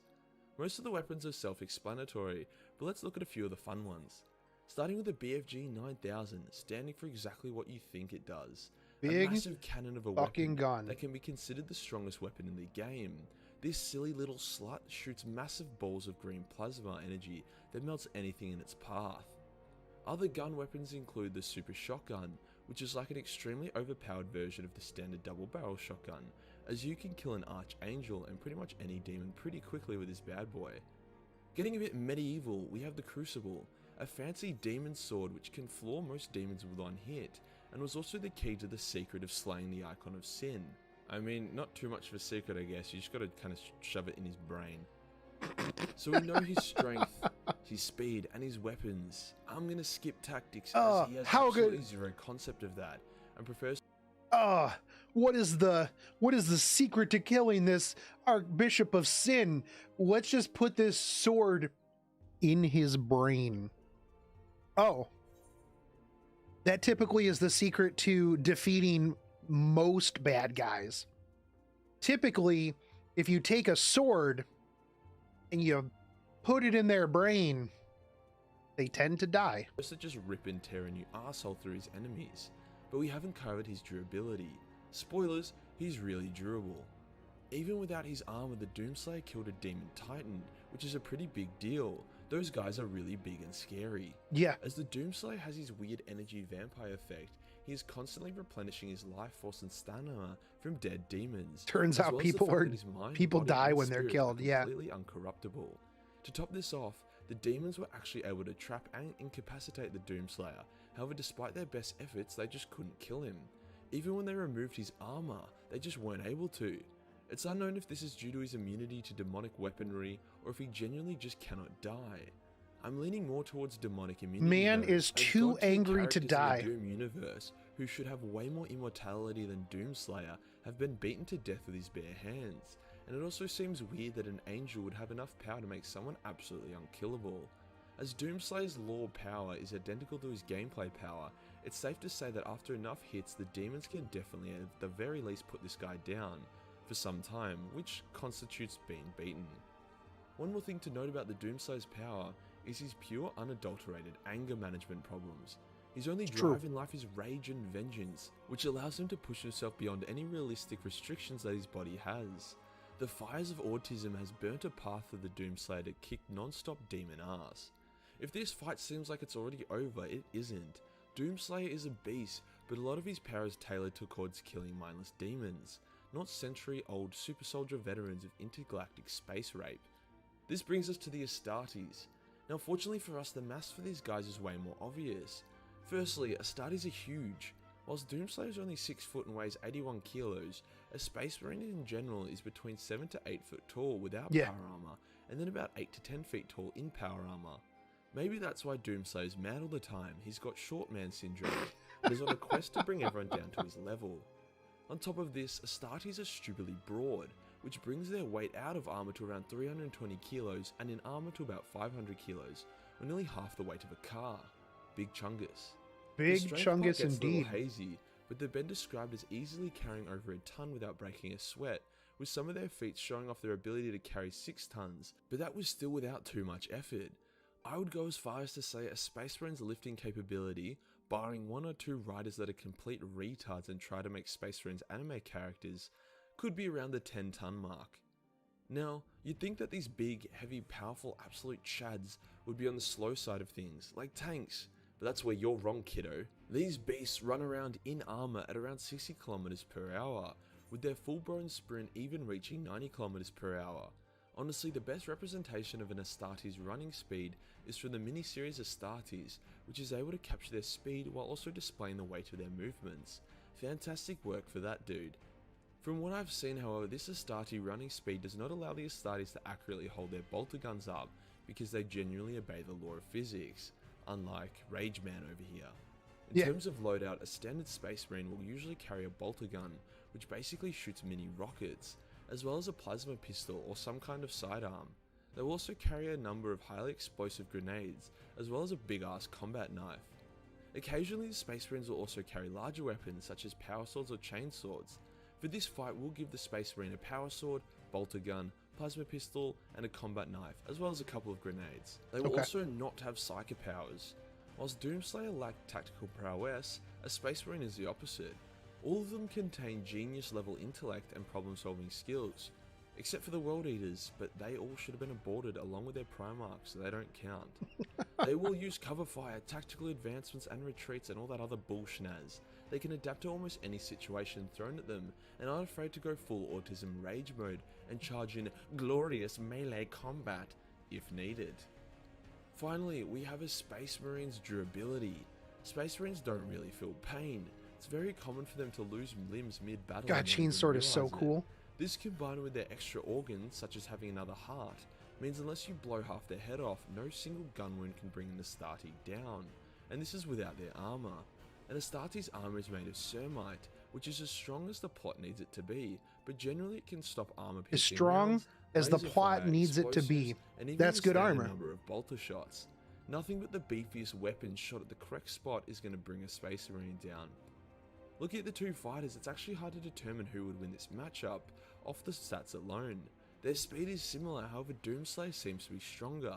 This is countered by the fact that Astartes are significantly larger and heavier. But we're gonna Doomslayer finish has this. more weapons available, however a lot of them would be useless against Cermite, so their loadouts come to be pretty equal. The Space Marine has the tactical advantage, however we have seen from the World Eaters that Rage can often match Brilliance and sometimes even surpass it. All in all, this is going to be a good fight. To set the scene, we need to provide lore-friendly context on why the two Demon Slayers are fighting, as well as why the Space Marine isn't with his buddies, something I kind of stuffed up last time. Whoops, here we go. The Doomslayer had been wandering the realms of hell for thousands of years, purging his way through every nook and cranny, until he encountered a hell like none other, the Warp. Centaurus, an ultramarine soldier, is separated from his squad during a battle against the Thousand Suns, as he is hit with the spell that casts him into the Warp. Before the spell hit, he had not taken any damage or opened fire, so he was fresh. He soon hears the sound of gunfire and screaming and goes to investigate. In a twisted valley, he sees a threat. An unknown entity. I played the covered in tabletop, fire they and still get blood, killed. Screaming, rip and tear. by shitty Ascots, The angry flaming short dude turns to the Ultramarine and prepares to fight another foe, this one more blue and armoured. The Ultramarine takes the initiative and opens fire with his bolter gun, the first round hitting the Doomslayer in the chest and staggering him as he springs into action. His immense speed allowing him to dodge most of the oncoming fire, whilst his hell-forged armour is able to tank the occasional glancing shot as he returns fire with his heavy cannon. The Ultramarine strafes between large rocks acting as his cover as he continues to return fire. Despite the Doomslayer wishing to approach, he is forced into cover as the bolter fire devastates his armour and health. He quickly realises that the bolter is no weapon of hell, hence his natural defences against its shots are non-existent. In return, his heavy cannon had not been making the impact that it should have, with the shots barely making the Astarte flinch. He switches to his ballista and waits for the reload of the Astarte. As soon as he hears the clicking of an empty mag, he raises above his cover and fires the bolt. However, he is met with a plasma pistol to the chest, as he quickly realizes he had been baited. Doomslayer is flung back a dozen meters and smashes along the hellish rocks before regaining his feet. He looks up to see the Astarte on one knee, the ballista shot hitting him clean in the pauldron and blowing chunks of Cermite off it. both warriors rise to their feet. The Doomslayer considers using the BFG before witnessing his opponent unsheath his sword, which lights up with electric power. In return, he draws the Crucible, which crackles with his own red energy. The two warriors sprint at each other, covering dozens of meters in mere seconds before they clash their blades together. Sparks fly in the heated battle as they smash their swords against one another over and over. Since the Crucible is like a laser sword, wouldn't it? The Space Marine parries a life-ending strike before punching the Doomslayer in the helmet, cracking the glass. He takes the opportunity to follow up with a slash heading straight down towards the Doomslayer's head. However, the Slayer raises his red blade and blocks the strike in its path, with only one hand.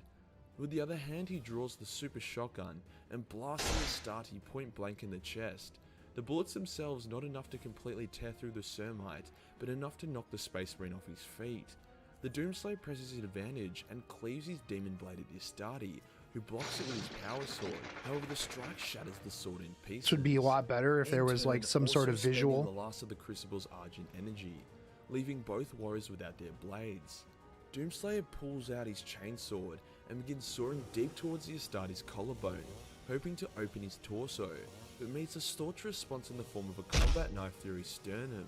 The Astarte then picks up the light Doomslayer with one hand, due to his other hand being broken from blocking the more powerful attacks from the Doomslayer, as well as the biting pain of the chainsaw, and he slams him down to the hard ground. He then picks him up by the leg and throws him across the battlefield. The Doomslayer hits the ground once again before rising, and he tears the knife free from his chest, however feels the blood flow from his body in the first time in a millennia. The Astarte once again begins firing with his bolter gun, however with only one arm functioning properly, his shots are not as lethally accurate as he needs them to be. The Doomslayer springs back into action after a bolter shot cracks his shin. He draws the BFG and fires it towards the Space Marine. However, with the shot's reasonably slow projectiles, as well as its obvious charge up, the Space Marine dives to cover and collects the still sharp hilt of his broken power sword. The Doomslayer fires again, with the Astarte now in a full sprint, once again dodging the massive plasma. As the Doomslayer prepares to fire again, the Astarte lunges and sticks his broken sword deep in the neck of the Doomslayer. However, he is then thrown back by a mighty stomp kick. The Space Marine hits the rock valley wall hard, before looking up and seeing his fate in the form of a powerful green glow. The final BFG shot fires and hits the Astarte head on, blowing apart his Sermite and ending his duty to the Emperor. The Doomslayer rips the blade from his neck and falls to his knees, blood pouring from a dozen fatal wounds on his body. As he feels the darkness begin to crush him, a demonot of Slaneshpur approaches and begins to taunt him. In response, he lunges at her with his last of strength and crushes her head, absorbing her warp/argent energy and saving his life. So yes, that's Doomslayer cheap. could beat a Space Marine in a fair fight, with way less cheese required than Master Chief needed. Despite a lot of his weapons being ineffective against Sermite, he had a few that were capable of getting through it. His main weakness in this fight Guy was must that be the really Space into Marines were on a ERP, spin yeah. of hell, so he had next to no experience against that type of foe, as well as not being able to take his energy, and he also had no natural defenses against him, whilst the Space Marine had fought against similar warriors all his life.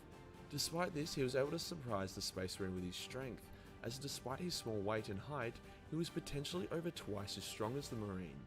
Whilst his arm was not as tough as Sermite, his durability was greater as well, his rage allowing him to push his body to the maximum performance, no matter how broken it was. All in all, it was a great fight that could go either way, how I would say 6 out of 10 times the Doomslayer would win, compared to about the 2 out of 10 times the Master Chief would win against the Space Marine. Now how would Doomslayer fare against Special Marines such as Dante, Mephiston or Caldor Drago? Dante isn't a Psyker and doesn't have any special abilities, however his loadout, martial prowess and experience make him an absolute beast. I would say Dante in his prime would, after a good battle, kill the Doomslayer, likely by slicing him in half with his axe or a couple of headshots with his Inferno pistol. Being a Psyker This is doesn't mean Nugget you number win every 100, by battle, the way. and the Doomslayer's fought against the magics of hell before. However, Prime Mephiston has gone I got into like demigod mode. 8 He left. can grow flaming 2 for wings the and dogs, fly whilst blasting 100 with into death me. lightning, all the while also being a beast in close quarter combat. So once again, I'd give that to Mephiston. Caldor Drago would probably just sneeze or some shit and the Doomslayer's head would explode. Or maybe he'd take off his armor and we would see that he was Doomslayer all along, just in his grey armour. And that does us for today, guys. If you guys disagree with this list at all, or want to improve the battle between the two, let me know in the If you comments. agree with this, I will read disagree. 6,644 comments. Access to a boatload of Warhammer hentai, which is pretty epic. That's crazy.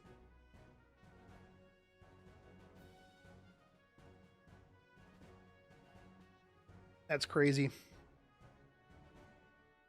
Question is, are they still good after 100? They're just as good as they were originally. But let me go use the bathroom real quick, and then we're gonna work on opening up this gacha.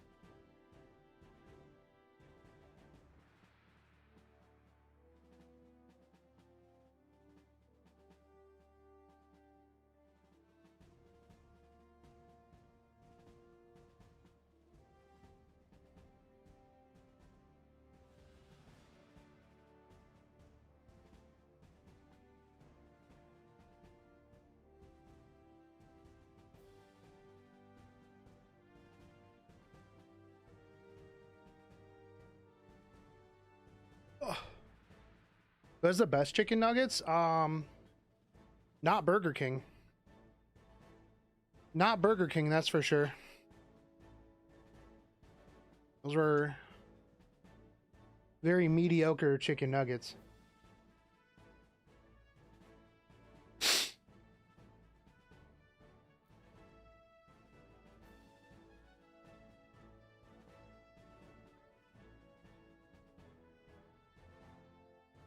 Do. Unlocking.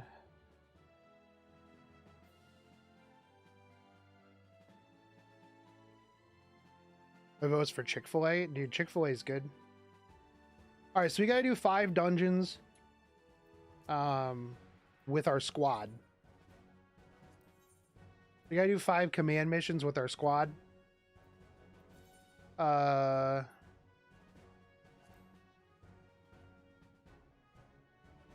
Only have 1 healer. There's a DPS.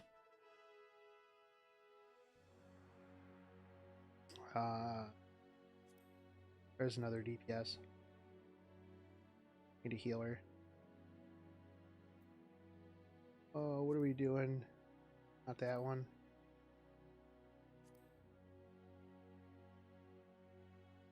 I think in order to unlock this, we've got to do 5 level 50 plus dungeons, right? How to unlock Captain.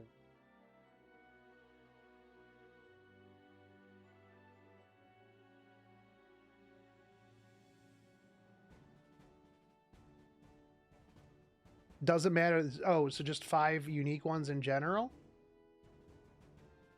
Do 5 different dungeons with your squadron. You'll get a rank 2 18-hour flag mission, which gives you the captain's rank. Okay.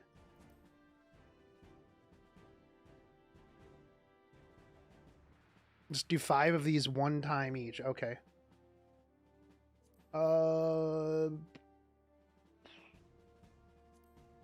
Oh, these guys aren't high enough level.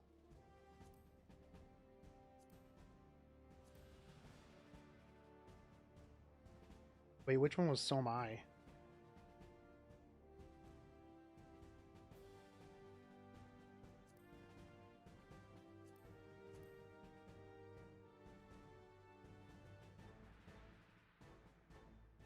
You just did this the other day? Do they get XP even regardless of like them being 50? Like to level them up more? Or would I need to do like So My? I would assume they would, right? Oh, let's do R and Veil. That would be good.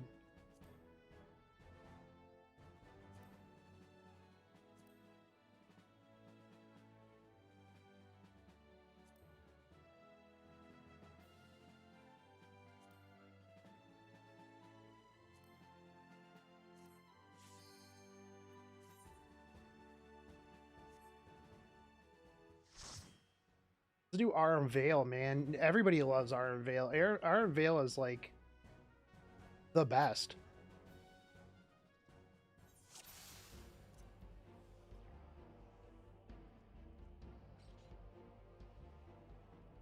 You bought a bunch of boxes? Nice. Yeah, that's why we're unlocking it, Bio. Also, how you been, Bio?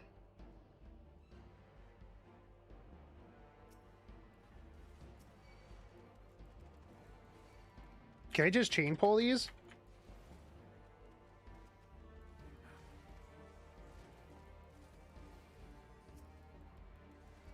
Only got pets so far, but good ones. The treasure vaults, ones dropped from them also. Hoping to get the golden whisker. Nice.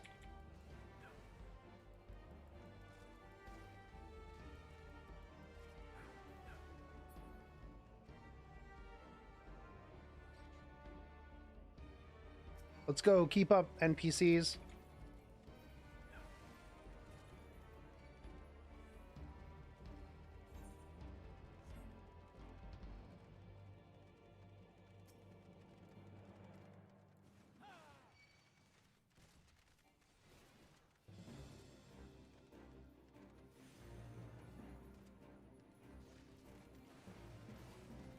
Imagine an auto fight function would completely destroy the game. Like, what do you mean?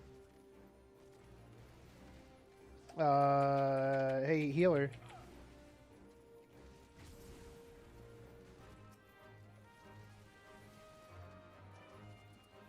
Yo, healer NPC. You catching up? There we go. Skip tickets with seals? No thanks.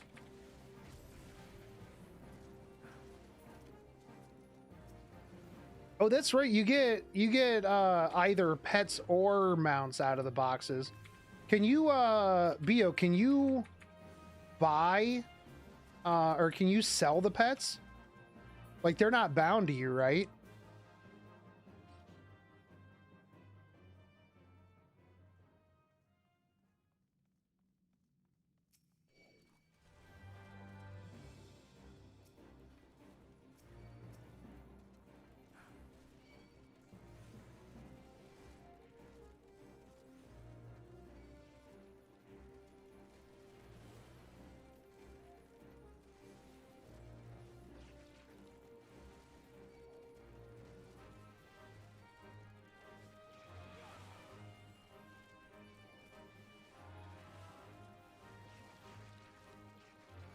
Not bound. Me and my friends have been trading them with each other. Yo, they're like Pokemon.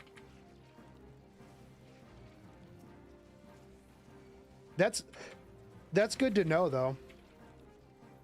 That means that it'll probably be one of the best ways to gamble and get mounts and minions that are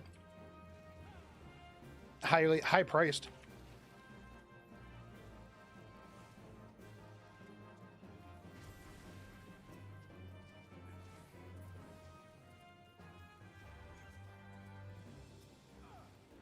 All right, you guys get over here and stand on this thing. All right. On the thing. Cecily.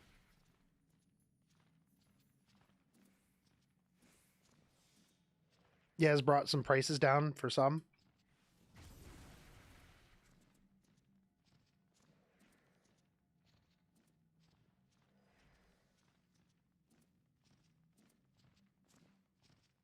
Like, I got the Hedgehoglet and Mataka, and the market was down to 8K for the Hedgehoglet. Or the Mataka was down at 400K for the Hedgehoglet. Wow, that's crazy. But I'm about that, though. That's fine. Get over here.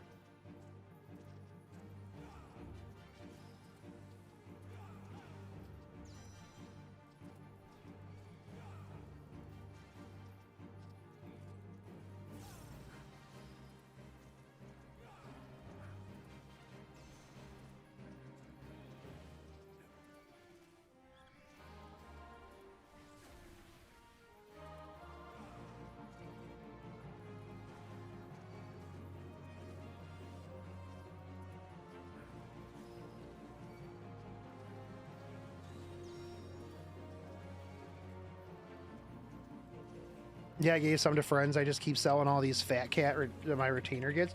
Where do you get the fat cat from? Just straight up quick? Because I haven't really gotten much in the way of minions from my quick expeditions.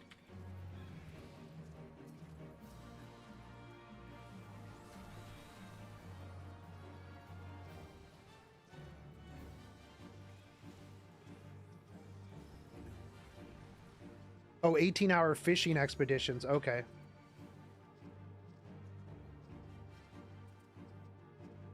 That's the only place to get fat cats. Got it. Good to know.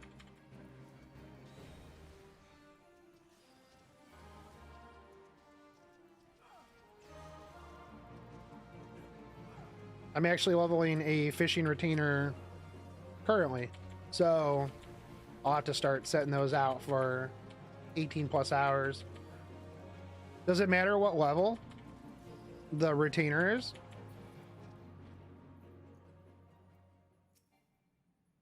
Give me this loot. I'll desynth it.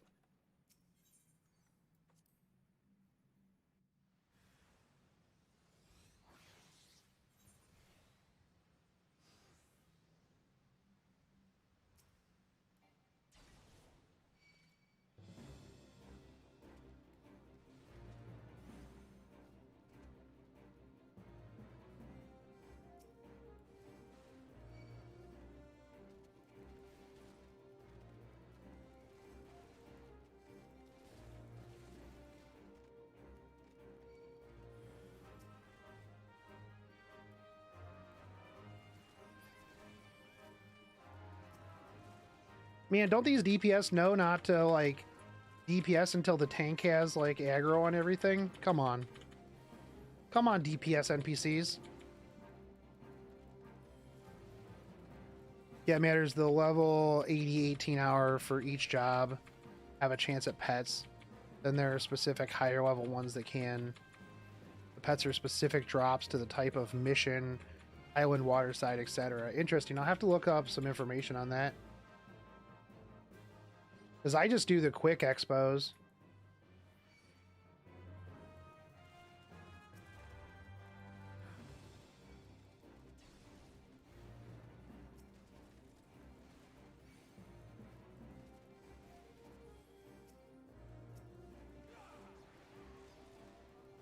That's all I've been doing. Just rock the quick expos.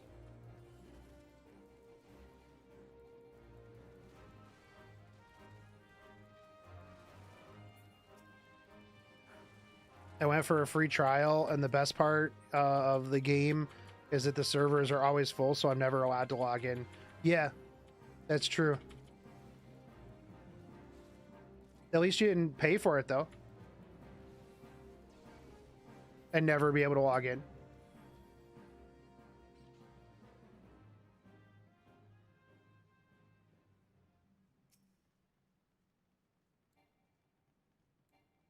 I mean, to be fair, I'd actually be pretty upset if free logins actually were able to get in over, like, a paid subscription. Like if I were put into queue behind like a free trial, I mean, I would get kind of agitated actually.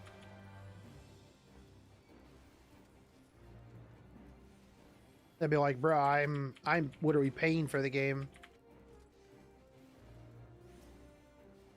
And some heckin' free trial gets in before me. But at the same time, give it a little bit. It'll calm down probably. The servers aren't small. There's just a ton of influx of people. I mean, before Endwalker came out, I mean, I had a queue on Gilgamesh, which is one of the biggest one of the more populated servers of like maybe 24 people at prime time. Like it was never bad until the expansion came out and everybody tried to get on the hype train. And the fact too is that because the servers are bad, people are using auto clickers to stay in, which is also exacerbating the problem. So if people are so afraid to log out because they'll never get back in, they're not going to log out, thus creating a cycle of problems. That is currently one of the major problems that the game is having.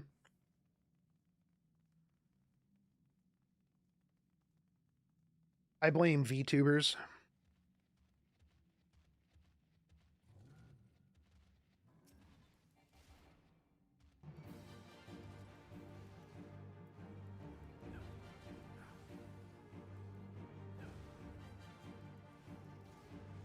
It's all that darn Asmon Gold's fault.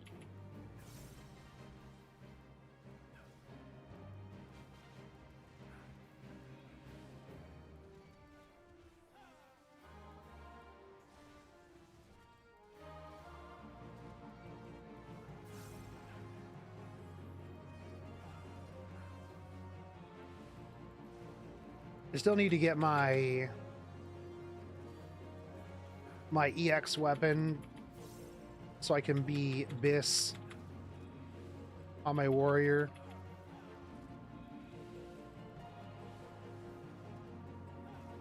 Yeah, it's cryptocurrency's fault.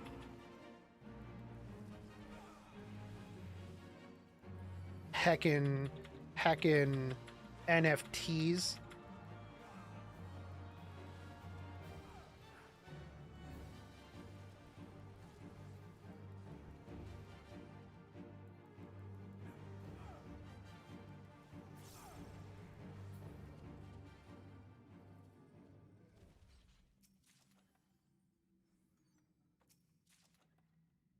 Yeah, dude, I looked at upgrading my GPU and I was just like, nope. Nope, holding off on that one for a little while longer. I don't really need to upgrade my GPU at the moment anyways. Game runs fine. Maybe if I was like on the cusp of like needing a GPU update for Final Fantasy, but seeing as I play Final Fantasy and mostly Final Fantasy, I'm not too worried about it.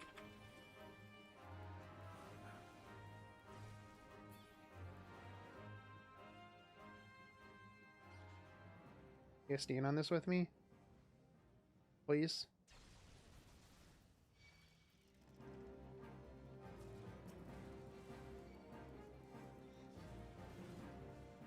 No? Okay, that's fine too.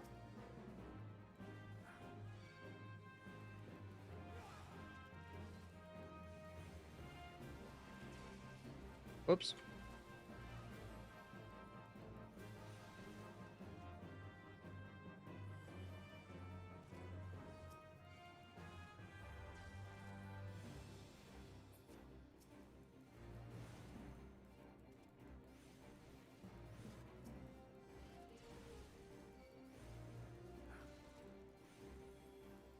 But yeah, no, it sucks that there's such a chip shortage.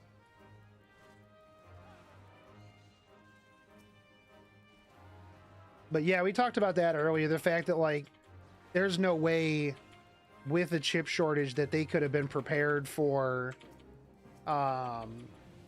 the sheer influx of people. And yeah, realistically, like with people flooding into the game from WoW, from the VTuber simps, and the fact that, I mean, it's the best MMO on the market at the moment. It was a perfect storm to suffer from success.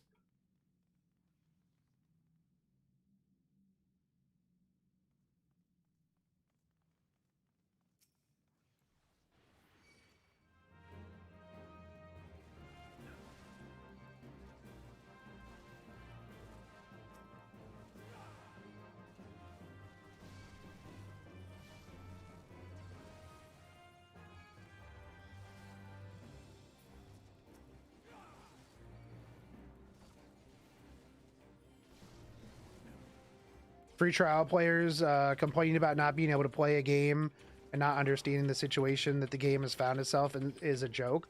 I mean, yeah, I understand that to a point. It sucks when you sign up for a free trial and you can't play the game because of the server issues. But at that point, you know, you just go, oh, that sucks. I guess I'll come back and play it later. Or you also think about it this way. If so many people are playing the game that nobody can log in, that game's got to be pretty good. Otherwise, you would have no problem getting in because nobody would be playing it because it sucks.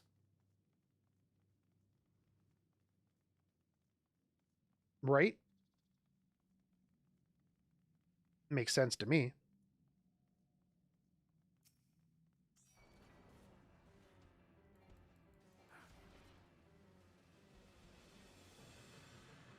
Hey, get over here.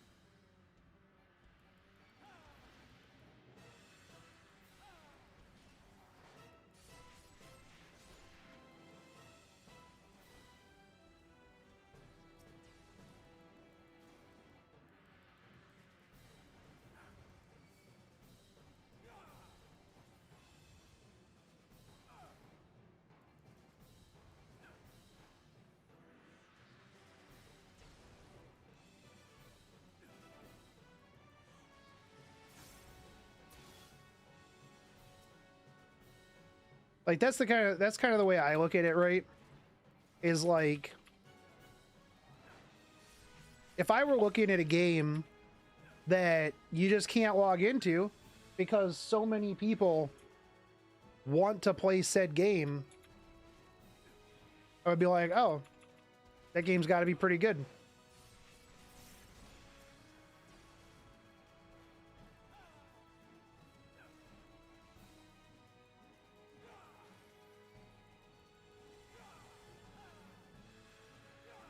Not even sure how WoW lost all those people. I mean, other than the game like becoming shittier over time, the Blizzard debacle of them, you know, drinking chicks' breast milk and, you know, sexually harassing and being super shitty in general. I mean, don't get me wrong. Do I think that a lot of like the social aspects of Blizzard's downfall have anything to do with the game? No, not particularly, because let's be real, people who are going to boycott Blizzard games probably didn't play those games in the first place, so they really didn't lose a whole lot of actual players. But I mean, I haven't heard a good thing about WoW in ages. Like, I have not heard anybody go, bro, have you checked out that new WoW expansion? Holy shit, it's like I'm playing a whole brand new game. Like, the story is so good, and it's just, you know, it blows me away with the depth and everything that, you know, they've put into the game. And no, all I've heard is, oh my god, this expansion is shit. The story's terrible. Yeah. Like, I just haven't heard a good thing about WoW in a long time. Oh yeah, they're fruit bowls, man. Because somebody's like super mad right now about a painting of a woman in Goldshire.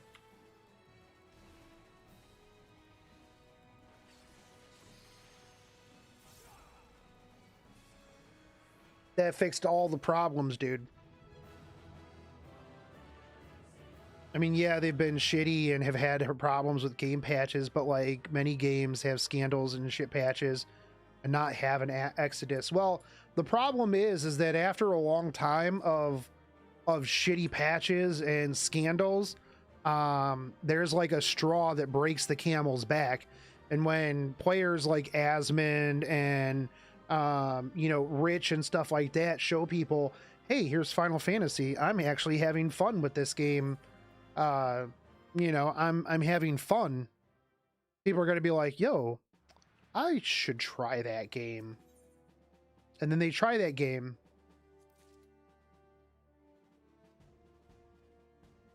and then they're like, holy crap, this game is amazing.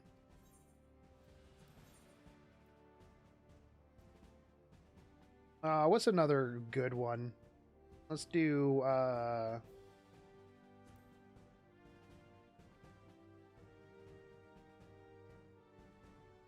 Desmo Bar Darkhold. Stone Vigil's easy, right?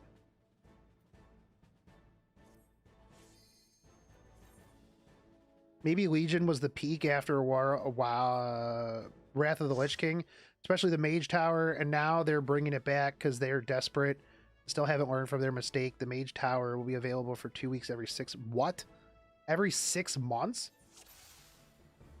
Oh, man, I can't wait. We get a month worth of content every year. That sounds like some FFXIV level of stuff right there.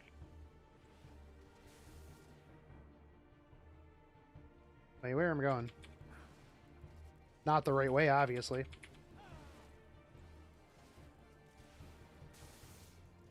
Also, many never left after the copious amounts of scandals before. Why would they suddenly think that would happen? Could predict. The other thing too, though, you have to remember is that just because somebody's playing another game doesn't mean that they quit the other game, right?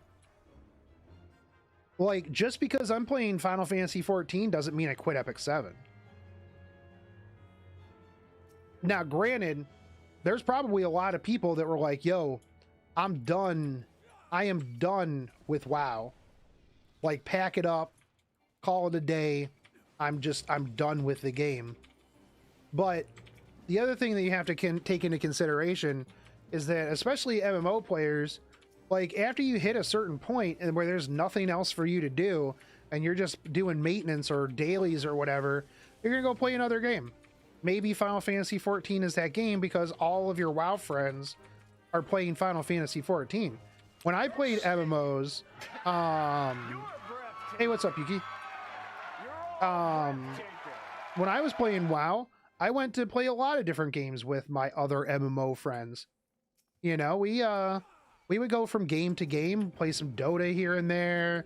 You know, you make friends, and if half of your friends go play Final Fantasy XIV, guess what? You also download the critically acclaimed MMORPG with a free trial up through Heaven's Ward expansion. You know, that's just what happens. Yo, are you gonna let me die, healer? Okay. You NPC? Come on. Oh god, I'm being so toxic to these NPCs. I'm sorry. Please, no reporterinos.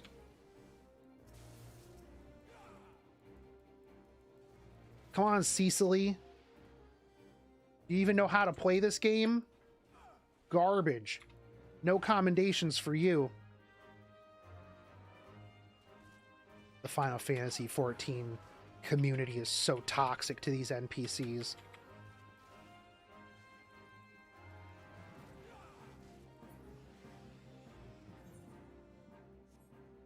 How could he do this?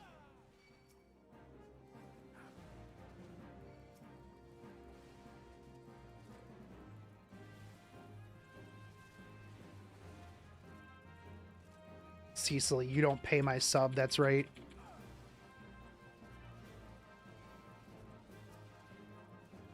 Or if you need to AFK, you can just go into the MSQ roulette and come back in an hour. Oh yeah. No, actually, I haven't had too much of a problem getting into Praetorium for my daily samurai monk XPs. Cecily, you don't pay my sub, Shotgun Shogun. That's actually untrue. You are part of my squad, in which case I do pay for your stuff. So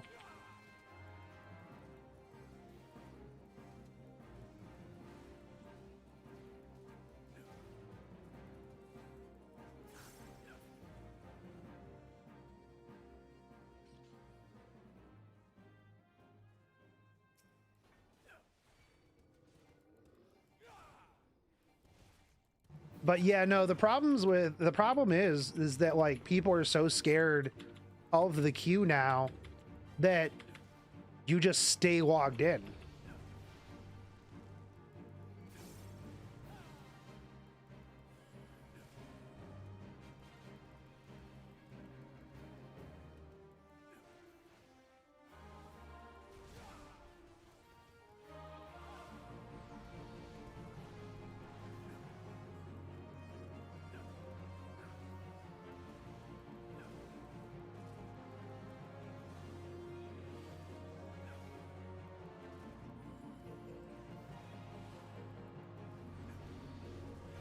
And that just makes the problem worse, which sucks.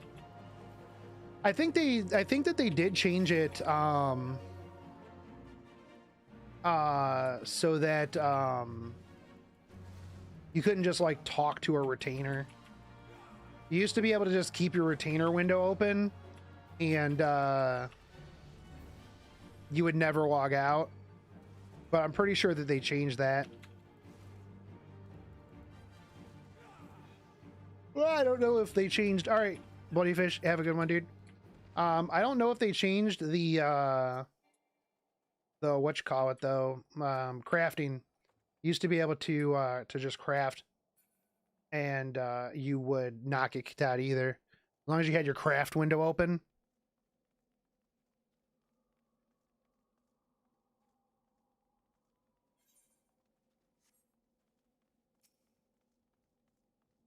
Oh no, that's just for that.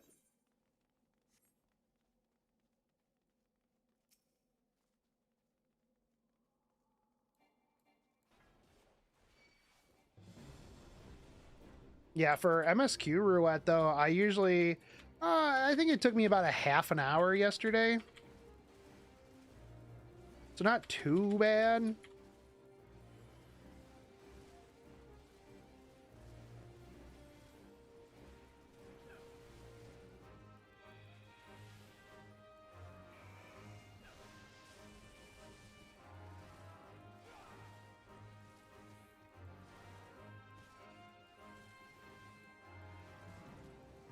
I always hate when I sink down because like half of my abilities are gone.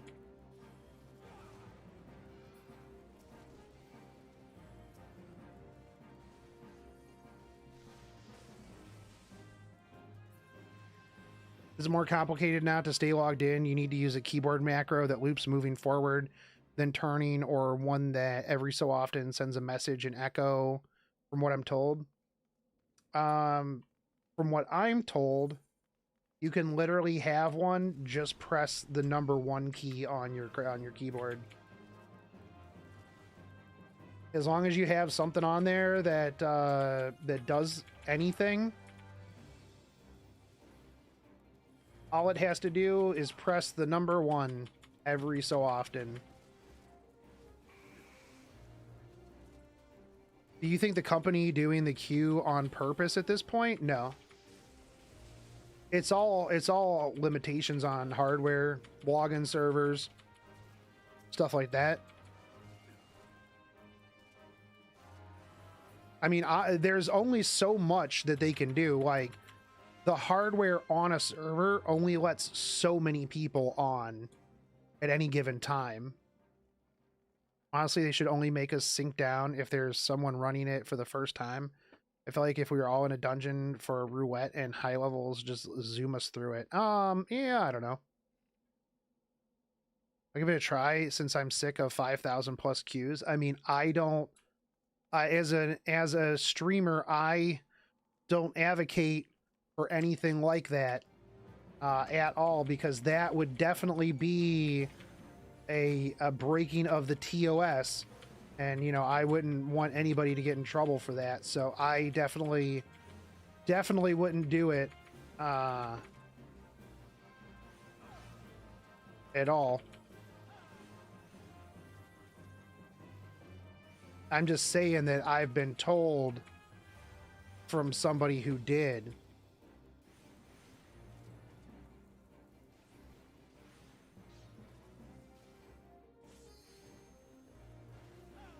Shotgun Shogun gets banned tomorrow. One less person in queue for you guys.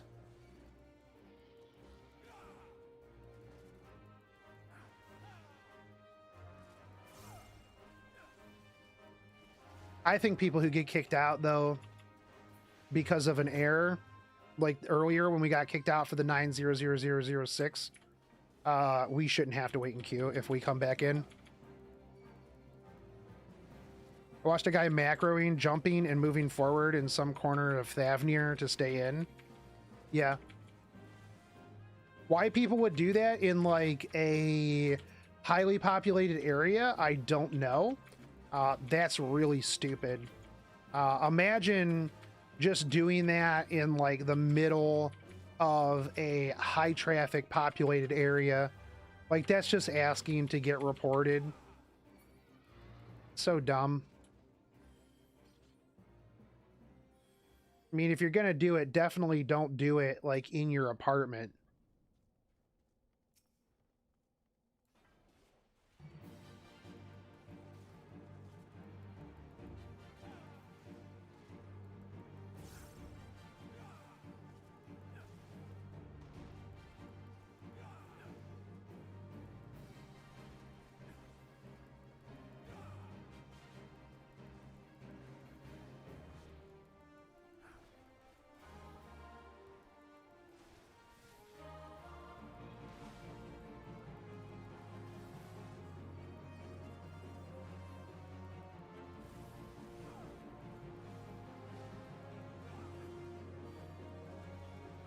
Just in a jungle under some random ruin. I mean, I guess that's at least better than just doing it like in the middle of, you know, old Charlean near like the aetheryte crystal.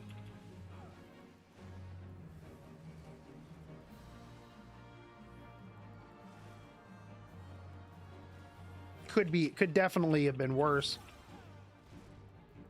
But still, yeah, you want to go to, like, if you were going to do it, you would want to go to your apartment.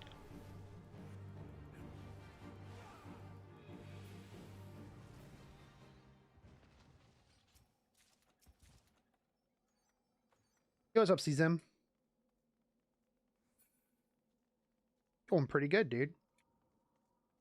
I ate 100 nuggets. Okay, actually, you know what? I take that back. It's not going that great. I ate 100 nuggets, and I'm definitely feeling like I ate 100 nuggets. You can take that how you want to take that, but I'm definitely feeling full of 100 nuggets.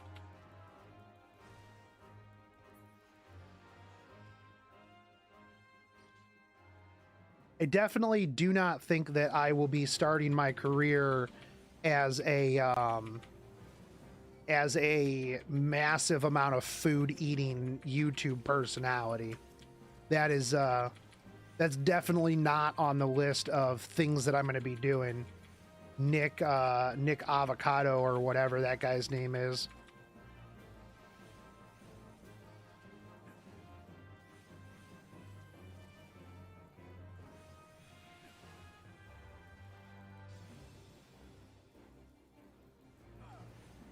Microblast, when are you gonna get max so that we can do, so I can carry you through Zodiark EX?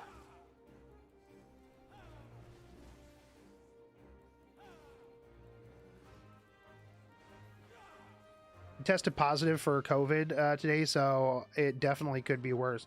That's true. My mom actually got tested for COVID a little while ago, so I have been just chilling. I haven't gotten tested or anything like that. It'll be fine. You did a thing? What thing did you do?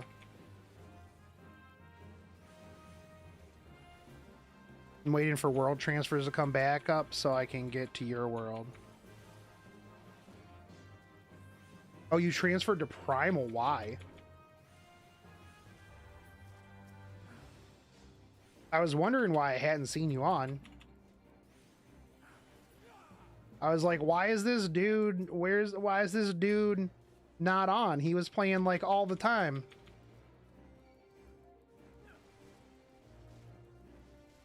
Oh, you're an idiot. Okay, that's fair.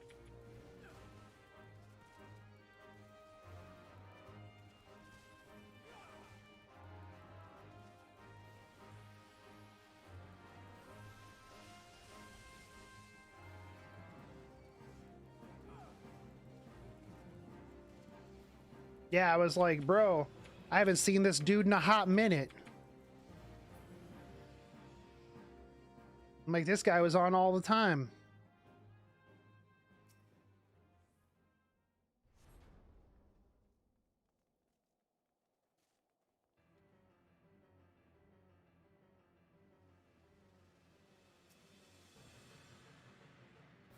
Oh yeah, this guy does the thing across the ground. Why is this like so extra blue? I don't remember this being this blue. I completed Endwalker and got my Dark Knight to 90. Yo, nice. Have you done any of the EXs, Microblast? Zodiark's actually not too bad, honestly. Yo, get out of the way! You NPCs, what are you doing? Standing in the way of mechanics, that's what you're doing.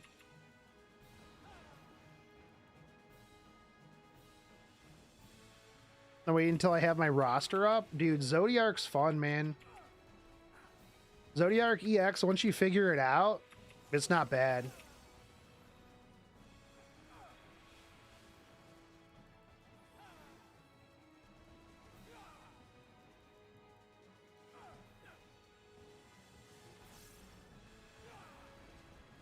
Oh, I don't want to stand in that.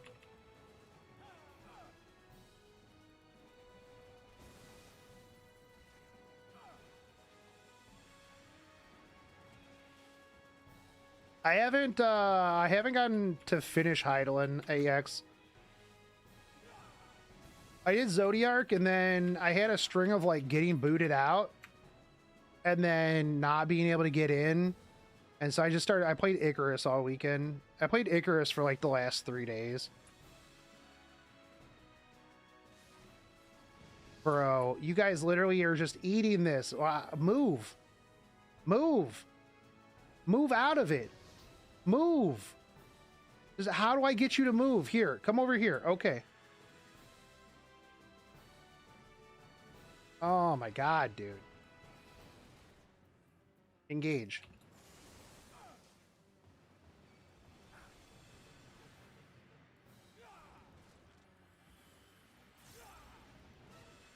These are not nearly as good as trusts are.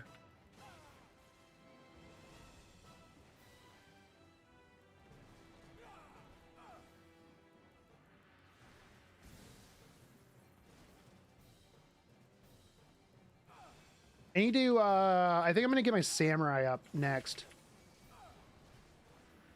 That's what I want to level up, next.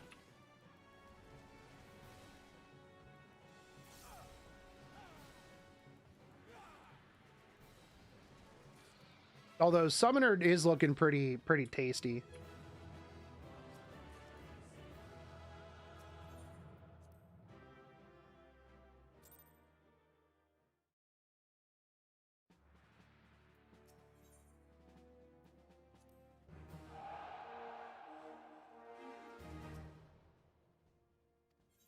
All right.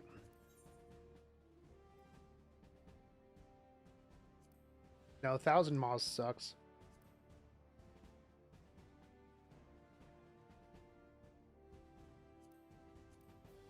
Fear of Sirius was Midgar, right? Oh, what classes have I leveled? Just at the moment, Warrior.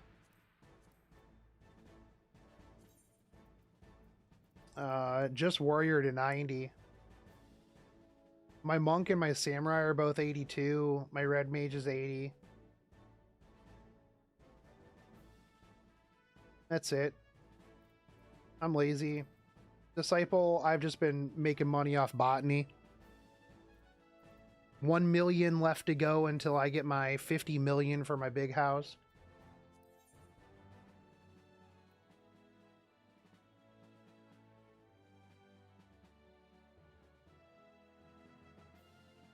I have to level the other 3 tanks, a white mage, and my samurai. Yeah, then you'll be all self-sufficient.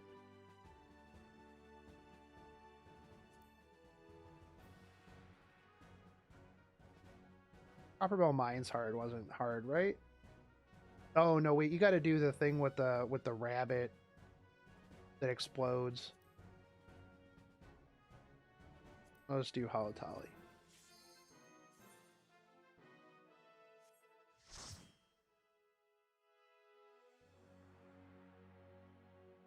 Dude, I can't do healer. I'm real bad at healer. Sage seems interesting. I've had good and real bad sages, honestly.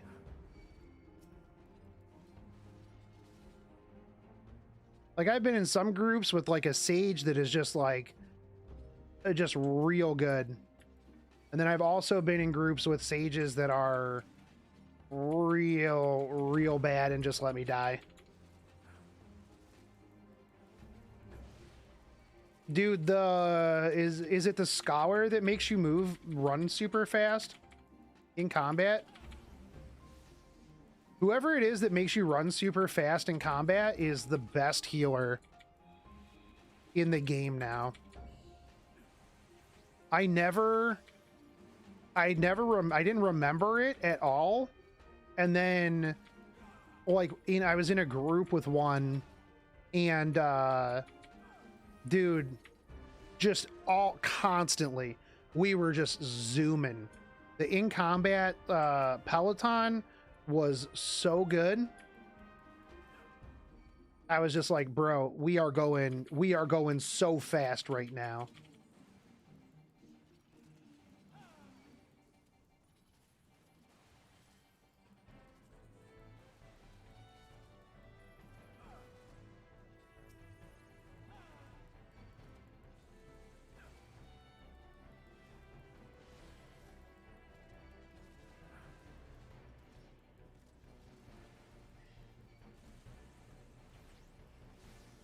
But can they heal like a white mage?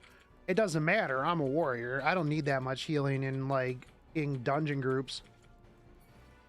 I just need to go fast.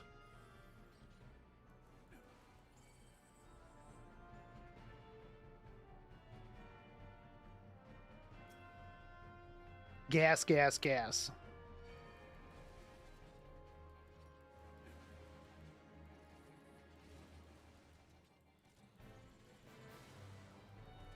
I hope the next raid tier slaps tanks hard. I mean, most things now slap tanks pretty hard. Makes healing intense. So I think one of the things that I found kind of interesting was that because people are so used to basically just overgearing content, like I found, especially like the first couple of days when I was running dungeons and stuff like that, people had a real hard time healing because I didn't We didn't just overgear the content. And the healers were just slamming holy. And I'm like, bro, you gotta heal me. Like, this isn't one of those dungeons where I can just like tank 3/4 of the dungeon by myself with just mitigation. I'm like, you gotta actually heal. I mean, now that I've got all my gear and stuff like that, it's a lot easier.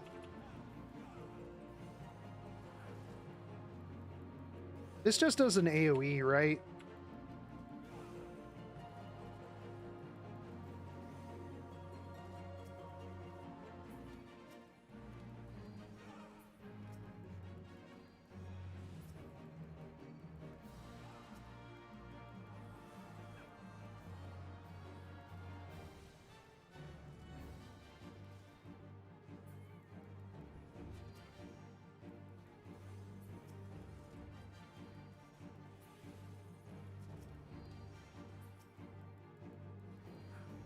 You know, so I was getting slapped on my warrior and paladin, but on my dark knight, I was steamrolling. I guess it depends on... I don't know, that's interesting. Like, I wasn't having too much trouble with my warrior as long as, like, the healer knew what they were doing. But I ran into a lot of healers that, well, didn't know what they were doing and just opted to continue to DPS instead of heal. One day I'll get to heal you, and then I'll consider myself in the big leagues.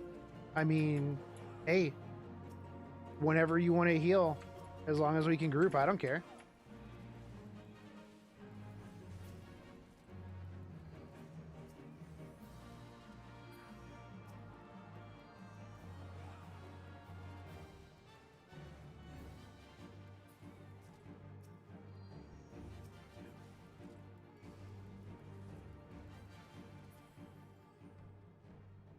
Whenever, man.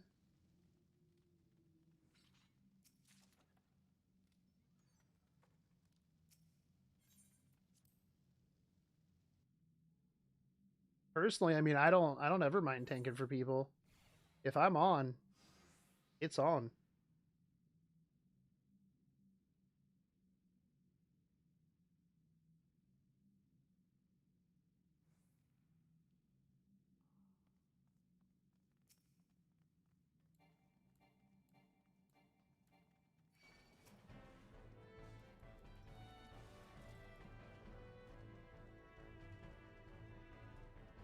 Oh yeah, we gotta hit these chain things.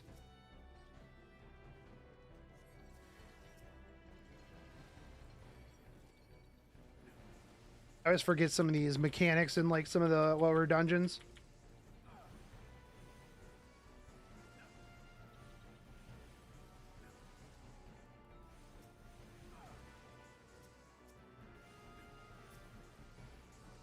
What's in the box?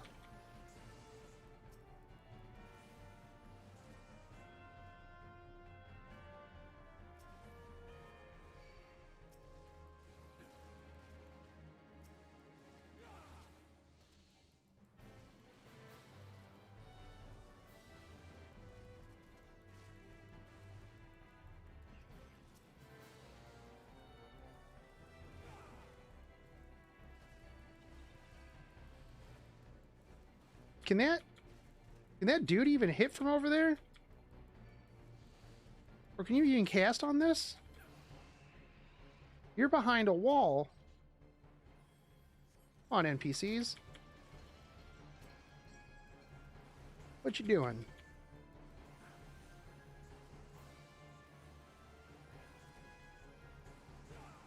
Nunu Lupa Tatalupa?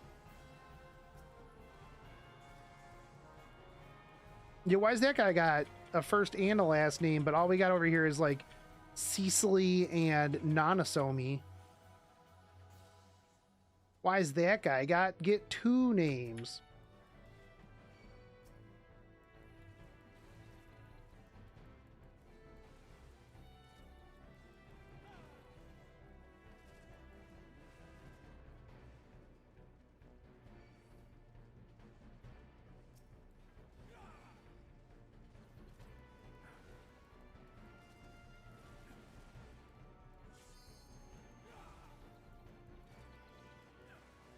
bro.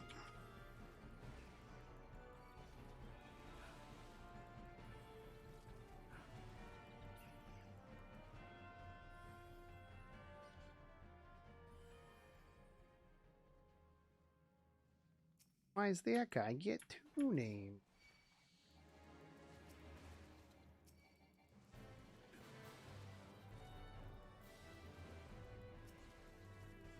Do you think they're gonna put out like a Bojin for Endwalker? I feel like they're going to.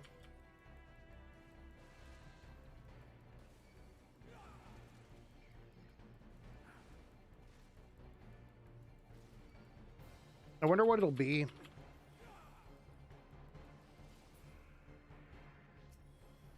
I'm super excited to see what the content is for after Endwalker.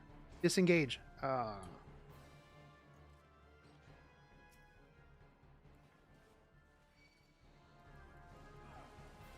Like, I'm kind of interested now to see just where they go. Like, I won't talk too much about it just because I don't want any spoilers for anybody that's in chat that hasn't seen the end of it, but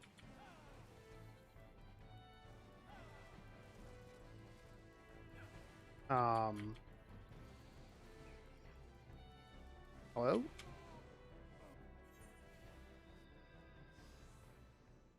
Oh, it's because I clicked disengage. What?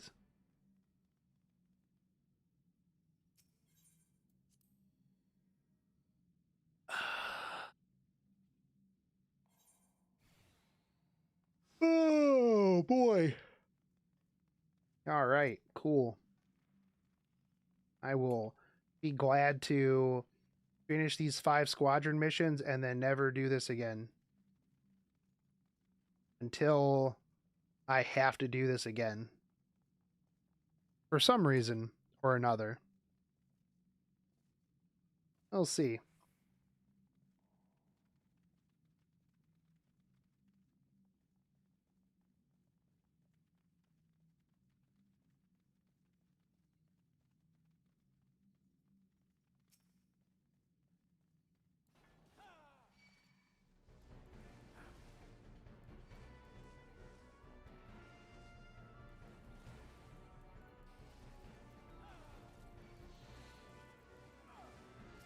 Yeah, there's the last one. It was like I was pretty sure there was 3 of these.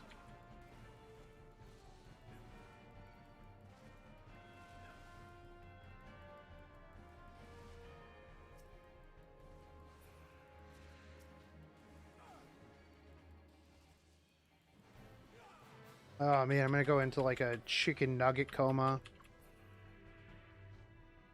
Which, by the way, after eating 100 nuggets, when the 17th comes around and the codes get put out, I'm gonna be doing a giveaway for one of those pizza codes for the GrubHub codes.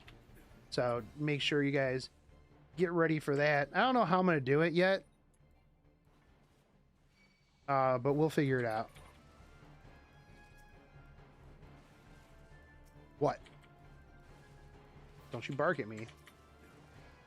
Don't you do it. I hear you back there. I do. I see you in the screen. I see you back there behind me.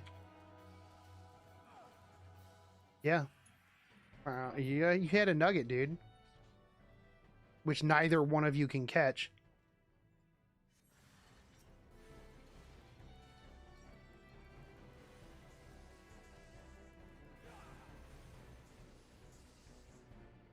Terrible.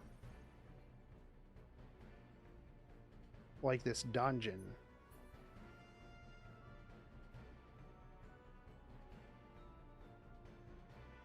Oh, why did I come up here?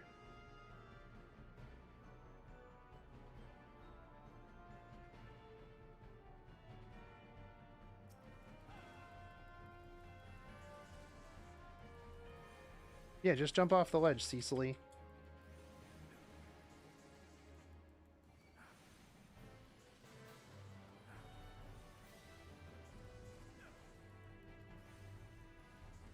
Ah.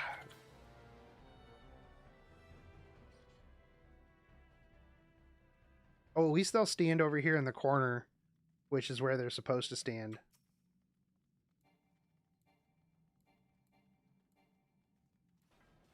And not in the electric water.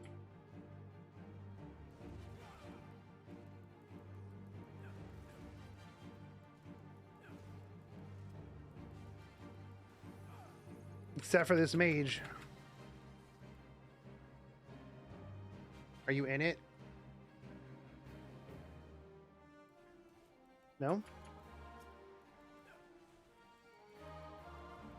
Well, we're all gonna stand in this.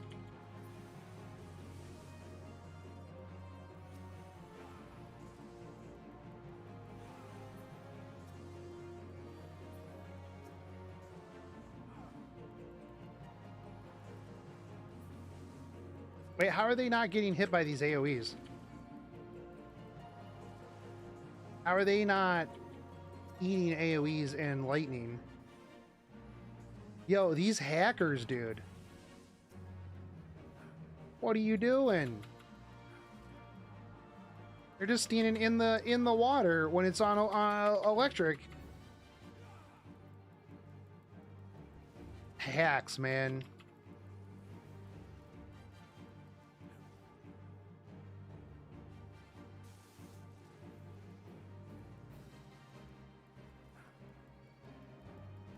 Yeah, look, none of them has debuffs.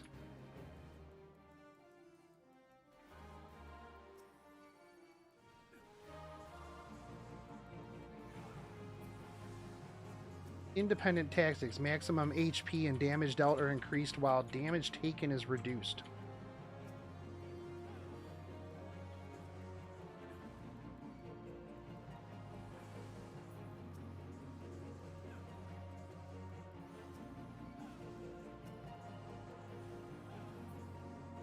Yo, that's OP.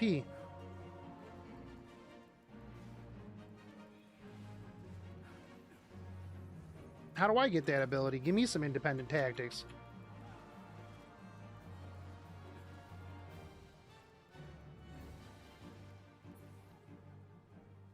Ooh. Oh, I need to go get something to drink.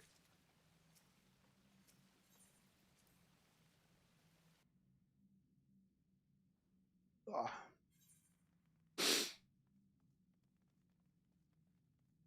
I got 2 more after this.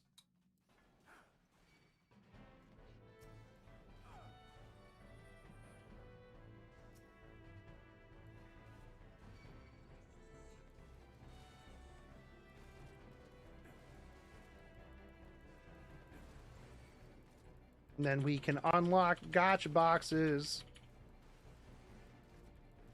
If a game's got gacha on it.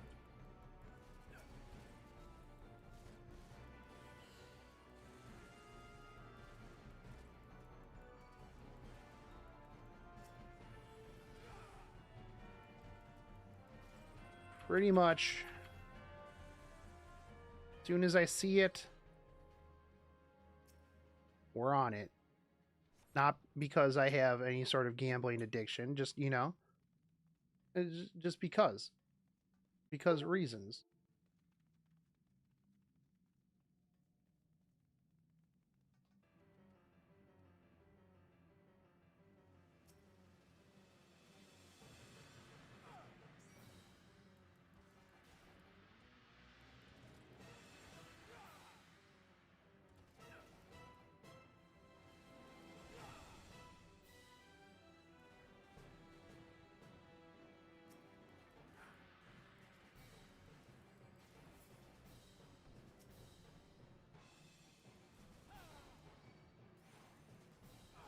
Oh, these dudes are just going to straight up attack him.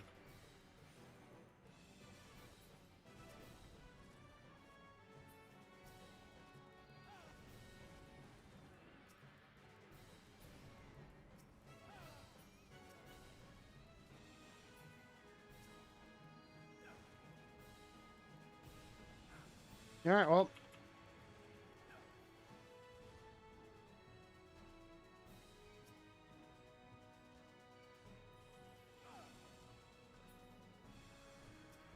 You guys kill all these ads. No? Okay. It's cool.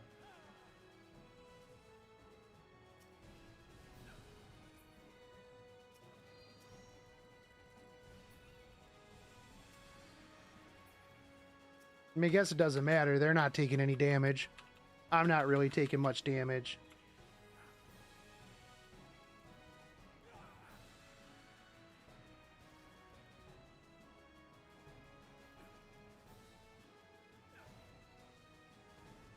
Just finish it off.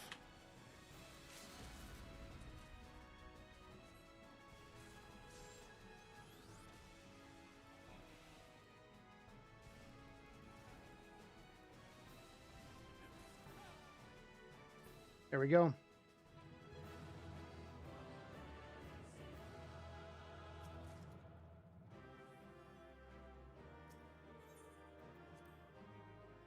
Got 2 more.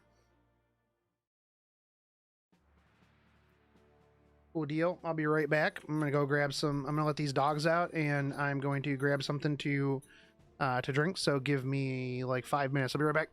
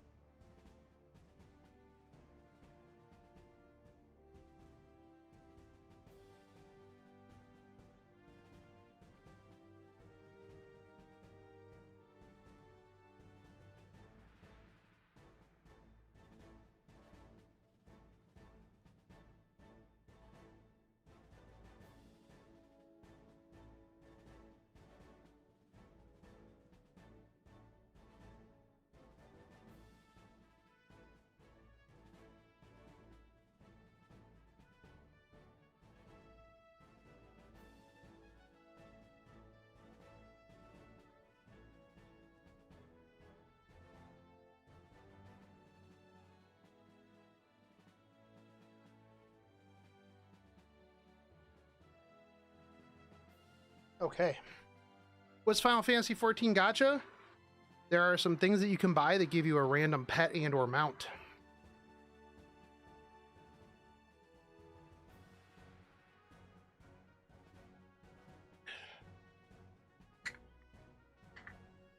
Hey, what's up, Frost?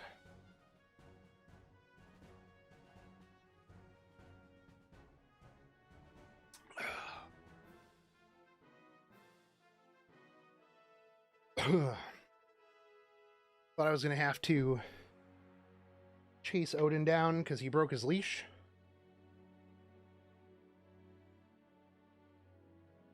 But thankfully, since it was dinner time, they go out, potty, and then like immediately come back to the door. Well, because it's dinner time. Hey, what's up, Crean?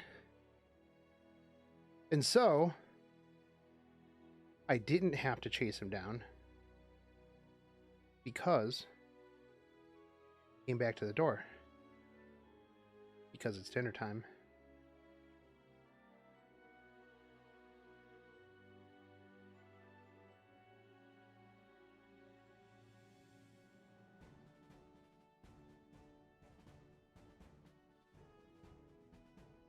But that means I have to get a new chain tomorrow.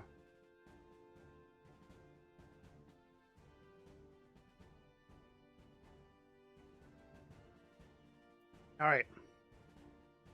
We've got two more.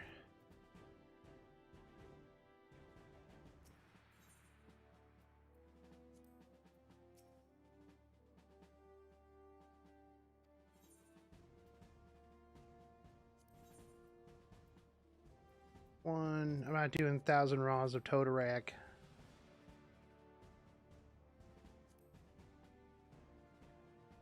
I forget if Brave Flocks was hard.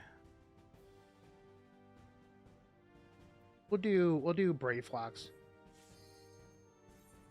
I don't think there were too many goofy mechanics that I had to do in this.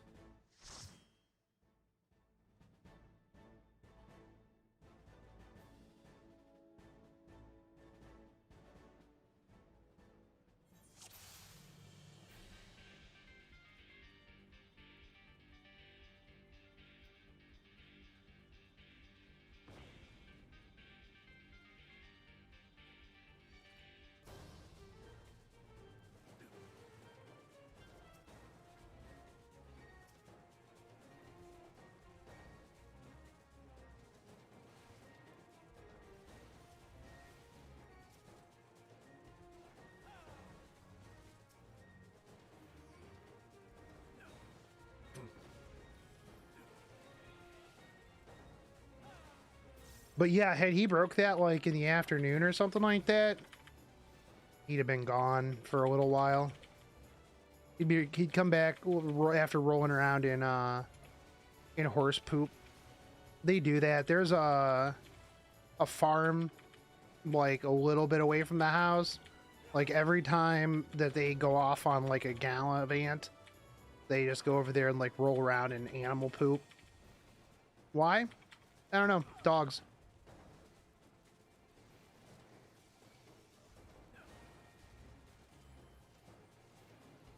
I used to have a their chain used to be on like one of those posts that you put in the ground.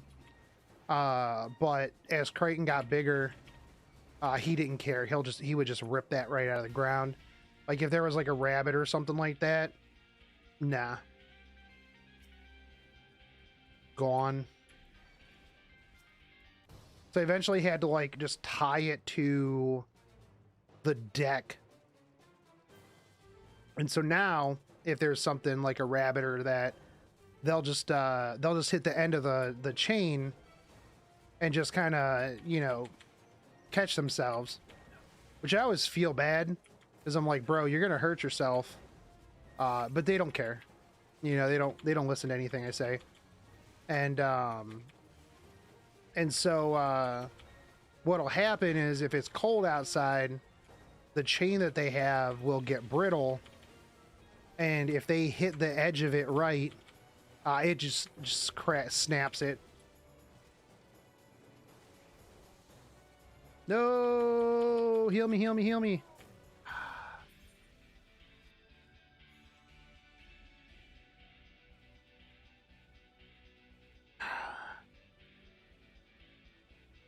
Yeah, it was slower. I'm not used to like going slow. I try asking them to listen all the time, man. I've offered them chicken nuggets.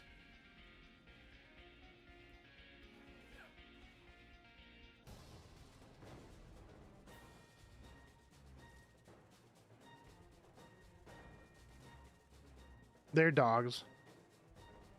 If there's an animal or something out there, that's all they care about.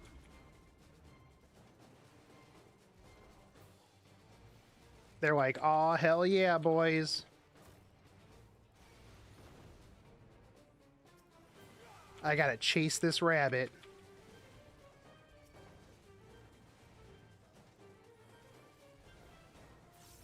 Like, man, that rabbit ain't ever done anything to you. Leave it alone.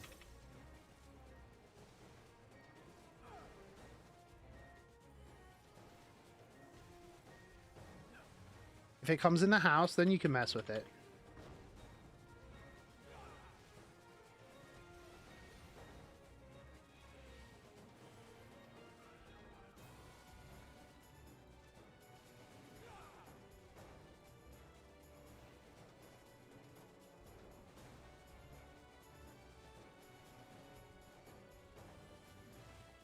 Crean, how you been doing, by the way?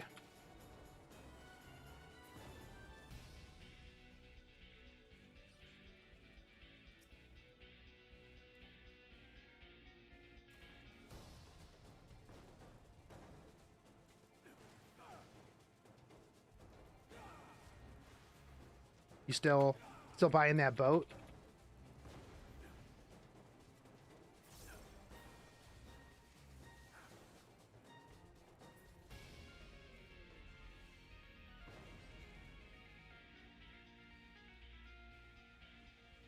Not too bad. Finished up MSQ.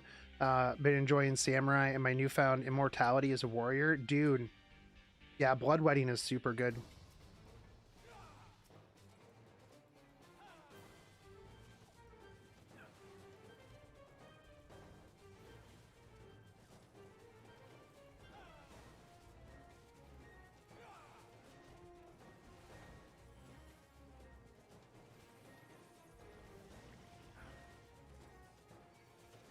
Also, can we talk about how Primal Rend is like one of the coolest looking abilities that we got? I don't know which I like better, Fellcleave or Primal Rend. Probably Fellcleave into Primal Rend is my favorite.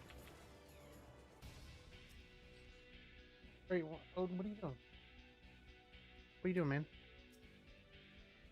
Why are you being weird?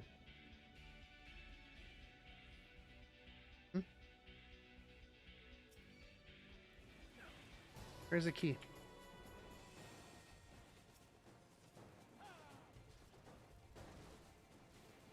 "90 Samurai skills look cool too. I need to get mine to 90. Oh, I don't even have my tank stance on. I'm like, why does this keep going to the other dude?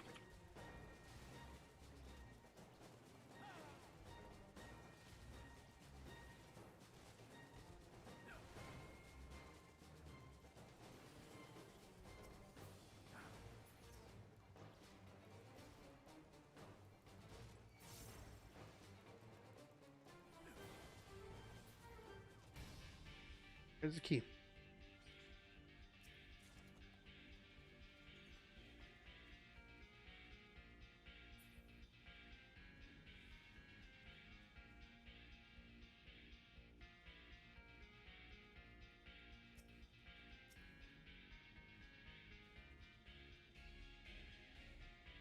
What dropped it that I didn't pick it up at?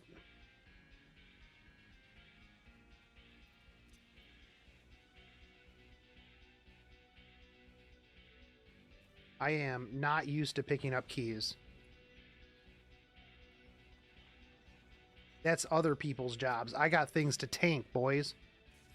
Pick up a key.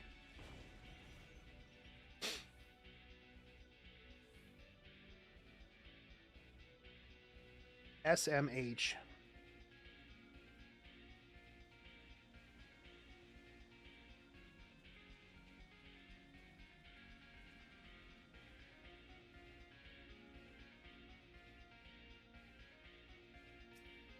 Ain't nobody got time for that.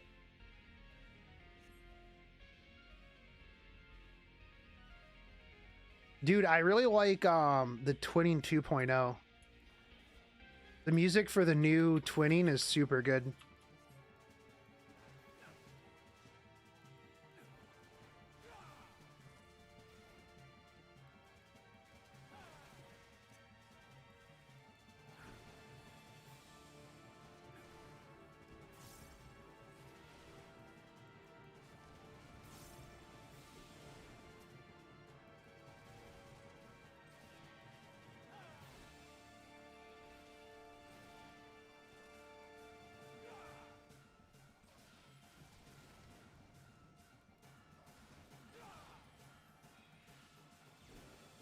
Then again, like, all the music is super good.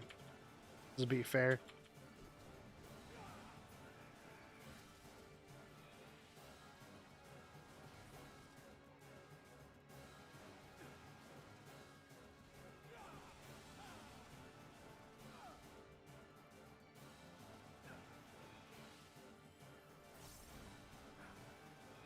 Haven't had a chance to run it yet. It's recently just been helping my free company clear MSQ. Oh, you should get the two expert dungeons.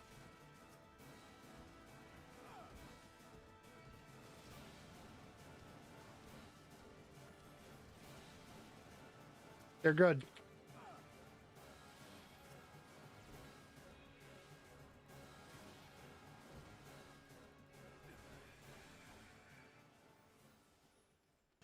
They're real fun.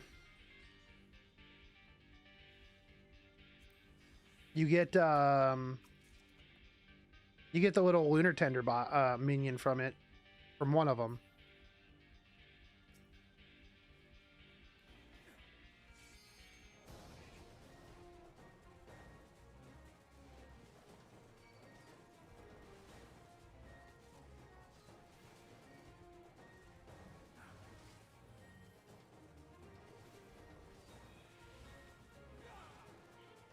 Frost, I can't even see what that emote's supposed to be.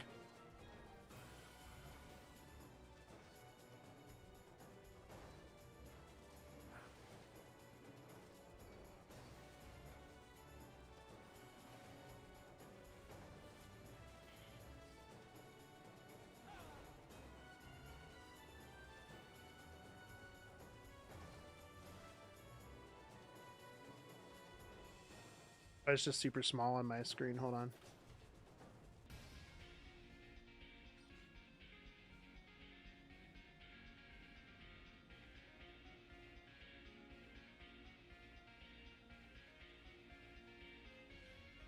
Oh yeah, that's right. Frost just talks in emotes.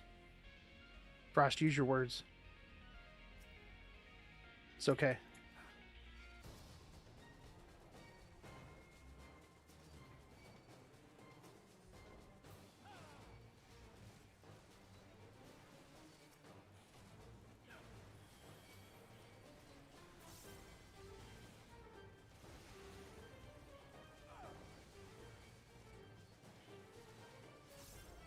Healer NPC, please.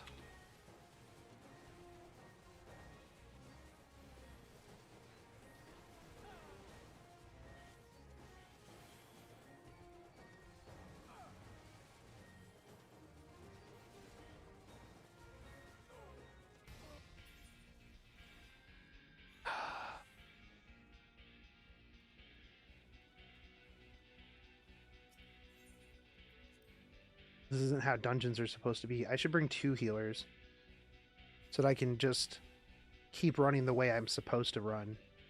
I'm not used to... I just can't... I can't handle not pulling like half of the dungeon.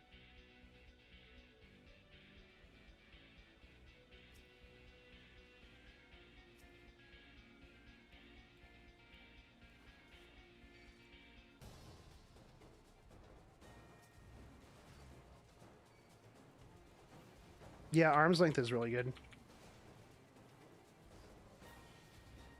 I need to use it more.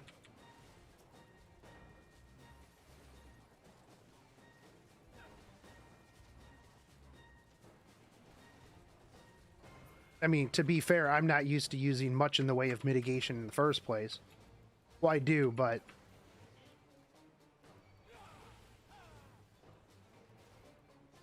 I'm also not normally with NPC healers, so...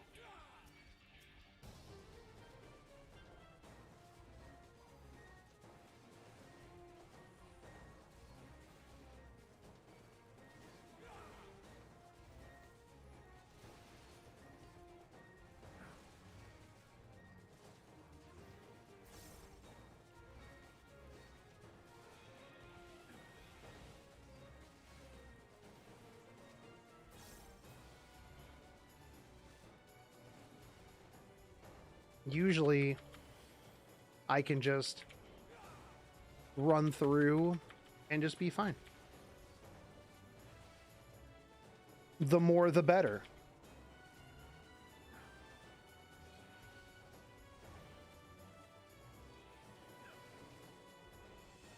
Just one more. Oh wait, I'm not even going to be able to unlock it today, am I? I need to run like one of those 18-hour missions.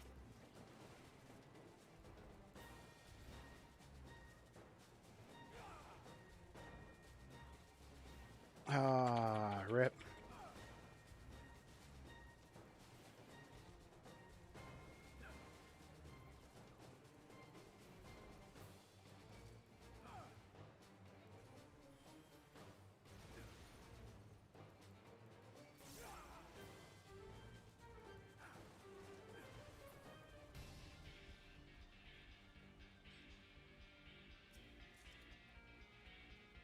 Try to get these so I can turn these in. More flame seals.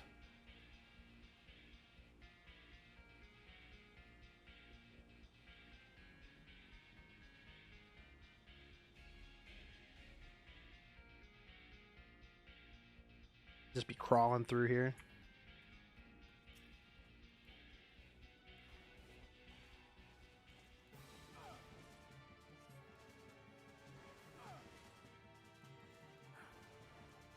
I don't tend to remember arm's length, since it doesn't work very well again. It never works against bosses.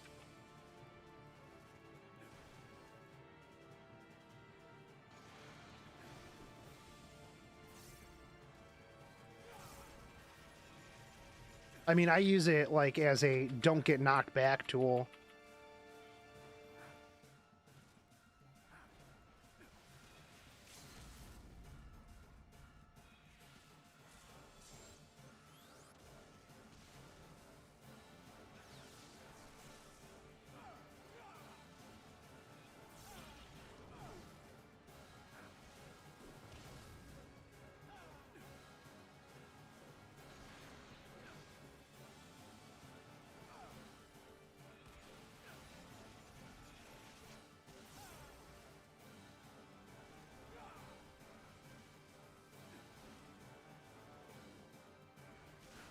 I wish you could tell these NPCs to like target ads.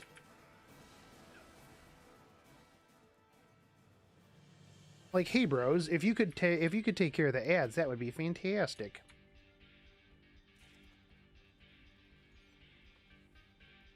Wait, hold on, maiming.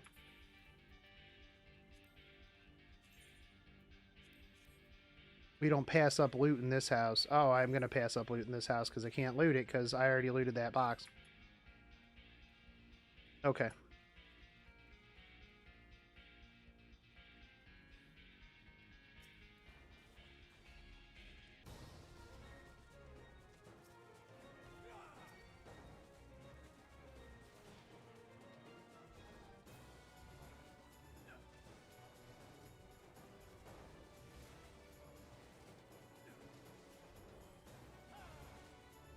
Okay. It should stay there, even if you can't loot it, so that you can desynth and then loot it.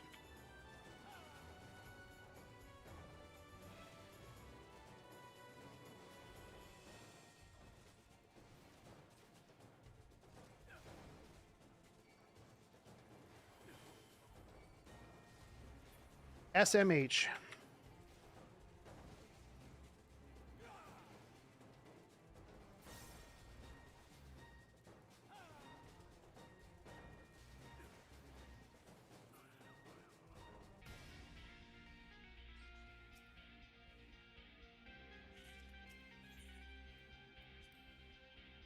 What's another like really easy fast one to do right after this?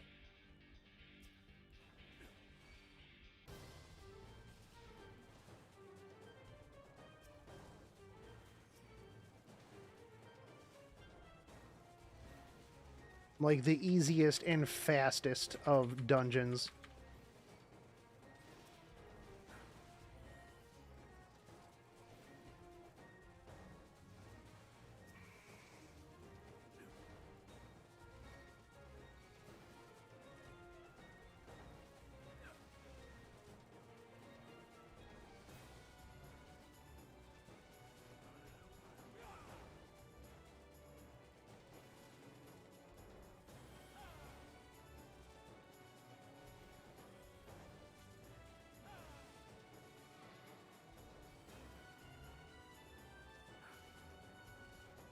Yeah, that's right.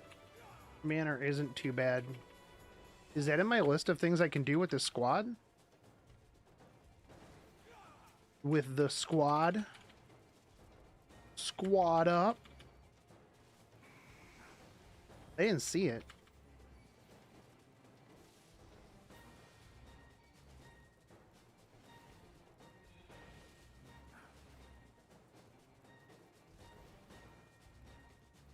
I really have to get a haircut Thursday when I'm out.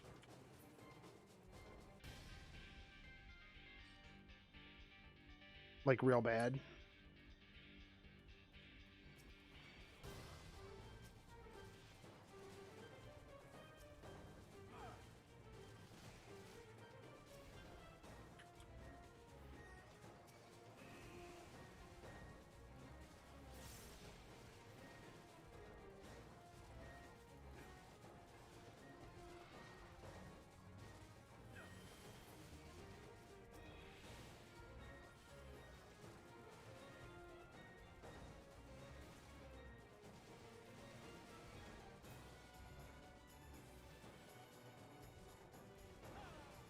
It's been it's been a while since I've even gone out anywhere. Thus why I have not gotten a haircut.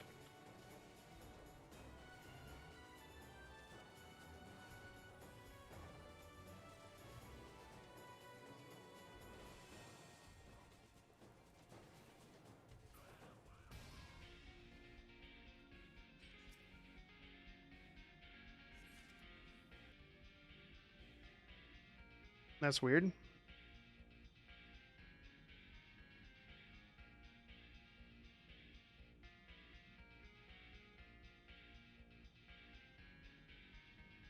It just my Streamlabs just decided to restart me.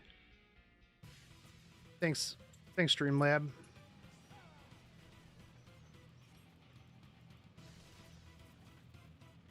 Move over here to the center.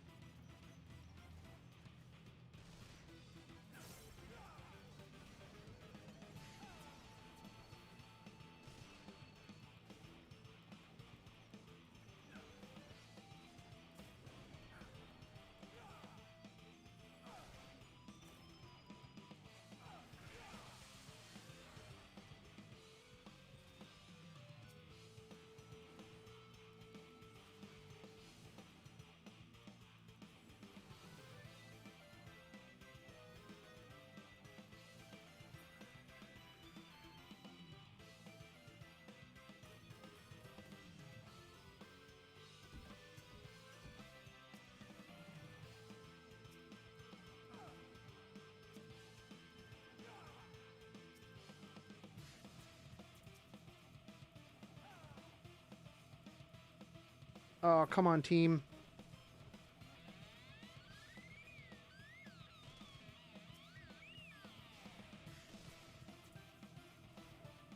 This is actually kind of difficult with 3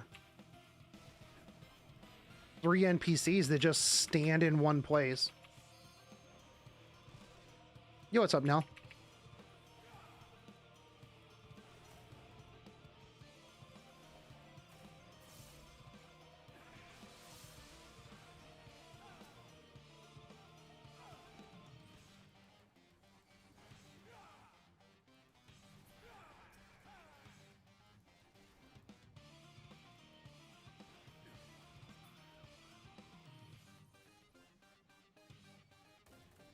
because I have to manage like all the bombs myself.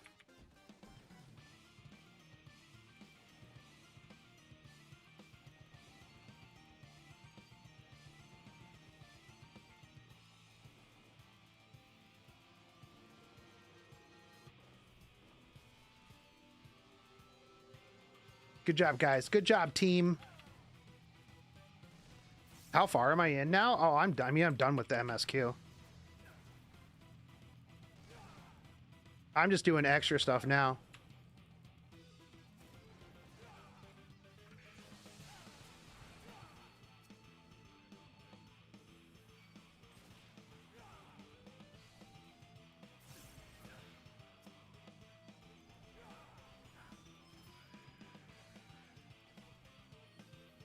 Yeah, no, it was MSQ was pretty rough when it comes to the tiers.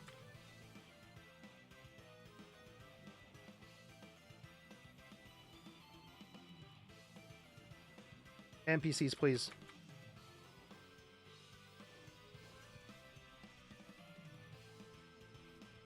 Yeah, he'll just keep getting run over by dude there.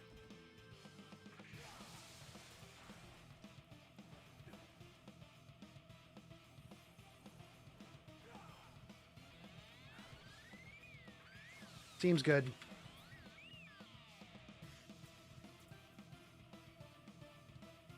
I don't think I've ever gotten to that point.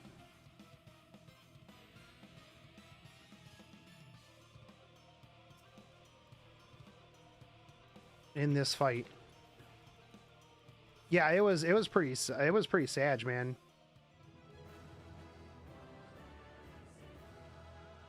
But it was so good.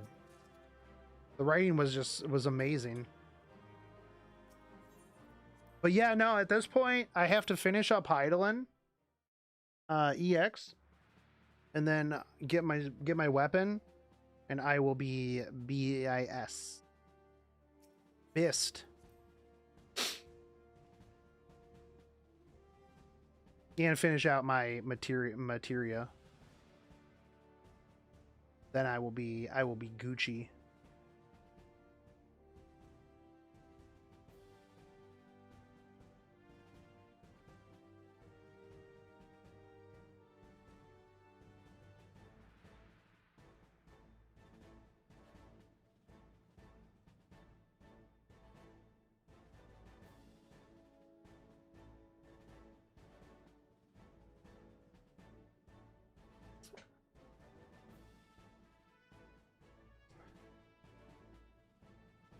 Not one to rate anymore, too much work stress for me, but best of luck with that. I do need to get a card from her eventually.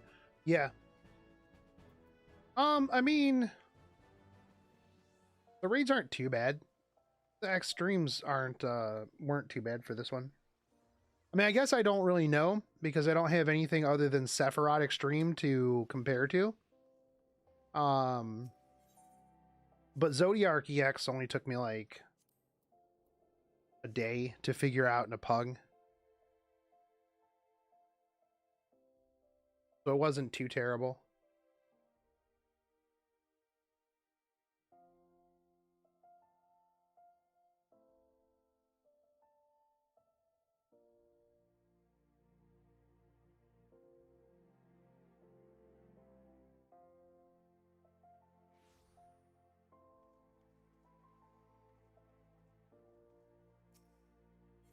The queue is harder to beat than the raid content, that's for sure.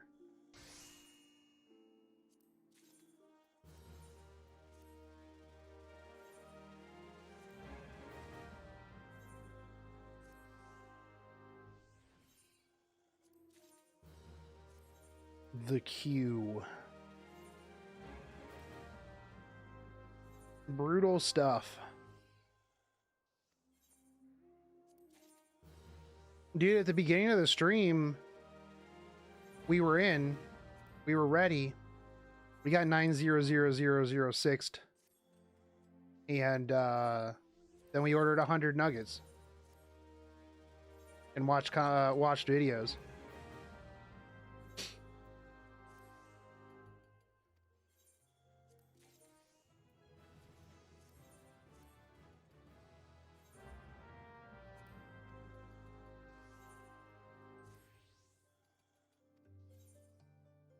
Nugs are good.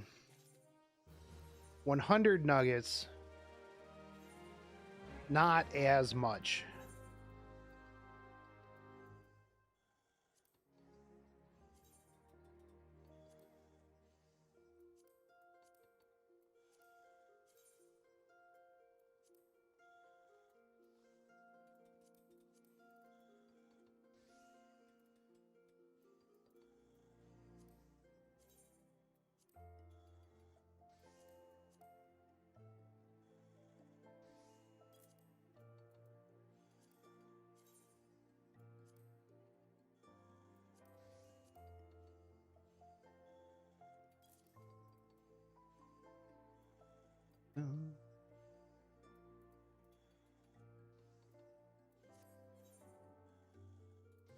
Yeah, 100 nuggets, not as poggers as one would think. But I did it for you. You specifically.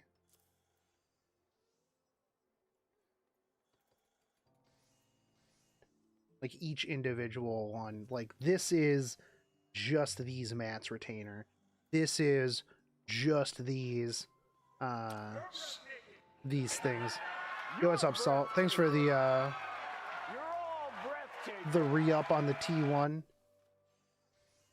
That's 33 months, dude. That's crazy. I've eaten 60 pieces of sushi before. I confirm that anything in extreme quantities is a mistake. Yeah. Ooh.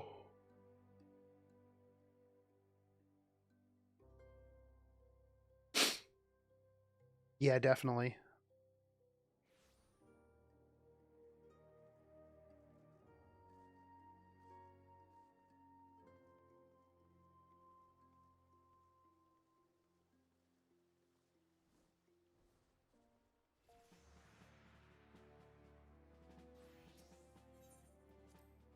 Back to a squad base.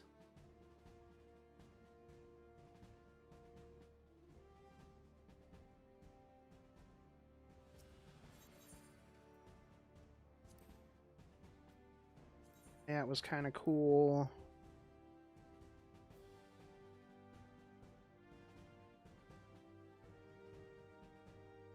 I see you farmed the Moonward gear. Yeah, I had it like day one, dude.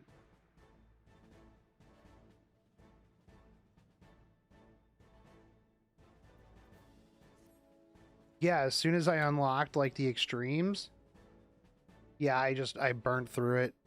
I'm all best in slot except for my weapon.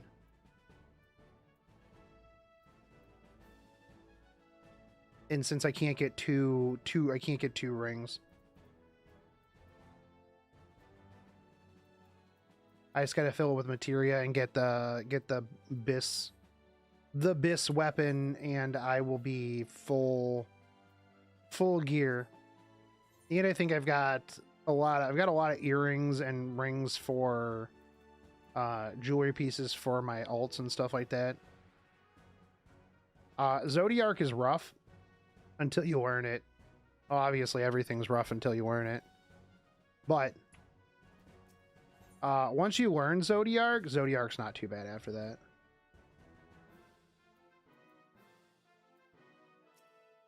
The hardest part, I think, for me is the astral stars part. Stars always mess me up. Oh yeah, you can't do manner. Usually go in blind. There's a lot of groups that don't mind going in blind. Regular Brave Fox wasn't too bad, was it?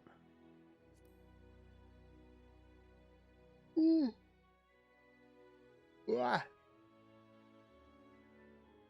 The vault would be.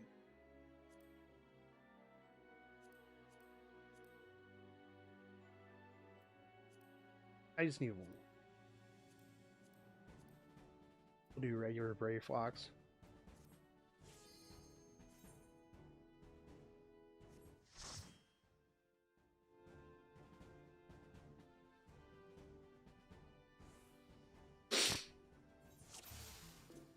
The nice thing with Zodiark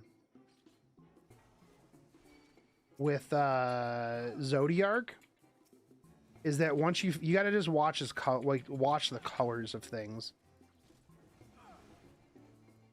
Once you get like the colors and stuff like that down, it's a lot easier. And as long as DPS is good. As a tank, Zodiark is pretty easy.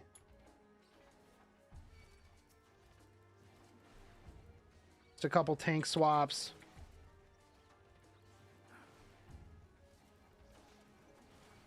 And then after that, you just stand in the right spots.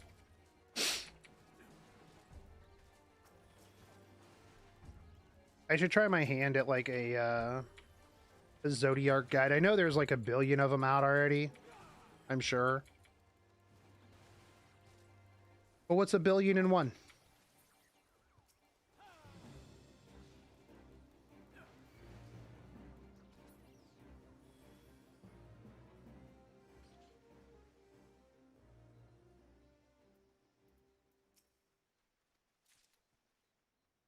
Thanks for the key, my dude.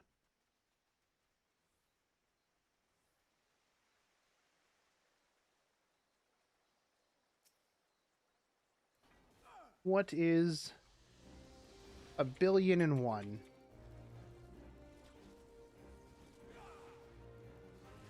Actually, after us watching all of that the videos earlier, I'm just gonna become a reaction channel. We're just gonna react to stuff all day.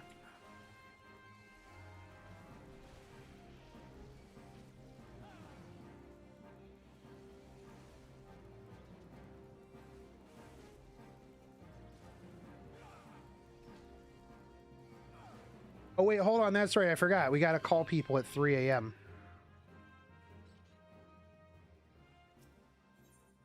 That's right. We're just gonna call people at 3 a.m. channel.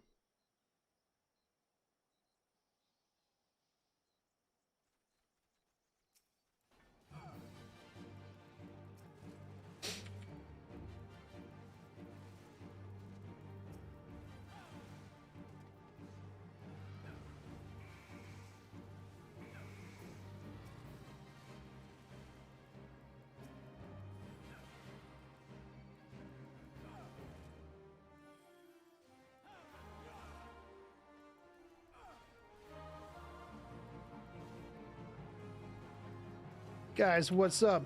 How's it going? If I can figure out the words that I'm gonna say in the next 3 seconds, you have to subscribe to this channel. And these are the words. Ah, got them. We're gonna call Among Us at 3 a.m. Bro, is this Among Us? Yes, hello? Is Frost sus? Correct? He is? Oh, yeah, yeah. There you go, we're in a field.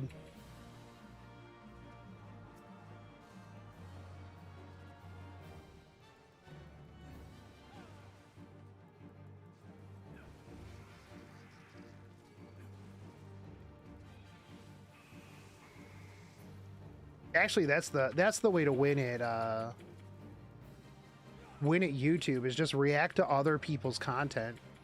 You don't even have to try hard to make your own content. You just watch other people's content and just be like, bro, what? Bro, that's crazy. My free company leader made a macro that just says, phlegm balls got him.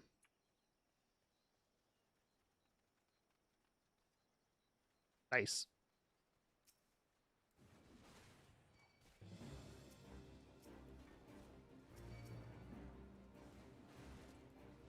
OCGD's nuts.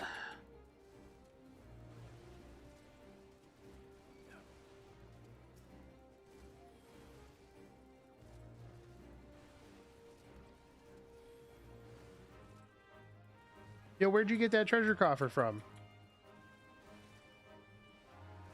Give me that. Or turn those in for seals.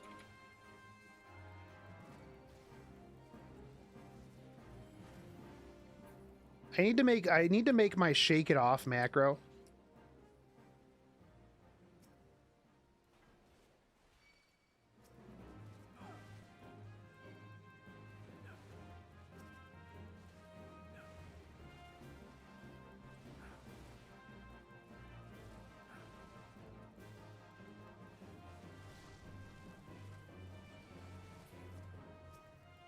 Oh, we're gonna do it right now, actually. After I kill these things.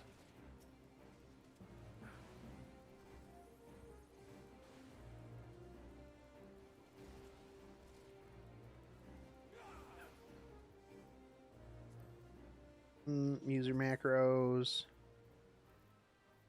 Do. AC. Let's do macro. Shake it off. How do we do this? I want to make it look like macro icon.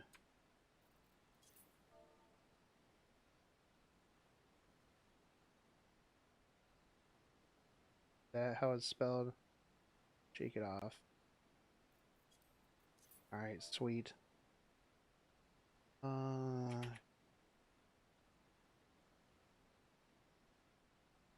Full lyrics.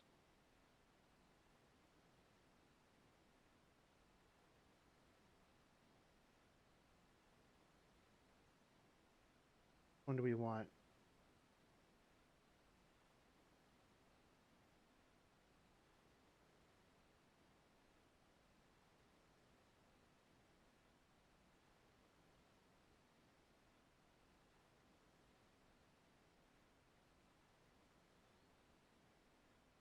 HP.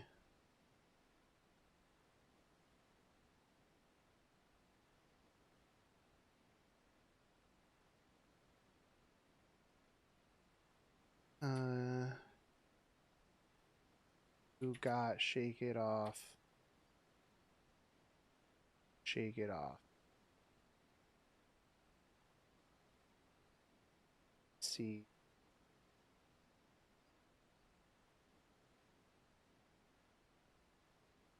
This work?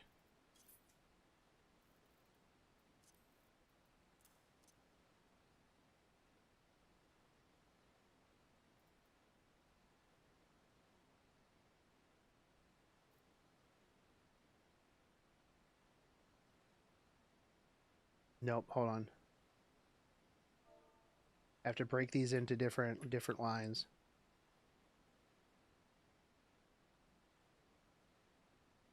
E.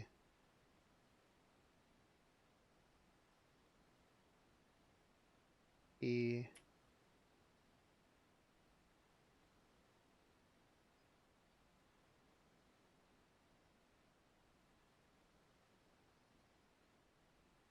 How many lines can this be?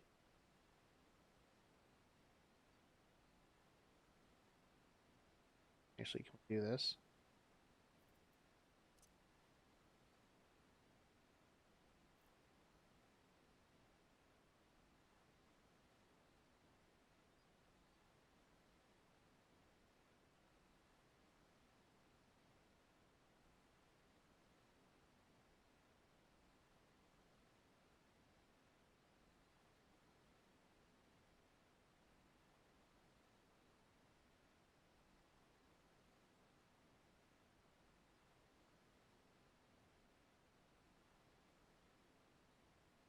There we go.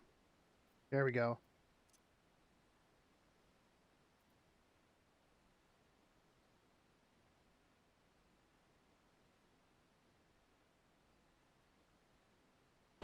There we go. Shake it off macro is done. The best. All right. Glad we took a break in the middle of the dungeon. Good thing these NPCs don't care.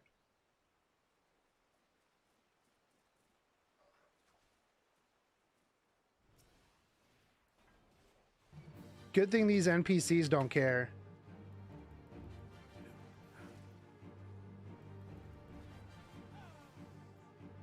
Because the player's gonna play. I can't wait to use this in an actual dungeon.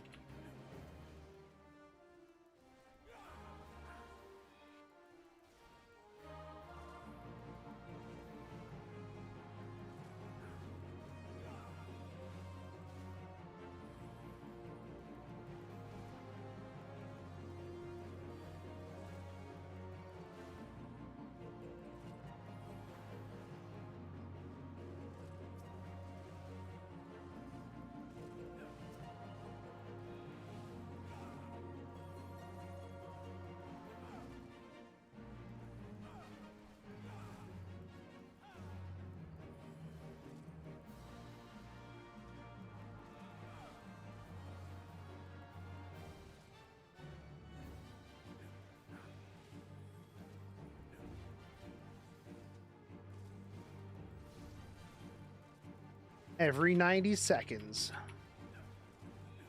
They're gonna get some lines from my girl Tay Tay.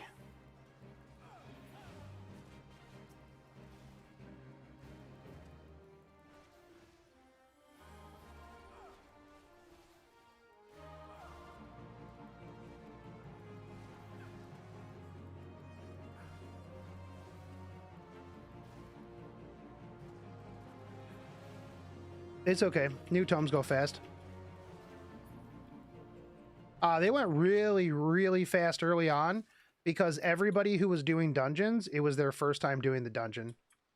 So I blazed through mine like ridiculously fast because you got more every time some brand new person went in there. So I was just doing it like I was just queuing up nonstop. I mean, I think I had full armor. I had full new gear in the first day. Just because I just nonstop queued. Then the better my gear got, the faster my runs went.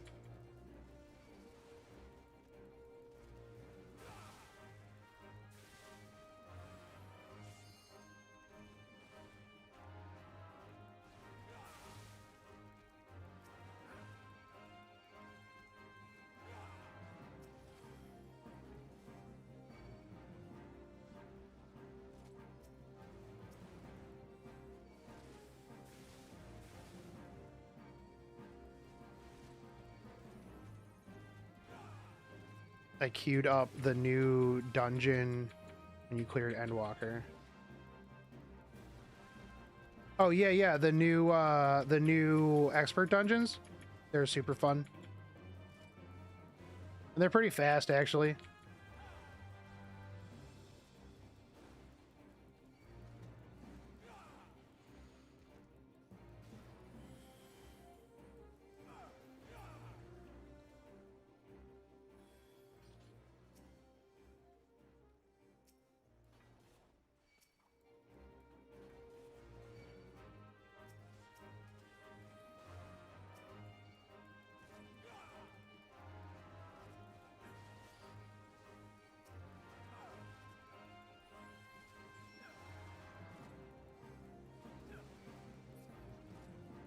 And seeing as like everybody's playing a Sage or Reaper, dude, as a tank, oh man, it goes so fast. Like I was pretty much instant queues when I was running getting all my tomes. I mean, Duty Finder, I probably can't look at it right now, can I? No.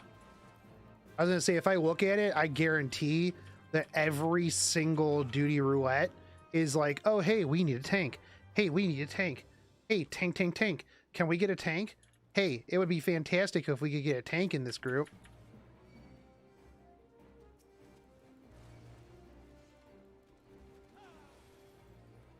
I still want to level up Reaper only class to 71.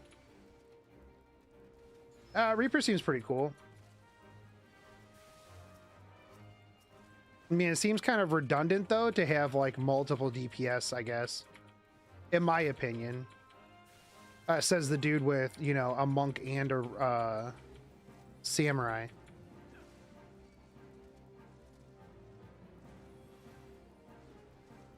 Crystal DC, it's tanks needed for everything. Yeah.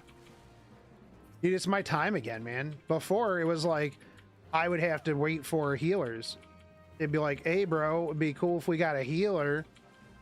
And I'm like, oh, I got a 5-minute queue. Oh, bro, this sucks. Now, almost instant for everything I sign up for. I love to see it.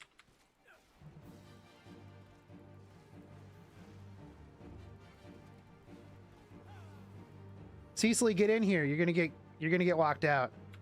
What happens if my NPCs get locked out? Okay, they're in here.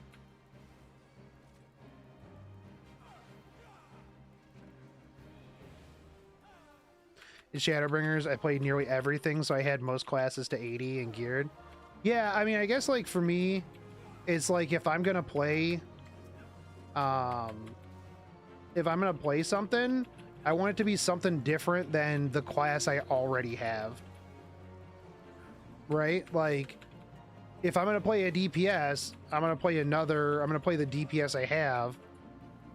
Like, if I'm gonna level something else, I kind of like to rotate my levels.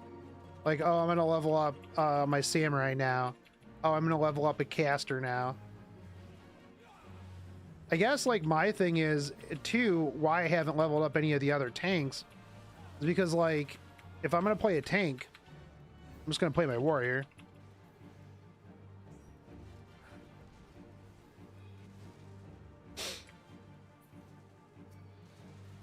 You know what I mean? Like, I've thought about that. Like, oh, I should level up Dark Knight. I should level up Gunbreaker. I should not gonna level up Paladin.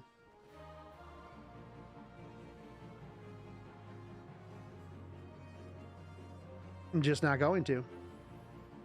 Probably.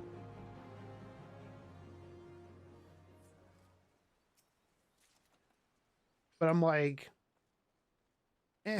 or I could just play warrior.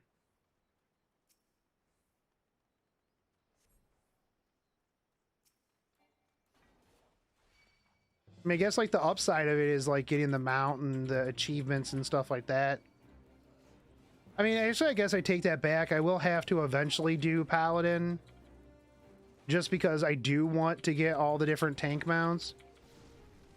But I only have to get it up to like a certain point, right? Like, you can just do the tank mount farm in the Deltascape. Yeah, that's why I like playing warrior, because it's blue DPS.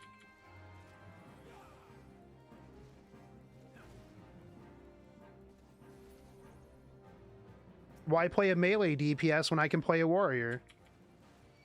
Why play another tank when I can just play a warrior? Why play a healer when I can just pop Waystone or Bloodletting? Bloodwetting.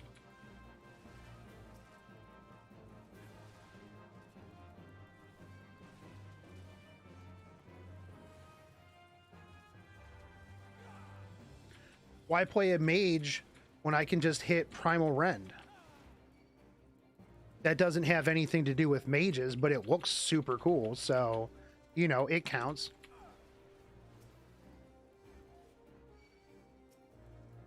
Range DPS, I got Tomahawk.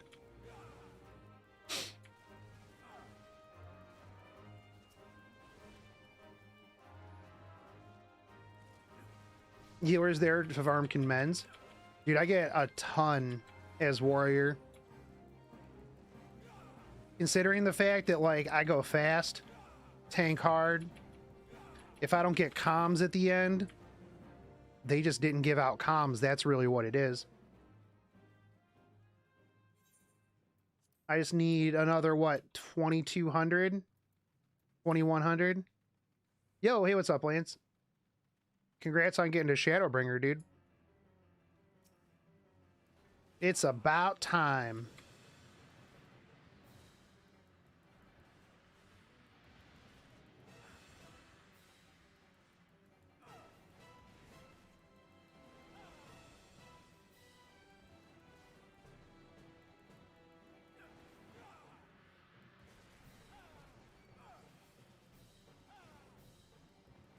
At least this NPC gets rid of my poison real fast.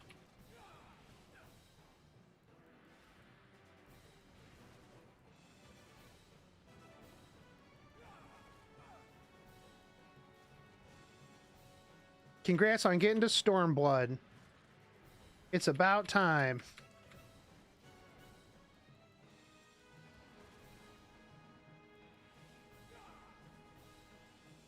Just clip that, and then use the last one when you get to Shadowbringer.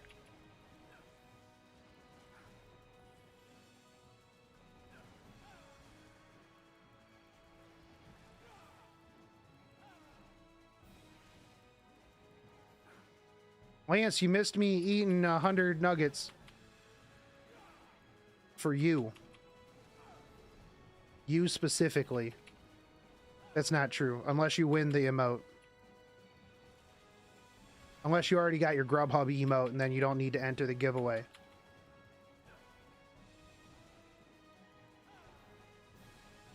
Also, I don't suggest anybody eat 100 nuggets. It wasn't as good of an idea as I thought. I don't think I'm going to eat anything tomorrow.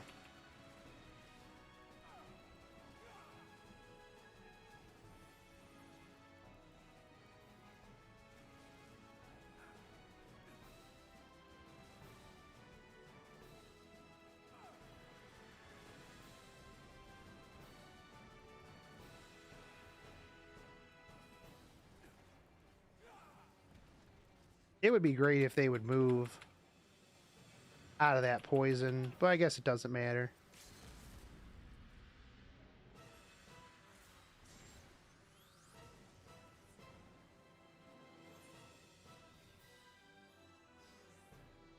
Bro, did I just...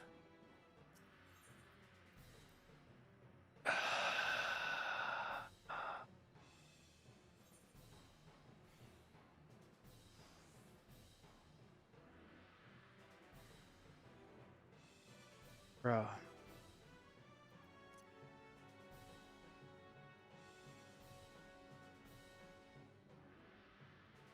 Sweet.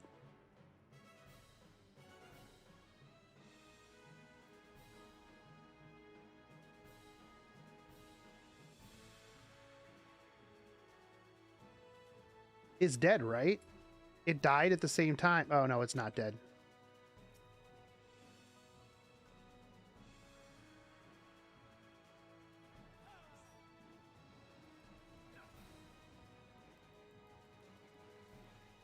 Glad I got animation locked into that. Why would I get animation locked if they're limit breaking? That doesn't even make any sense.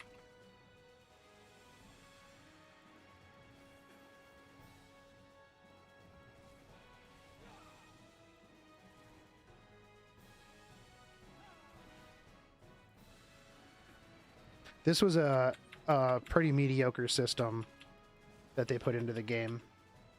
I mean, it's kind of cool, but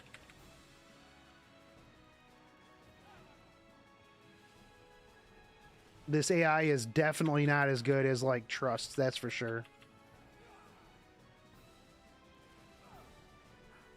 I wonder how they program Trust. I wonder if they made it so they're like, oh, hey, if we do, we should just have players play through this. This is how we would, as players, play through this part. It's actually just Sony employees that are forced to like play those characters.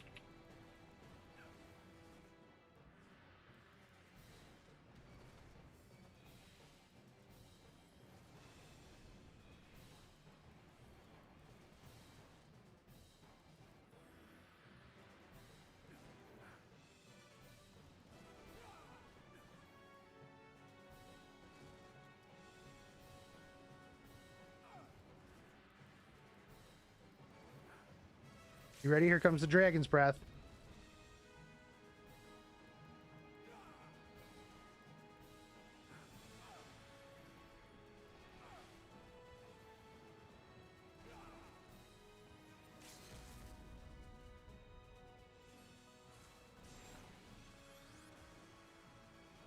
That wasn't even that much damage.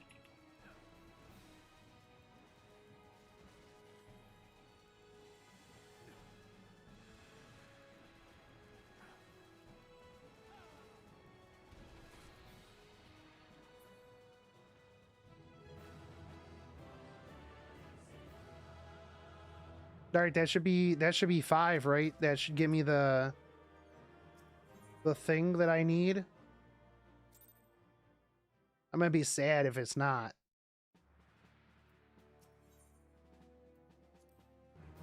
Okay, there we go.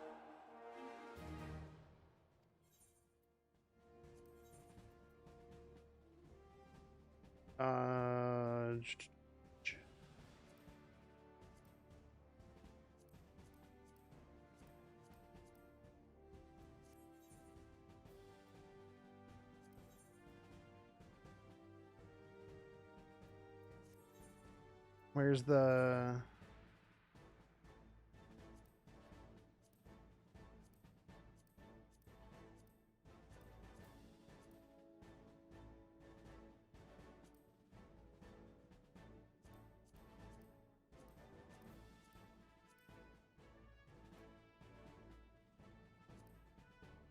Where's the mission that I need? Routine mission. There we go. I'll be blunt. Your team isn't ready for this. I don't care. How are they not ready for it? They over compensate here. Required. I guess I'll just up their muscle.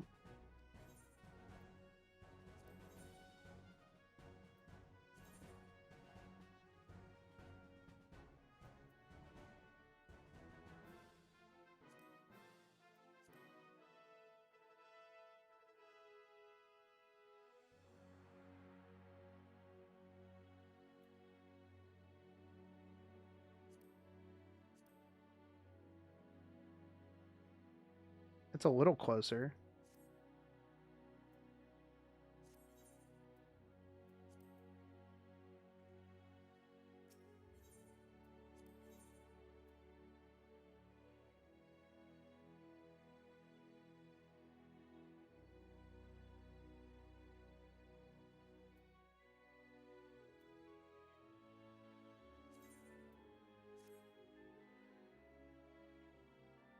All right, well, I'm going to up their physical so that they can get through this.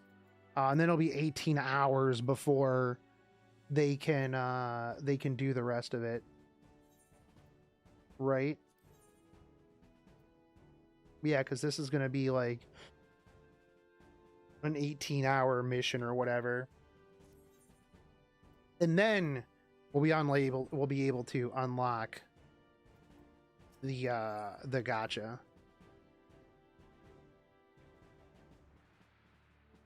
But I'm gonna cut out of here. I've been streaming for a little while today. How many hours are we at?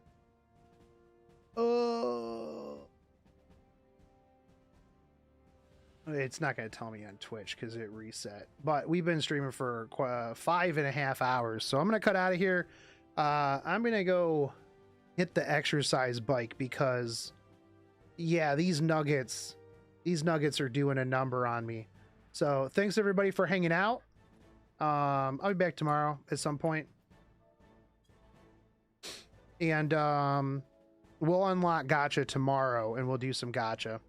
So you guys have a good night. Maybe I'll do Zodiac later and then make a video. We'll see. If you guys got any ideas on like FF content that you want me to do, drop me a line in Discord. But yeah, I'll catch you guys later. Take it